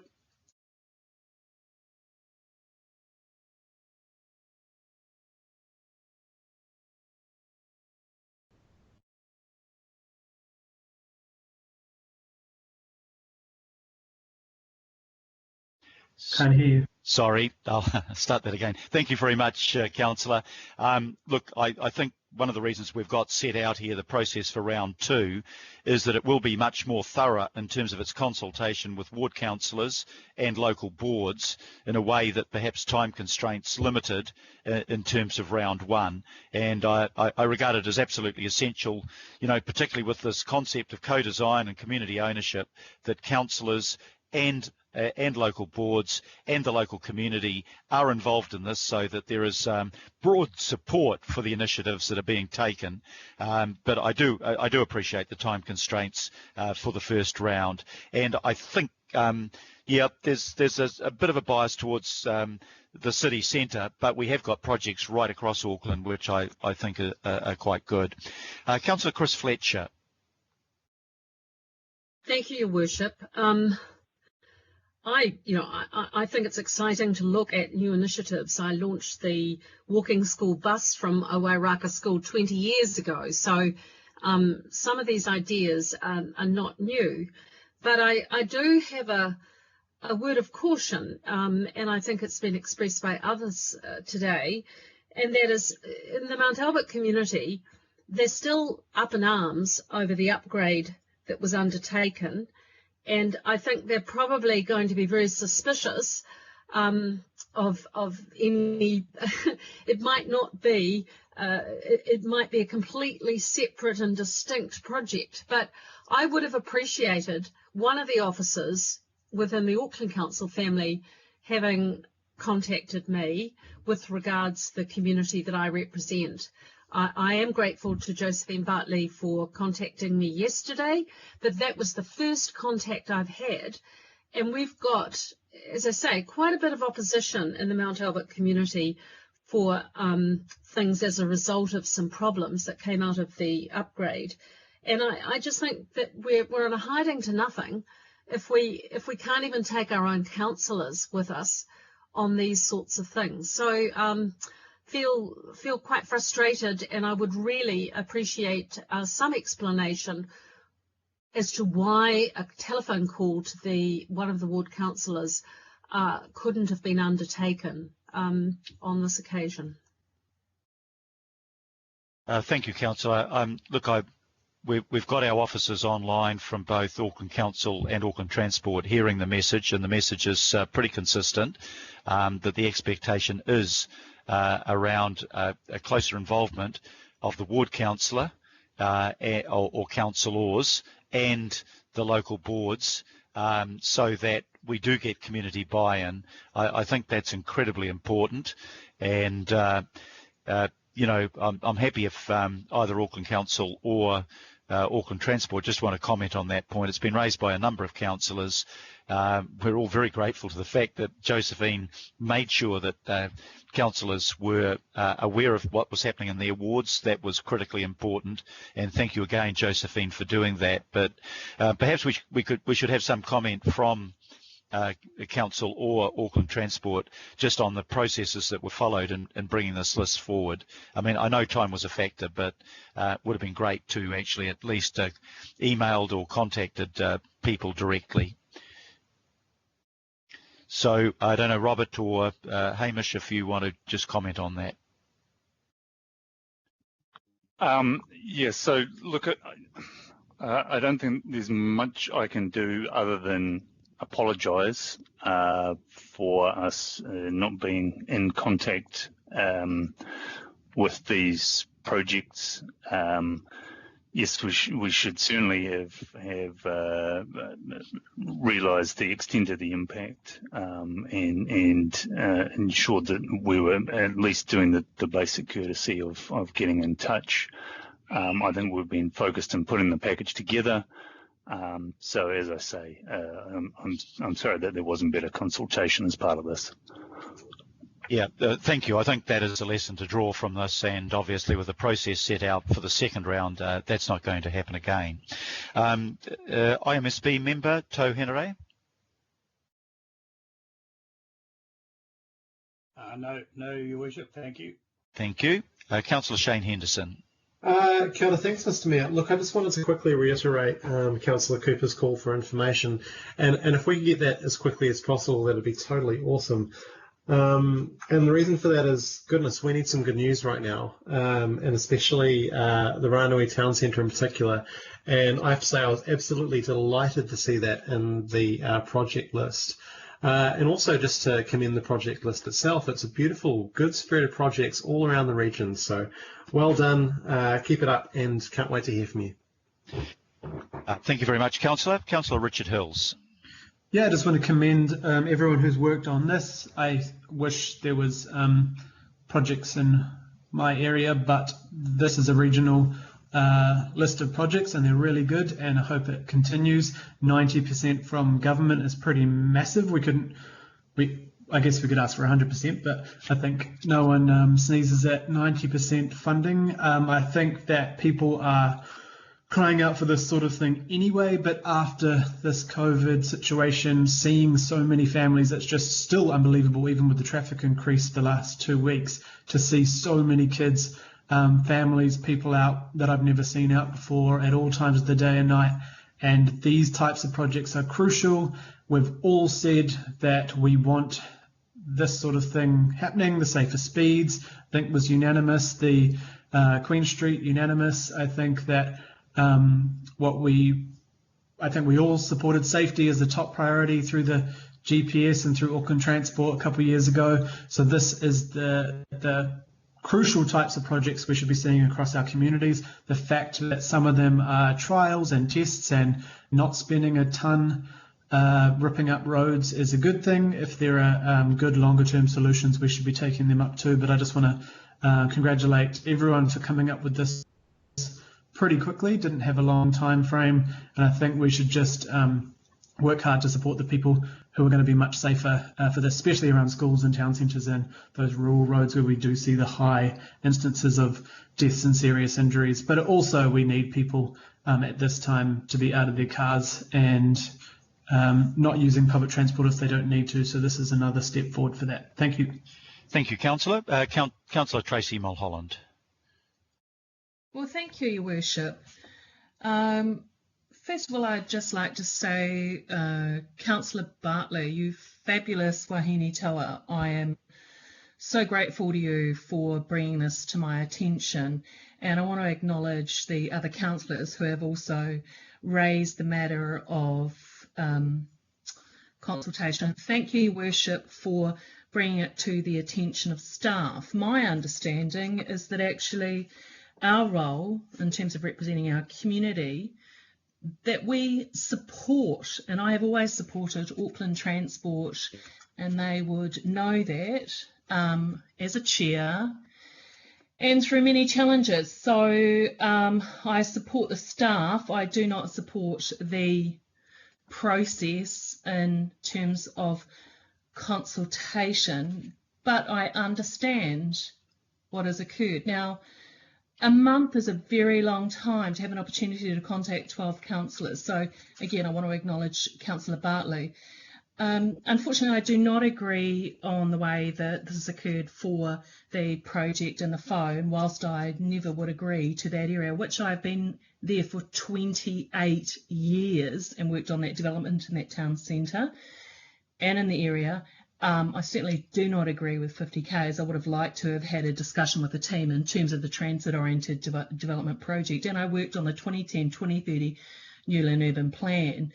I do agree with Councillor Darby with regards to talking about the bigger bang for the buck, and that's verbatim. So I think his thinking on that was very good because it is a way of working. I acknowledge that I received a text message actually from the AT chair. In preference, it would have been a call from the staff. So I would like to, and I've been considering whether I would support this or not, but I do support my other councillors, and I've been in touch with a number of councillors over this matter, so I do support them. I would have had a preference for the FO for a project that I've worked on for a number of years on safety that has caused a number of people to be anxious and concerned, and actually there's been disputes with violence around the Blockhouse Bay School and the issues of safety, and I would have loved the opportunity to work alongside the Auckland Transport team on that. So I'm just wondering if there is an opportunity, and whilst I get that timing is a matter for me too on this, if the staff would be able to at least give me a call and talk through this. And I have noted another couple of councillors talked about the lack of information. I would also like the opportunity, if it's possible, and I believe it should be, thanks Your Worship, to have the staff talk through actions. So I will support this because of my other colleagues and their level of support of the projects going on in the areas, but this one actually for the FO just missed the point. So could I have some answers from AT or the appropriate staff, and acknowledging certainly, you know, they're excited about the work and good on them, and great to get the funding from government if we do. So if we could have a reply from staff on that. I presume that Councillor Mulholland will be able to promote the Blockhouse Bay project as something for round 2, but could you please confirm that?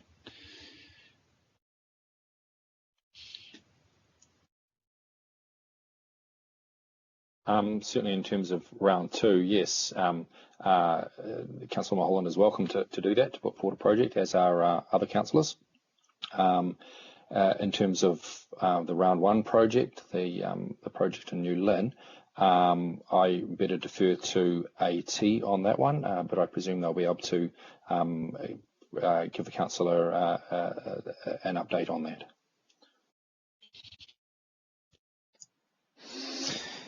Yeah, so regarding the New Lynn project, I can provide a little bit more information on that. So yeah,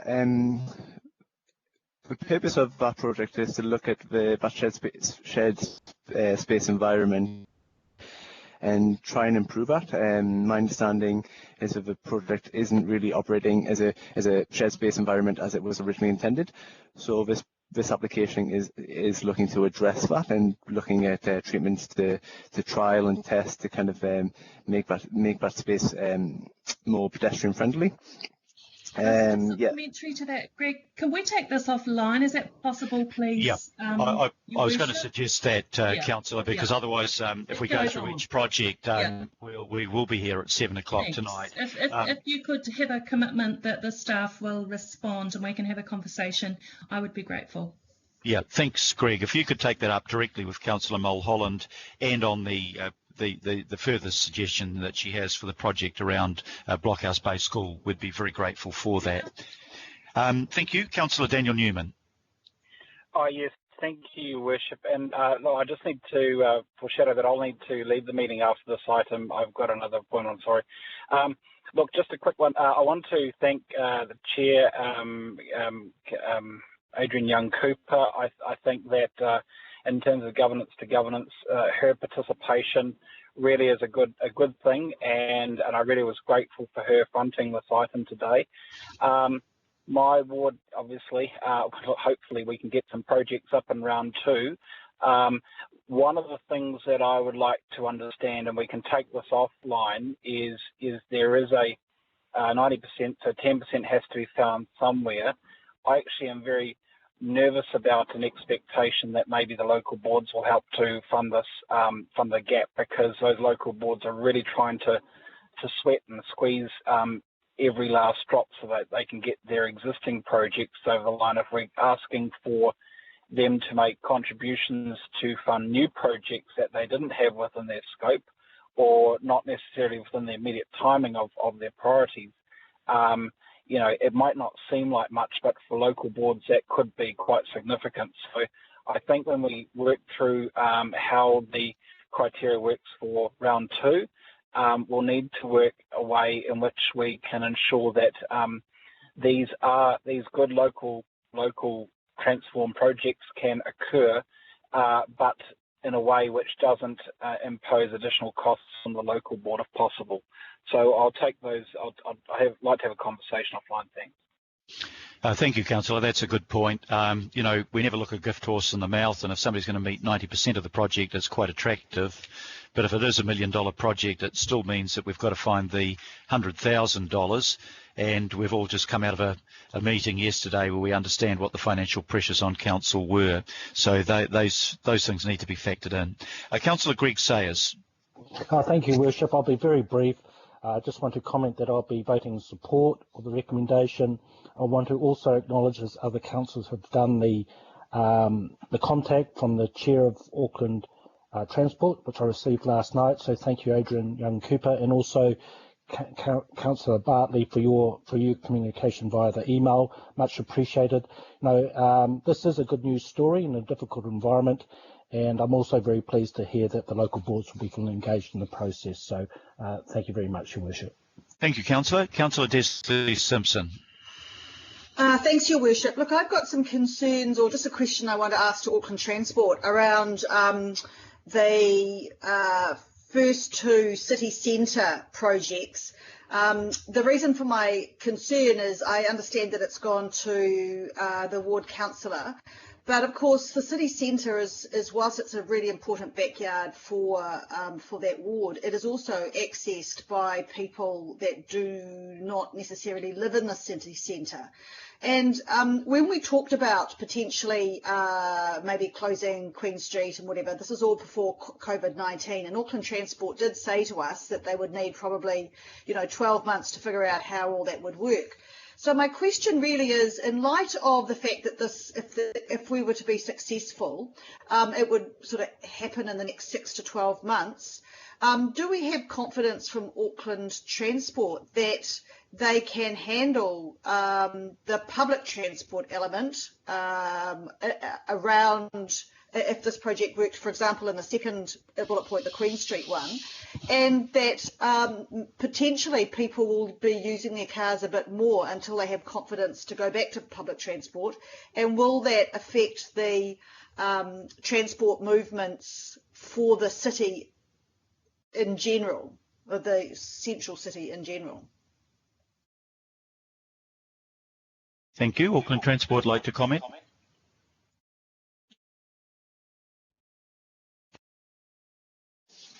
Yeah, hi. So just regarding the Queen Street question, that's quite a technical question in terms of our project. What I will do is I'll follow up with the project team and get them to contact you directly regarding that Queen Street question, if that's okay. Yep, thank you, Craig. I think I only got every second word to that. So my question then, the next question might go to you. If I had concerns about some of the projects in A, but I but I did strongly support others, can I just note my concerns haven't been addressed on a couple of projects and just note that? Or I think you can note your concern. I think there'll be, not everybody will support each of these projects 100%, but they don't want to vote against things that their colleagues might particularly want in their areas. I suggested also maybe you take offline, and it was Greg's answer to you that you might not have heard clearly, that he takes offline a discussion with you about your concerns about Queen Street or Cook Street. Yeah. Sorry, my little thing says your device is causing poor audio quality. I'm only hearing every second verse, so I'll text Sandra. Thank you. Okay, is that my device that's causing the problem? Well, no. It was good then. It just goes in and out. I'm sorry about that. Can I just throw a question into Auckland Transport? The 10% funding, there are three potential sources for that: Auckland Transport, Auckland Council, or the local board. Is Auckland Transport in a position to put money into this area, given the pressures that all of us are under? Yes, for these projects, because they're largely components of things that were in train anyway. Then do we have available budget for these to come out of Auckland Transport funds?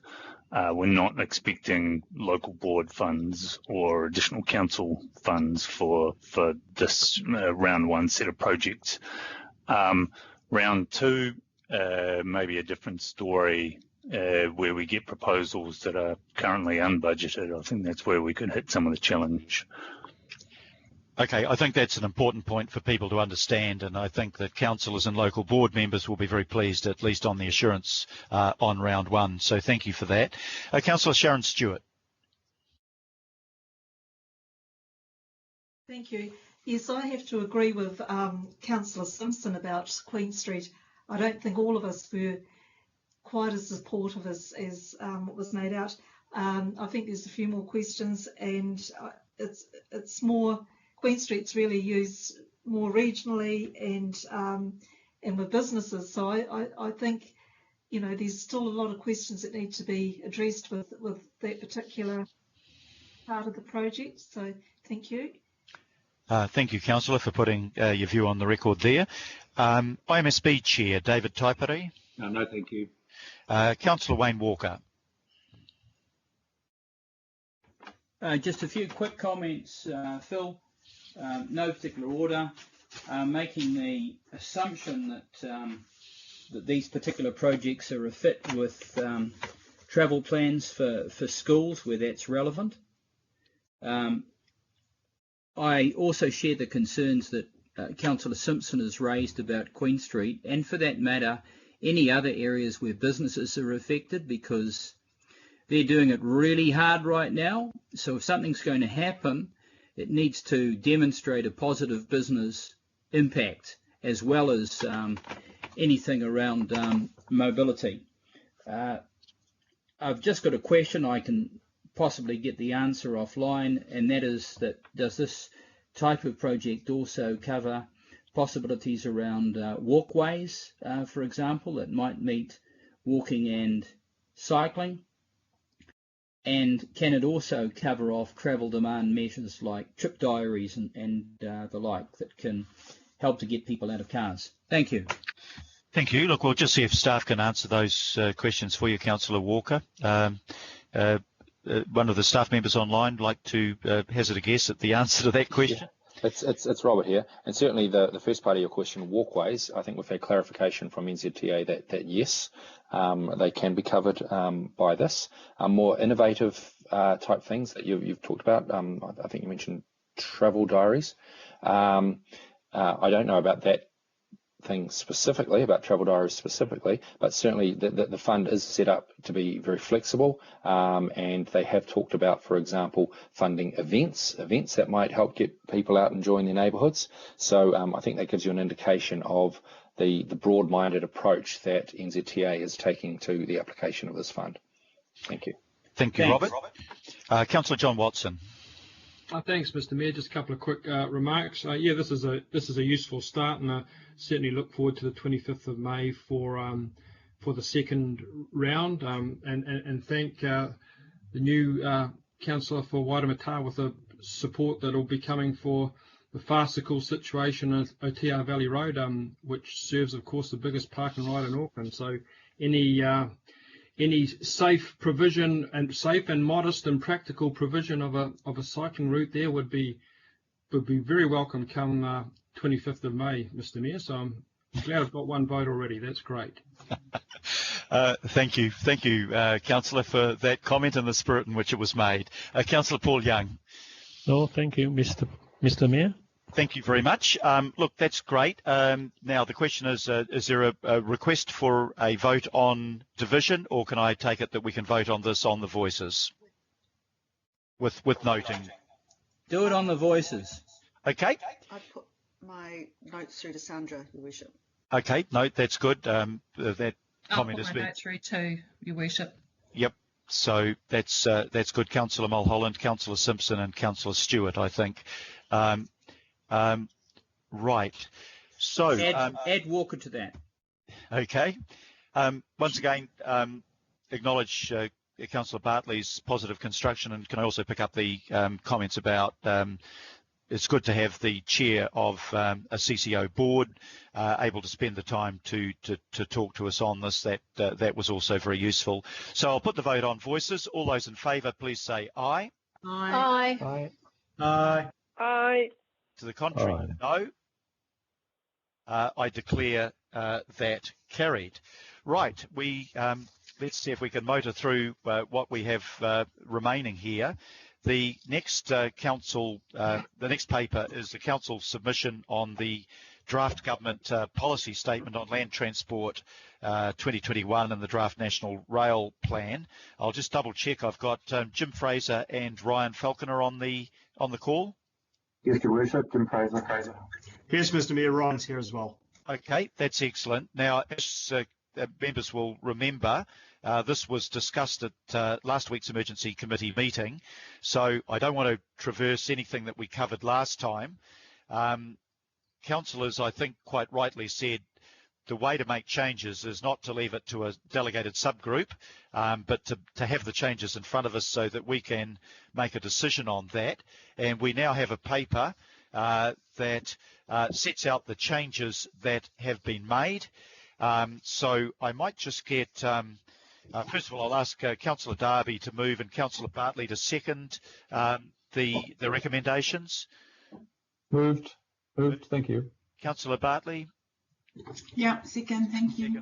And Jim and Ryan, if you'd like to just do a brief introduction on the changes that have been made, I think in response to comments made by councillors, and then I'll open it up hopefully for a limited number of questions and comments. Jim or Ryan? Jim, I think maybe you could start off. Yeah, thank you, Your Worship. I can give a quick overview of the main changes that have been made to the submission. There are about four significant changes.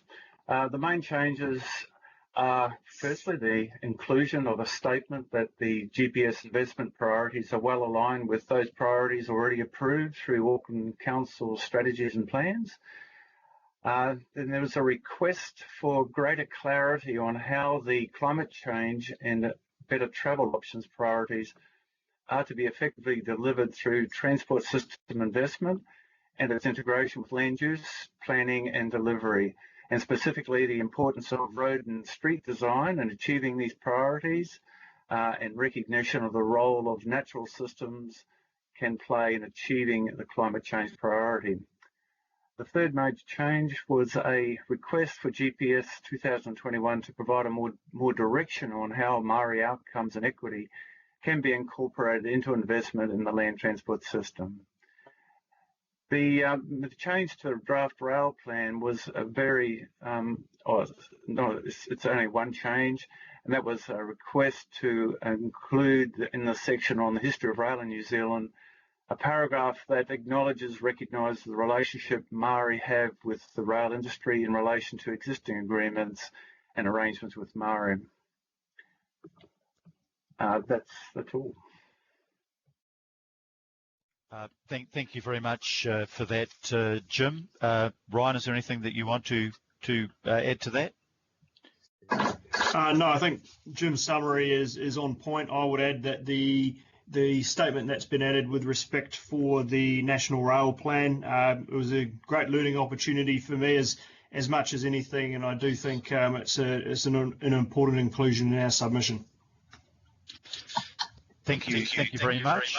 Maybe if I give the mover and the seconder a chance just to speak briefly on the paper, and then I'll see if there's any questions or comments from other councillors. Councillor Darby.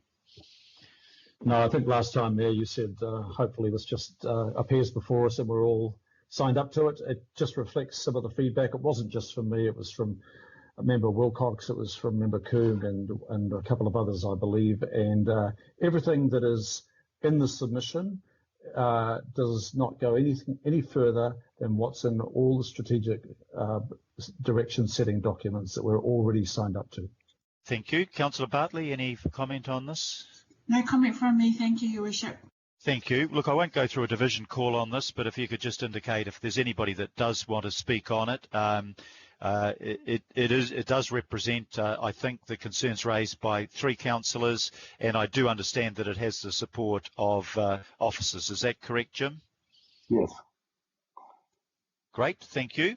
So, are there any other comments or questions, or can I put the motion? I had a question, Mr. Chair. Linda Cooper. Linda, question. Around para 21, with the change to take into account to must give effect to. And I just wonder whether that, well, I mean, some people would like it to box us in, but sometimes you have, you know, there might be opportunities that sometimes when you are,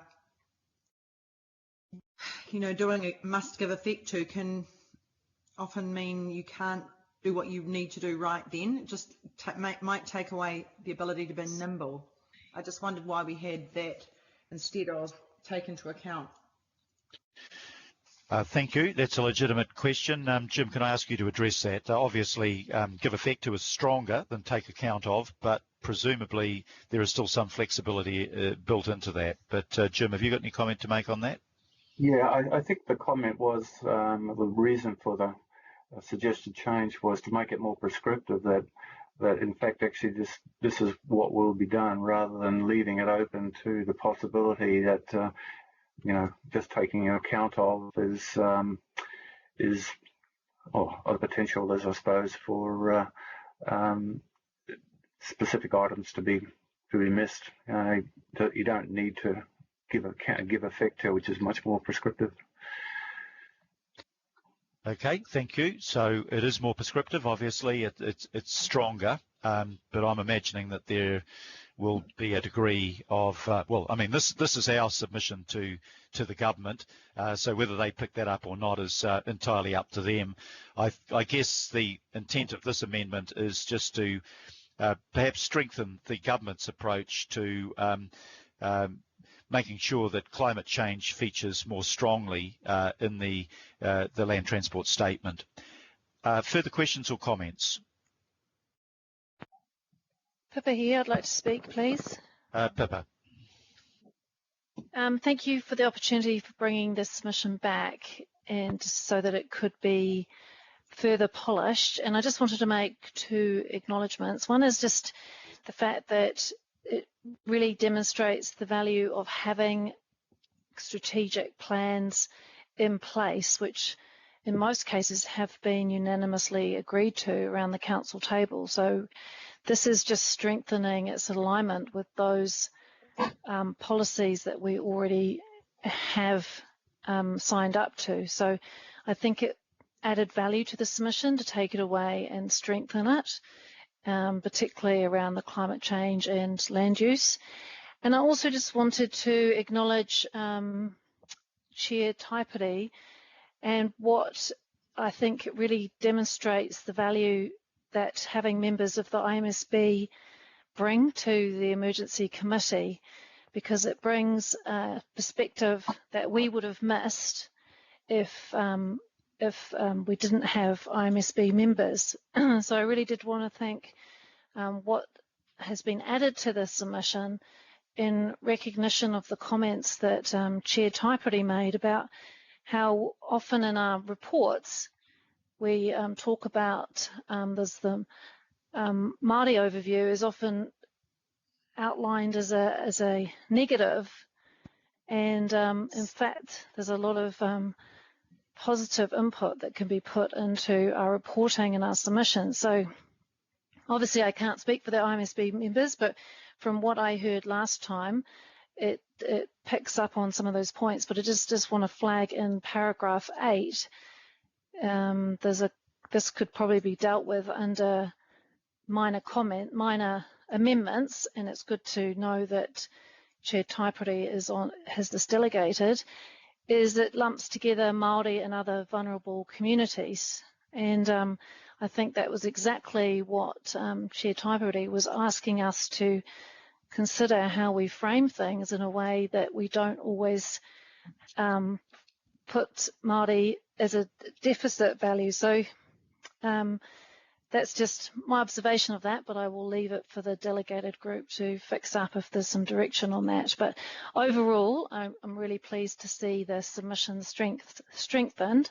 So thank you for the work on that. Kia ora. Thank you, Councillor. Are there any further questions or comments? Otherwise, I'll take it to the vote.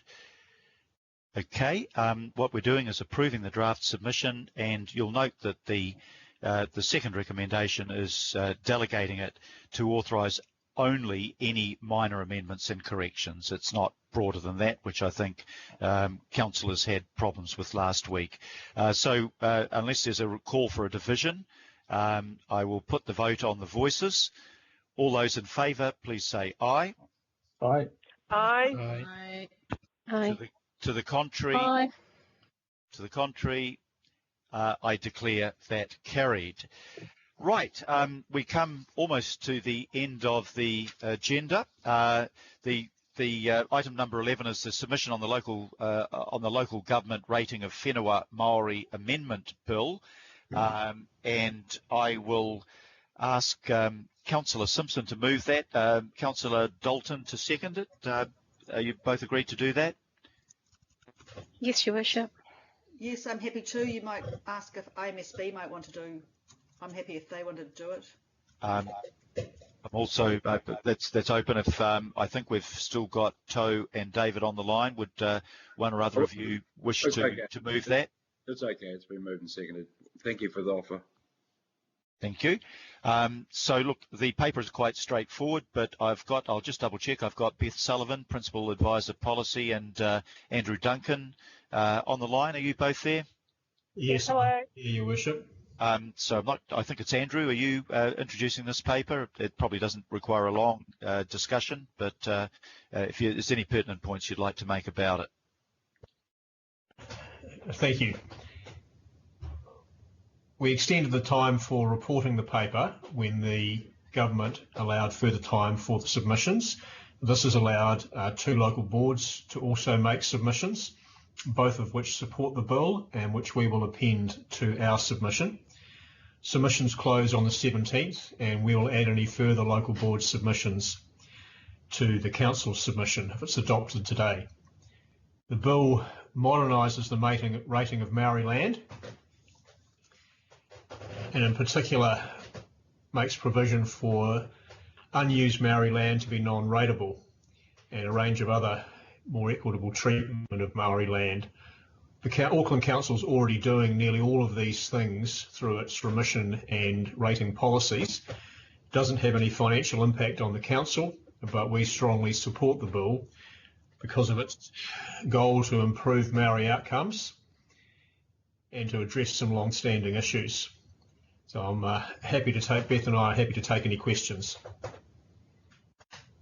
Thank you very much, and I'll just note that the motion on the screen has been amended by the mover to approve Councillor Dalton to present to the Select Committee. I'm just wanting to raise a question with either David or maybe with David and with Toe, whether they would like to be involved in the presentation of the submission. It'll be done by Skype, I understand. If I may speak, Your Worship. Yes, David. Yeah. I mean, again, we're happy with the submission, the work we've done with that alongside Council. We're also very, very pleased with the feedback that was given by Māngere Ōtahuhu Local Board and Waitemata. We think that's excellent and hope other local boards follow and suit in the future. One thing that's in the report, it suggests that the Statutory Board, won't be doing a submission, but we had a board meeting on Monday and it was resolved that the board would also submit.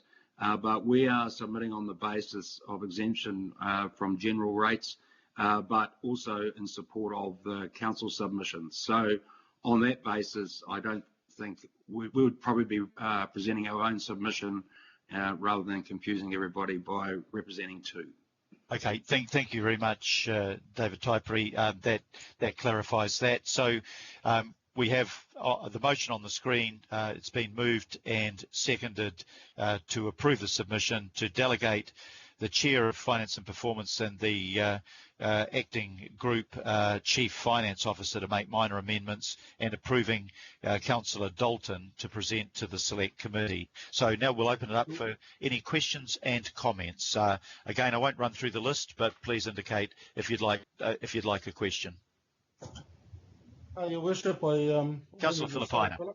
Thank you, Your Worship. Look, I'm glad we had that week, and the reason I asked was to at least allow the local boards to make further comment, and we had the time to. So to those local boards, and they've been acknowledged by Chair Taiperi that around their comments. So Chair, I also wanted to acknowledge Councillor Simpson in regards to contact and a discussion we had.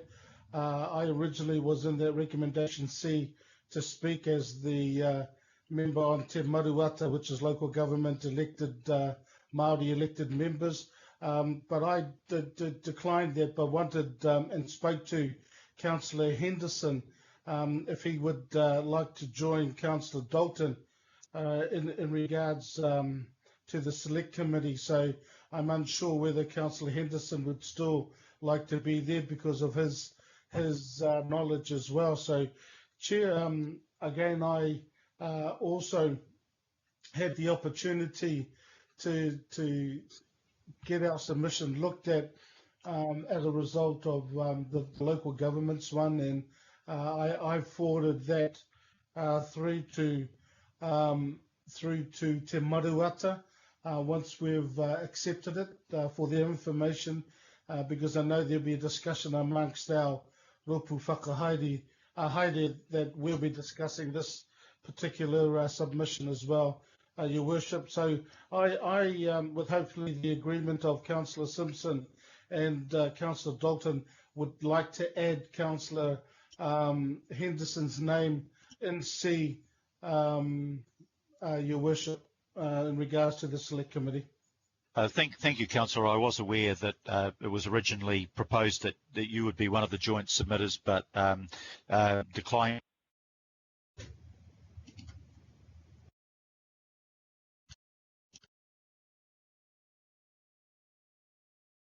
Yep. I can see. I'm listening and not reading. That's great. So with the approval of the mover and the seconder, we'll change that to Councillor Dalton and Councillor Henderson to present. Are the mover and seconder happy to include that amendment?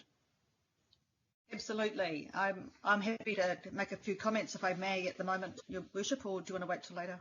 Just as soon as I just check with the Councillor Dalton's happy as the seconder to make that amendment? Yes, that's fine. That's fine. Councillor Simpson, we'll come to you to lead the questions and comments then. Oh, look, thank you, Your Worship. I just want to acknowledge staff for their work on this. I want to acknowledge the IMSB in support of our submission, and I want to thank both the Waitemata and the Mangere Otahu local boards for their input as well.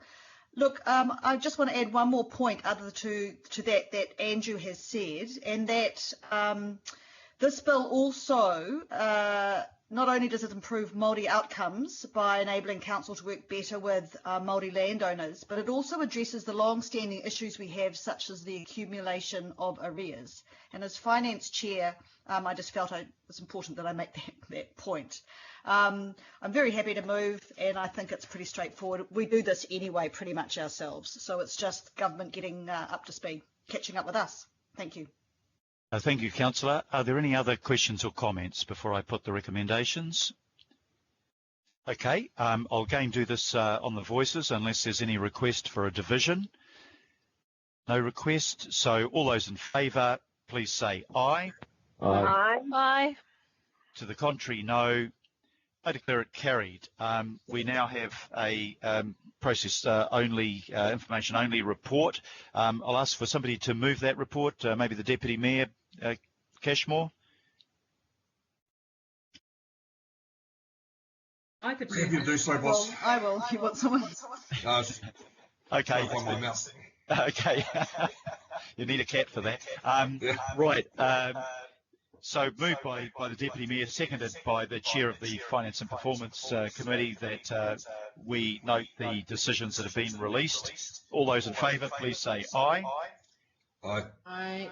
To the contrary, no, carried. Item number 15 is consideration of extraordinary business. There is none. So that brings me to the close of the meeting. Just to let councillors and members know that while we were going to have a further briefing in terms of the annual budget, we had a pretty long day yesterday. I think we canvassed things fairly thoroughly there. And the issue, one of the issues that was going to be raised, comms, I think we can defer to next week. So that brings this meeting to a close with no further meeting after that. Thank you very much for your time and your contributions today, councillors and members of the IMSB board. We've covered a lot of ground and made some good progress. And we hope that because we've moved the resolution on water shortages, that it will rain and make it totally redundant. But that doesn't look like it's going to happen anytime soon in the right quantities. Thank you very much. Have a great evening, and we'll catch up with you next week. Thank you. Mr. Mayor. Bye, Paul.